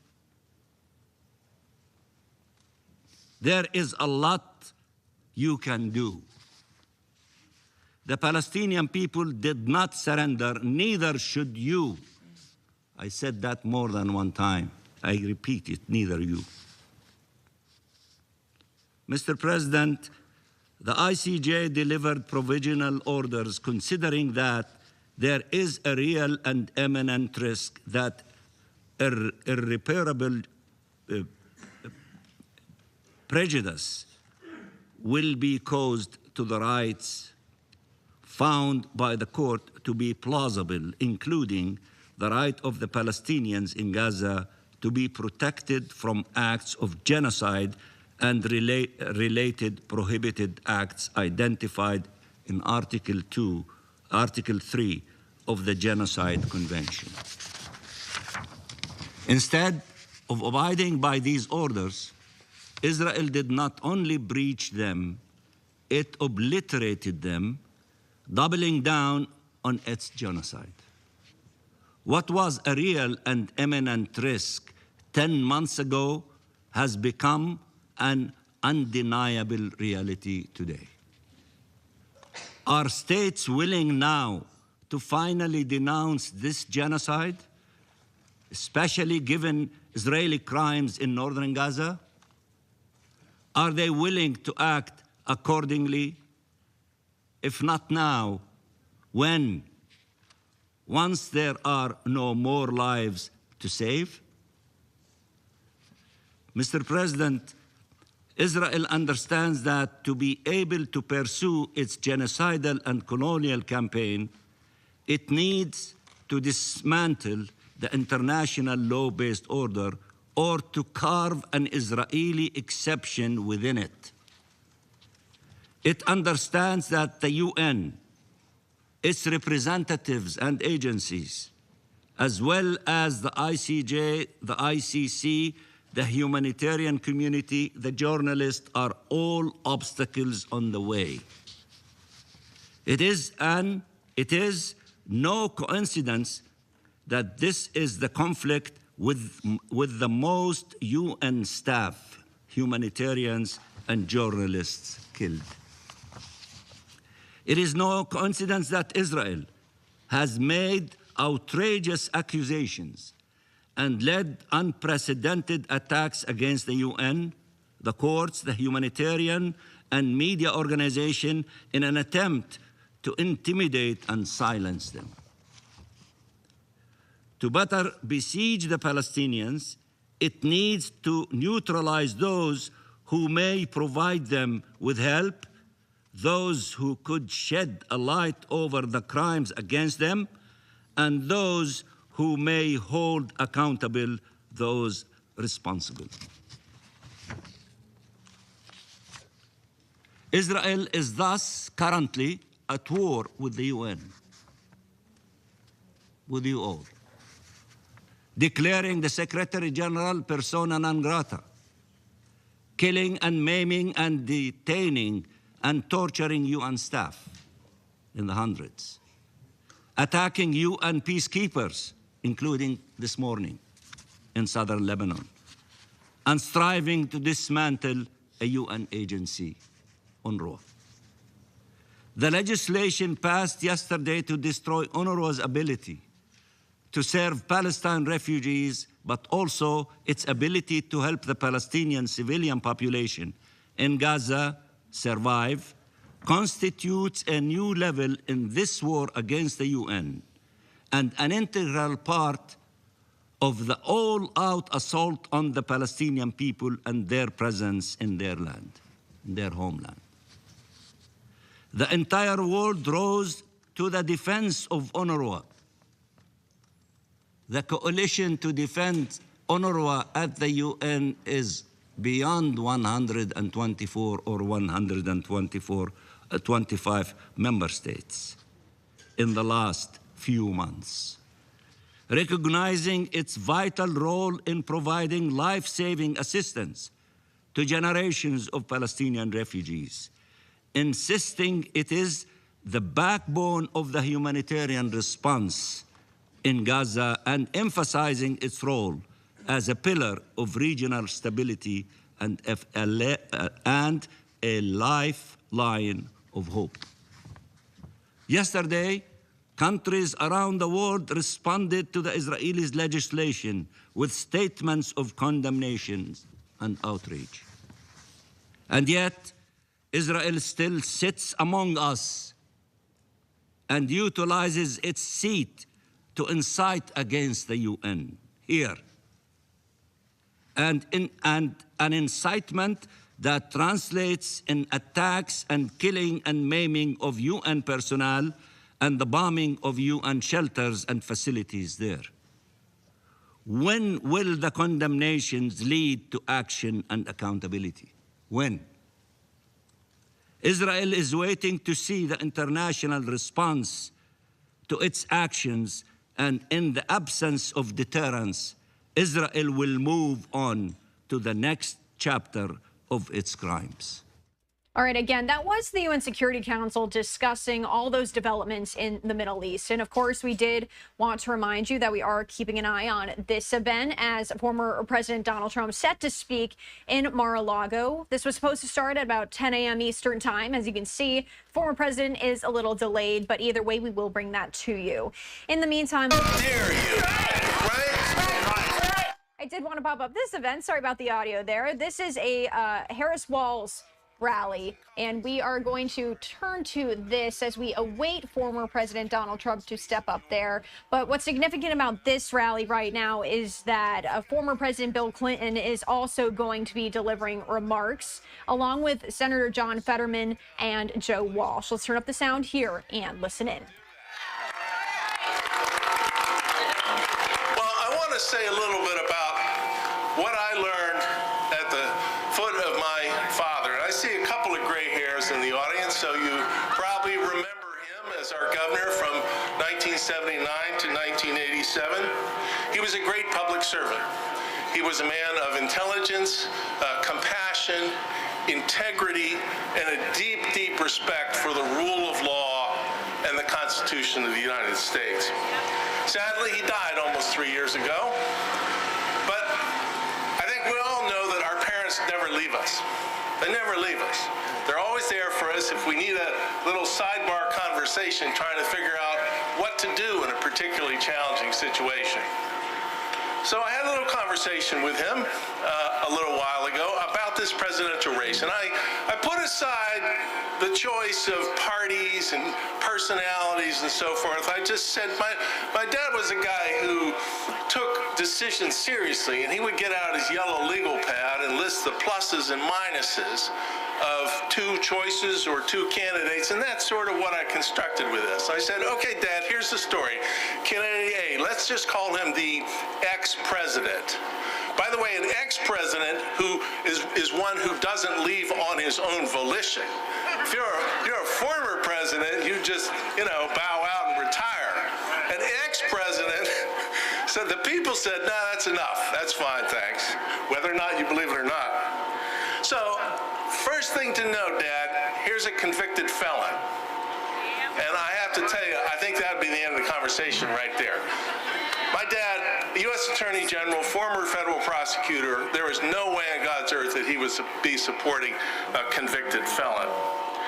Second thing is, I said, Dad, this is a guy who has no respect for the Constitution, for the rule of law. In fact, he is the only president not to have faithfully executed a peaceful transfer of power when he lost.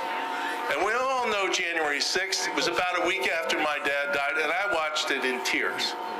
In tears. Again, how dare you? How dare you? So there's point two. The third thing, and this was something personal to my dad. My dad and my mom who was a lifelong advocate for people with disabilities, was one of the architects of the Americans with Disability Act. And the idea that a presidential candidate would dismiss and demean and belittle people with disabilities in this country in 2024, again, how dare you? So, look, I think by this point, I probably made my case with my dad, but I also know that he knew the great political rule, which is that you can't beat somebody with nobody. Not voting for Donald Trump is just one step, but you got to vote for somebody. So I said, Dad, here's the other person, a career prosecutor. Big plus in my dad's book. Not only that, she worked in the local level, state level, federal level. He was a big believer in local public service. Check mark on that one too. And she's also disciplined and tough, and she does her homework. My dad had a litmus test of people in public office. You were either serious or you were not serious. And serious people did their homework. They were there for the right reasons. They were there to try to get something done to make the lives of the people they represented better. And that's Kamala Harris. And it's not Donald Trump, who, as far as I can tell, the only thing that Donald Trump wakes up every morning to think about is, how about Donald Trump? What are we going to do for Donald Trump? And I'm not going to get into the psychology of this guy, except there's something deeply wrong with him. Deeply wrong. Anyone who spends that much time thinking about himself does not deserve to be the president of the United States.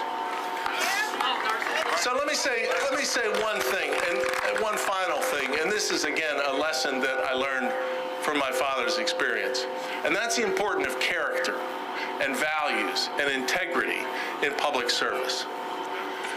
72 days into office, some of you may remember, my dad was face-to-face with the biggest nuclear accident in the history of this country at 3 Mile Island. Anybody remember that? Again, I'm looking for you gray hair. Okay. So I don't believe that when he ran for governor, there was a debate about how you handle nuclear accidents. I don't believe that anyone asked him for his position on nuclear accidents. But there it was, face to face. He had to figure it out. And he did, because everything that he had learned, everything that he had inherited, led him to lead successfully through that. It's character, it's integrity, it's values, it's being able to communicate with people, to walk them through something that's life-threatening and have them come out okay on the other end. Point is, you don't get to choose the issues that you work on when you're the president or the governor or a mayor or a county commissioner. You don't get to choose whether or not there's a pandemic or a depression or a hurricane or, God forbid, we're not doing floods anymore, but I know there've been a few. So it's only your character that you have to rely on. And in that case, Donald Trump absolutely fails the test.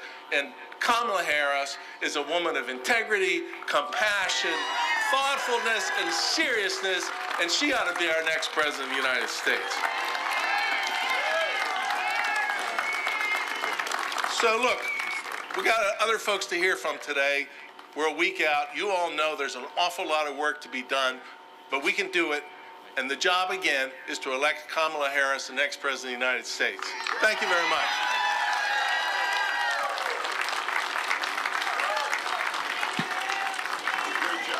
Please welcome to the stage Lieutenant Governor of Pennsylvania,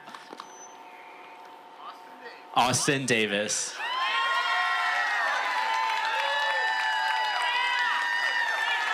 How are you?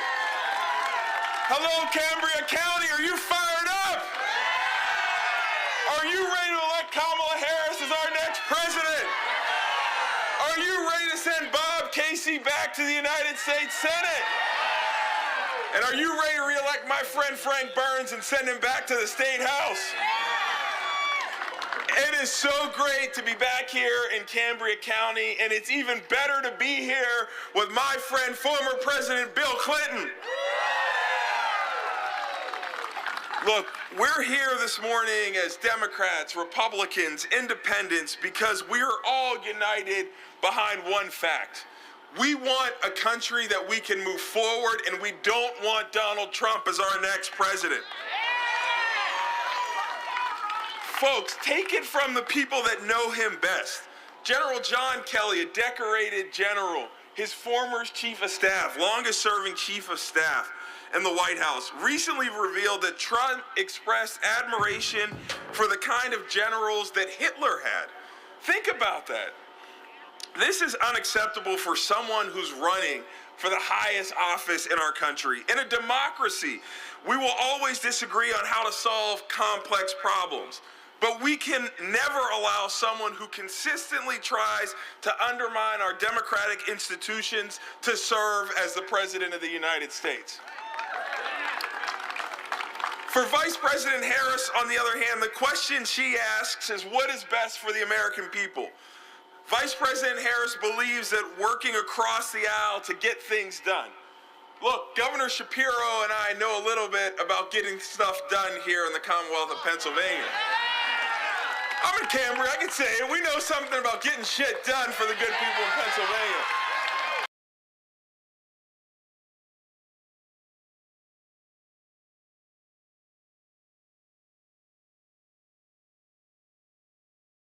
In this country is all about.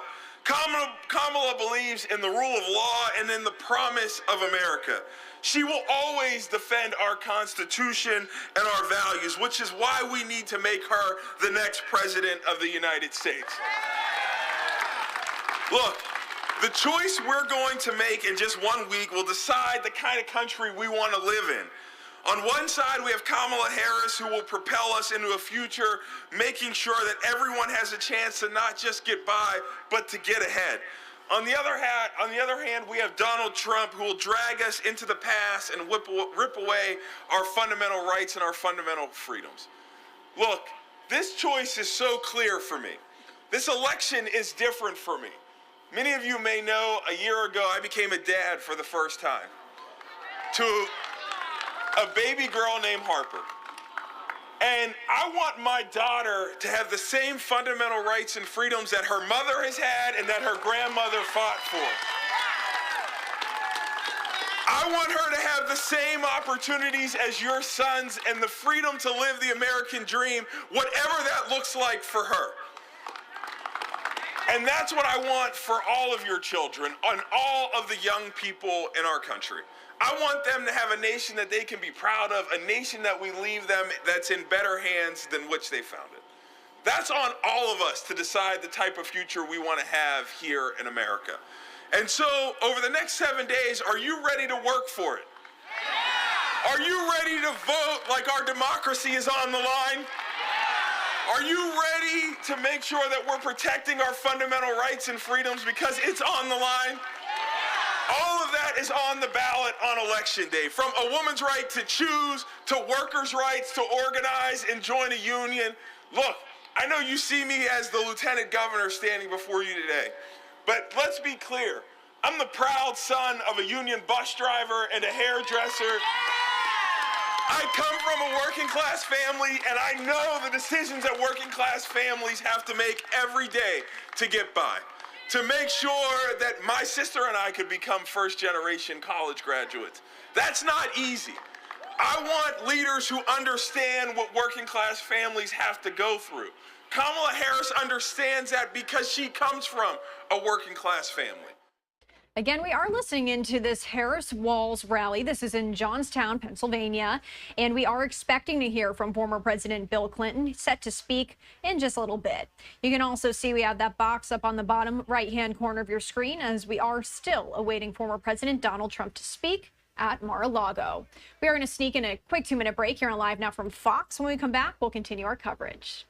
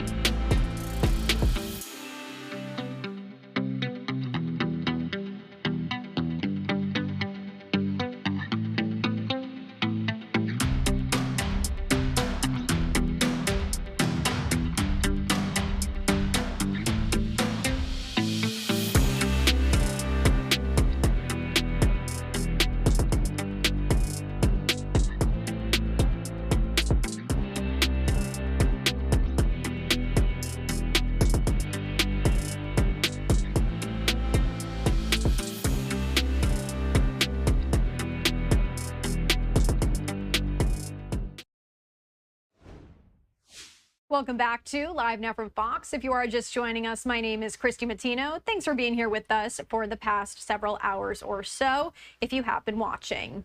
I did want to show you some of the live events that we are awaiting to start, and this is what I was just showing you before the break. This is that Harris Walls rally out of Johnstown, Pennsylvania. We are awaiting to hear from former President Bill Clinton. He is set to speak.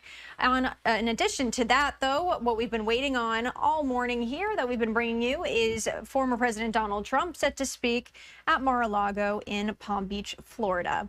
Again, that was supposed to start at about 10 a.m. here on the East Coast. You can see he's running a little bit late, but either way, we're going to keep an eye on these two events for you. Lastly, I just want to show you our election clock. You can see the Capitol there in Washington, D.C., as we are just 6 days, 14 hours away until Election Day. As we await these live events, let's sneak in our last 2-minute break of the hour. When we come back, more continuous coverage. You're watching Live Now from Fox.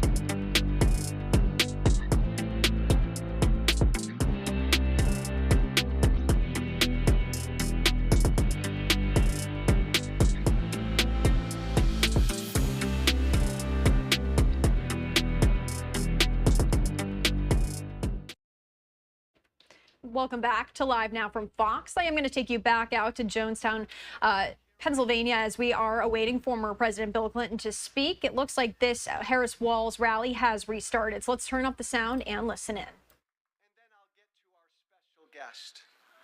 Not only am I a former Republican congressman, I voted for Donald Trump in 2016. I deserve that. My mom said, you've always been a little slow. It took me a while. But I want to tell you, there are a lot of us Republicans for Harris who did make that mistake in 2016. I was a Republican. He was my Republican nominee. I did what most of America did back then. Shame on me, bad on me. I voted for my team. I realized pretty quickly after he became president how he only gives a damn about himself. And here we are 8 years later, and that is the contrast. 8 years later, we've got a Republican nominee for president who only cares about himself. And I want to remind you all, the greatest example of that, 4 years ago, almost 4 years ago, he loses an election. But he can't put the country first. He can't put our democracy first. He's the only president in the history of this country who lost an election and refused to accept the result. And oh, by the way, he's promised and pledged to do the same damn thing this time around.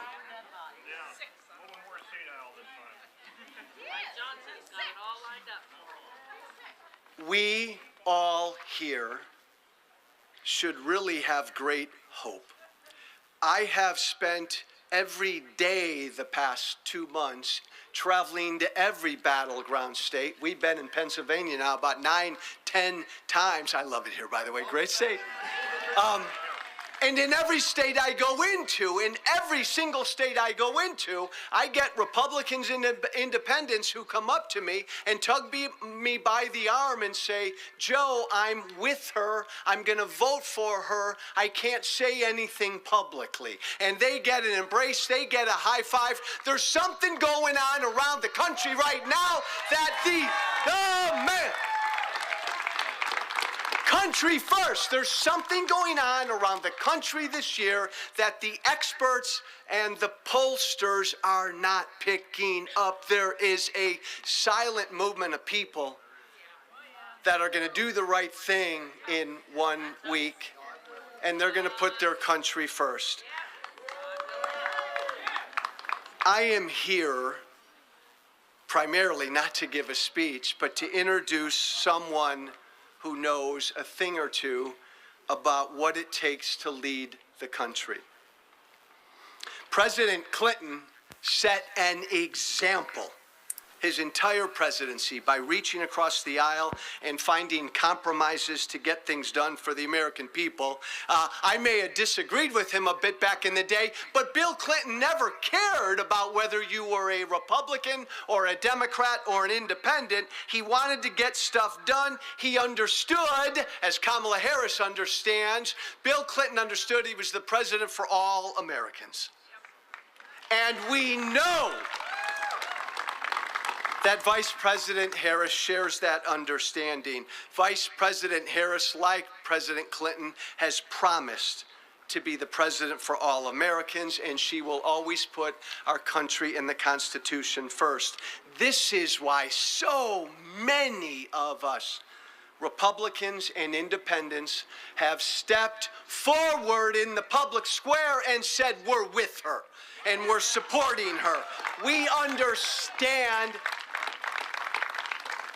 This may be the biggest understatement I've ever said. We understand that it's time to turn the page from Donald Trump.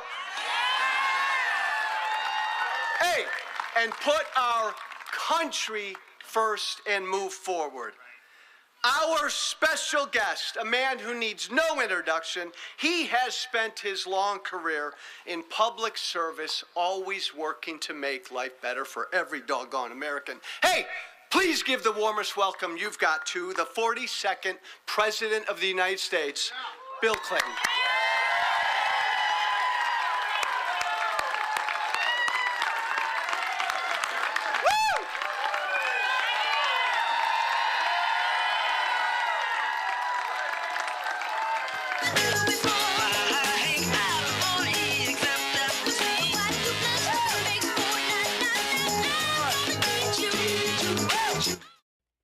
All right, you can see that former President Bill Clinton has stepped up to the podium there, and it does look like we are going to see former President Donald Trump very shortly there as that camera shot adjusts, and we'll keep an eye on that for you, but let's listen into the former president. I want to thank Lieutenant Governor Austin Davis. I have a hunch this may not be the last job he ever holds. Mayor Janakovich, to the County Democratic Chair, Ina LaCastro, Cumberland County Chair, Derek Montgomery, and David Thornburg, thank you for coming. I served with your father, and I'm very grateful that you're here. I want to thank Matt Lamb, the Ballot Works Board member, for hosting us and promoting the arts in Johnstown. That is a great place.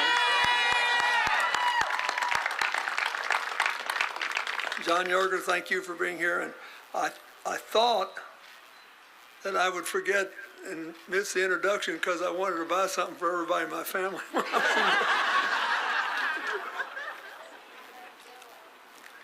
And Esther, thank you for, where is she? There. Yeah. She's still got my 1992 jacket on.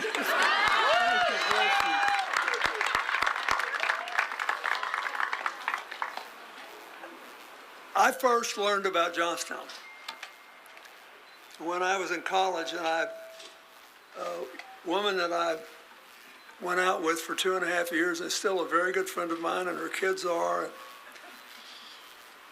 Her roommate was a woman named Julia Chiodo from Johnstown. Yes, your relative, your cousin.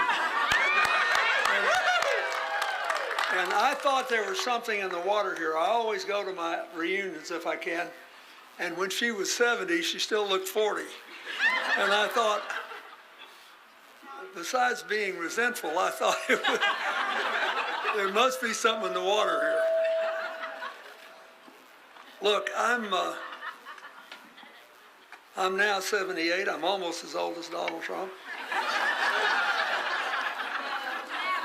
And I want to cut to the chase. The only thing I'm running for is my grandchildren's future. Yes.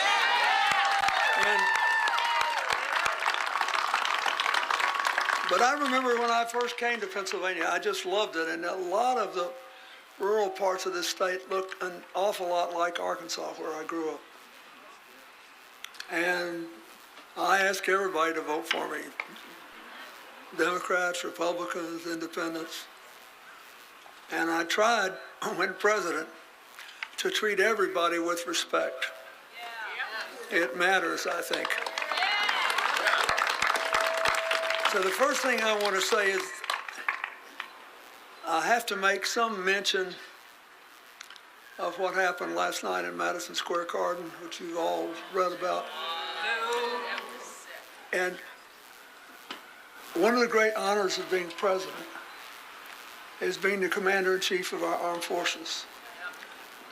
Puerto Ricans are among the most likely people to serve in our military, to put their lives on the line. They are Americans. And so I'd like to say that for just this one day, we're all Puerto Ricans.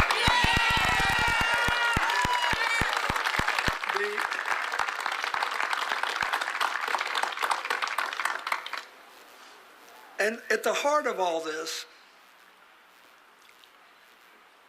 is a debate about what kind of tribalism we're going to practice.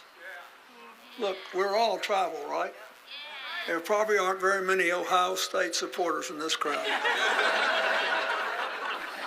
We're tribal. We've got the World Series going on, and I keep praying the Yankees will come back. But it seems unlikely. Why are we excited about these things? Because we like competition, but we want it to be fair. And to be fair, we all have to live under the same set of rules. Yeah, the refs occasionally make a bad call. The umpires occasionally miss a strike or a ball. But they're trying to make sure we're living under the same set of rules.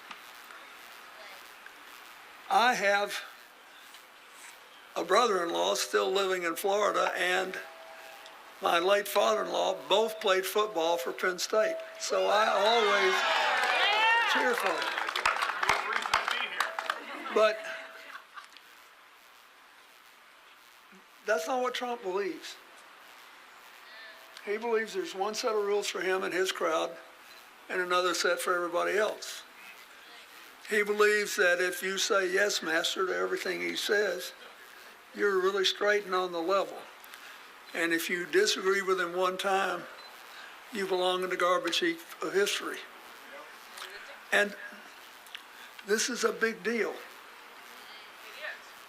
I remember the first week I was president, and I was the second youngest person ever elected and the third youngest to serve.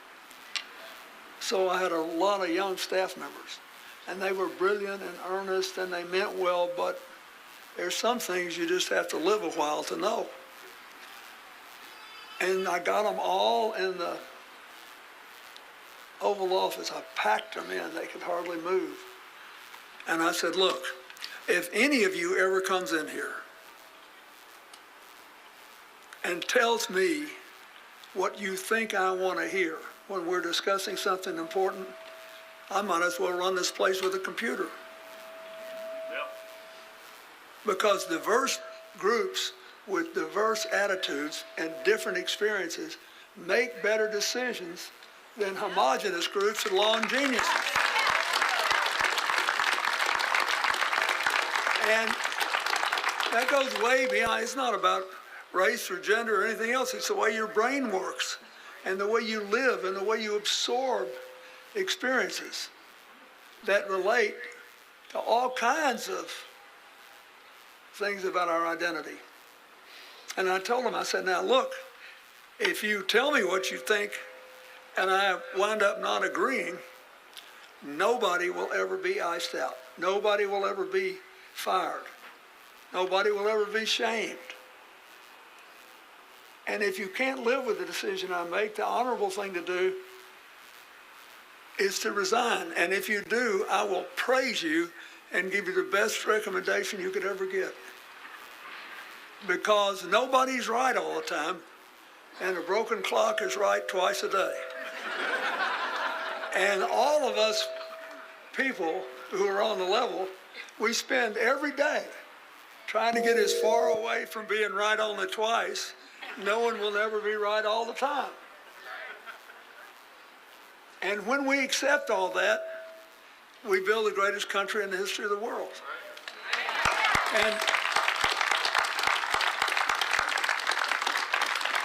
And I think that's why this thing about Puerto Rico struck me so hard. I've worked there. I've seen the people there. I've spent an enormous amount of time since I was president working there, including after those awful storms in 2017. All the other living presidents joined the first President Bush not long before he passed away down at his library at Texas A&M. And we had a big fundraiser for all the places that have been hit by the storms that year. And one reason that Puerto Rico and the American Virgin Islands, also part of our country, were in such tough shape is they were the third hit after, I don't know if you all remember this, after Texas and after Florida. They were really hard hit. But those presidents, all of us agreed that we had to give some of the money that we'd raised to the Virgin Islands and to Puerto Rico.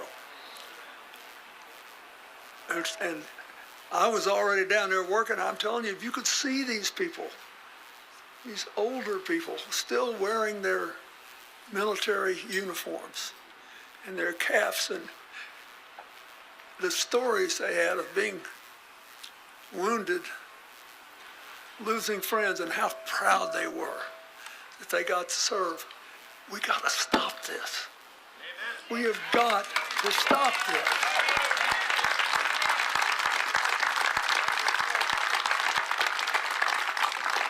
If we raised our kids to behave that way, they'd all have a stint in reform school before they ever got out into the real world. Right? Here's who you should look out for or looking down on. Here's who you should dehumanize. So one of the reasons that I want Kamala Harris to be president is that she has already proved that she will make an overt, explicit outreach to people who don't even agree with her, which is one of the reasons the congressman's sitting on this stage tonight. I'm telling you, we're the best positioned country in the world for the 21st century. The only challenge we have now is that our birth rate, even in heavily Catholic areas, is below replacement. And by the way, this happens in every country. As education level rises, more women are given opportunities in the workforce or have to work to help support the families the birth rate drops. There's not a single exception on earth. And so you have to decide what to do about that. Immigrants have made all the difference in America. Now, what they have.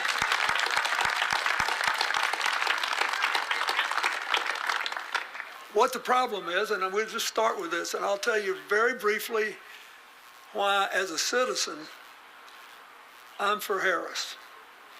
I know her, I know President Trump quite well, and I'm fairly familiar with the job.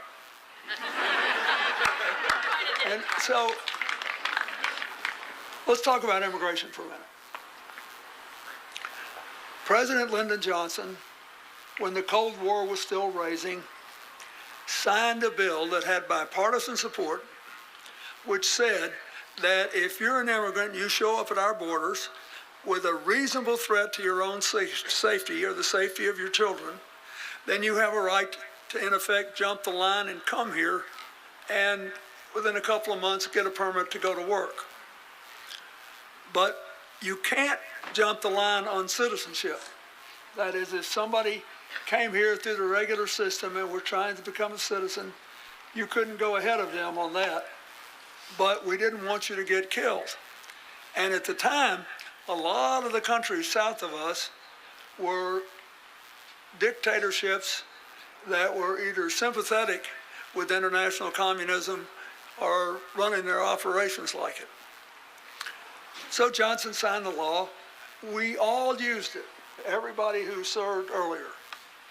Once there was a horrible hurricane that wrecked a lot of Central America, and there are still Nicaraguans, for example, and Guatemalans living and working in this country because they qualified.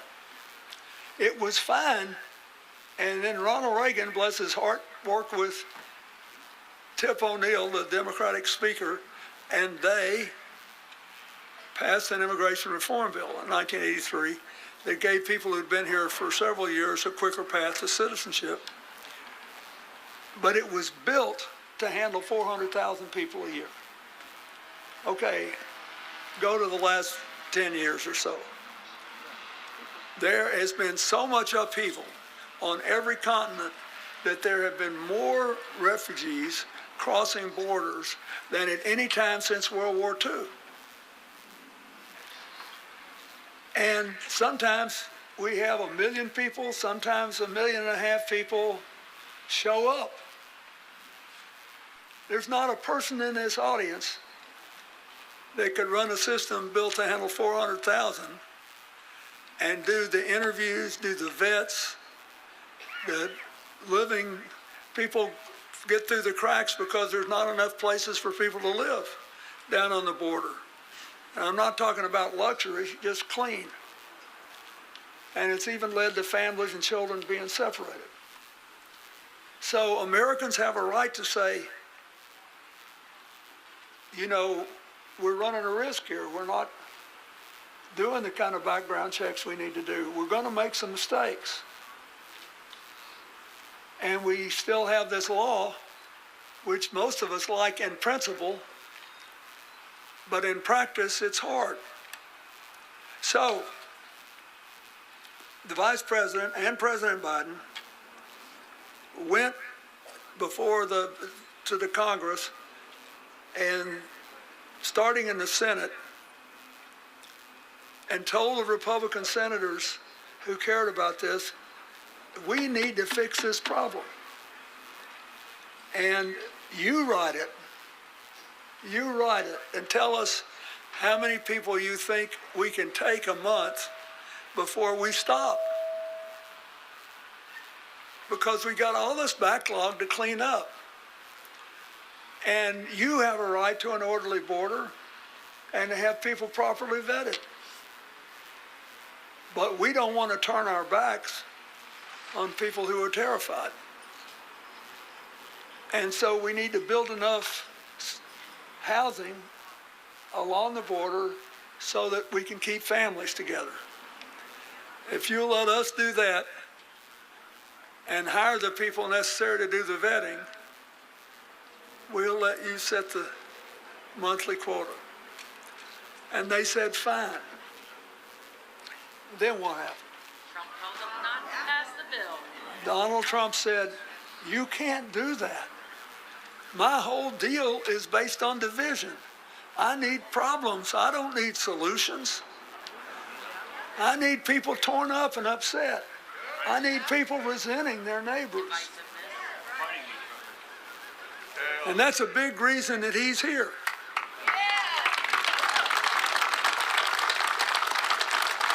You know, there are a lot of good people that represent the Republican Party in Congress that basically joined because they wanted to help people solve problems, and they had a different philosophy about what the best way to do it was. And all of a sudden, they were irrelevant because the government was always got to be the enemy. The private possession of the Democrats. Crazy to spend your money. All that stuff they say. So, if you want to bring America back together, you have to support Kamala Harris. Yeah. I just want to talk about one other thing. And, you know, this is not a speech. I'm just talking to you. I've been out there. I've been with lots of people. And it's amazing the number of people who have listened to Donald Trump and he said, look, you may not like me and how I do things, but you have to vote for me because you had good years when I was president. Till COVID came along, right? And he sort of leaves things out. He's good at leaving things out. But it is true that we had 2 pretty good years, his first 2 years. What people don't say is he inherited the recovery that Barack Obama and the Congress and that actually his first 2 years were the finishing of a dramatic recovery. So he told everybody in 2016, I was out there then too, how terrible the economy was. And we were creating 8 million jobs a year. And then it slowed down a little in his first 2 years, but it was still acceptable. But what happened? What he's betting on today. What happened was, when he got in, people finally started to feel it. What had happened in the previous 2 to 3 years. And one of the things that all of you taught me when I was president is there's a big difference in making a change and have people feeling it. And when you've had, like we'd had deficit spending since 1969 when I became president. And I said, I promised you I'd fix this, and I've got to because it's killing middle-class incomes. Interest rates are too high. We're not producing enough jobs. It's really hurting us. We've got to do this. But it's going to be like going to the dentist without painkillers. Because we're going to have to raise taxes a little bit, and we're going to have to cut spending. And I'll do my best to minimize the damage, but we have got to get a hold of this thing. And by the time we had the midterms, everybody had felt the pain, and they didn't yet believe that it was working. It took 3 full years before a majority would say, yeah, this is working. So I literally for years woke up in a cold sweat thinking about the people who lost their jobs in the Congress to help save America's economy and modernize it. And I got the benefits. I had pretty easy re-election. And you guys were a part of it, and I'm very grateful. But Again, we are listening to former President Bill Clinton as he is speaking at this Harris rally in Pennsylvania. But as you can see on the bottom right-hand corner of your screen, former President Donald Trump has arrived at Mar-a-Lago. So we are going to go away for a quick 2-minute break, and we'll bring that to you as soon as we get back.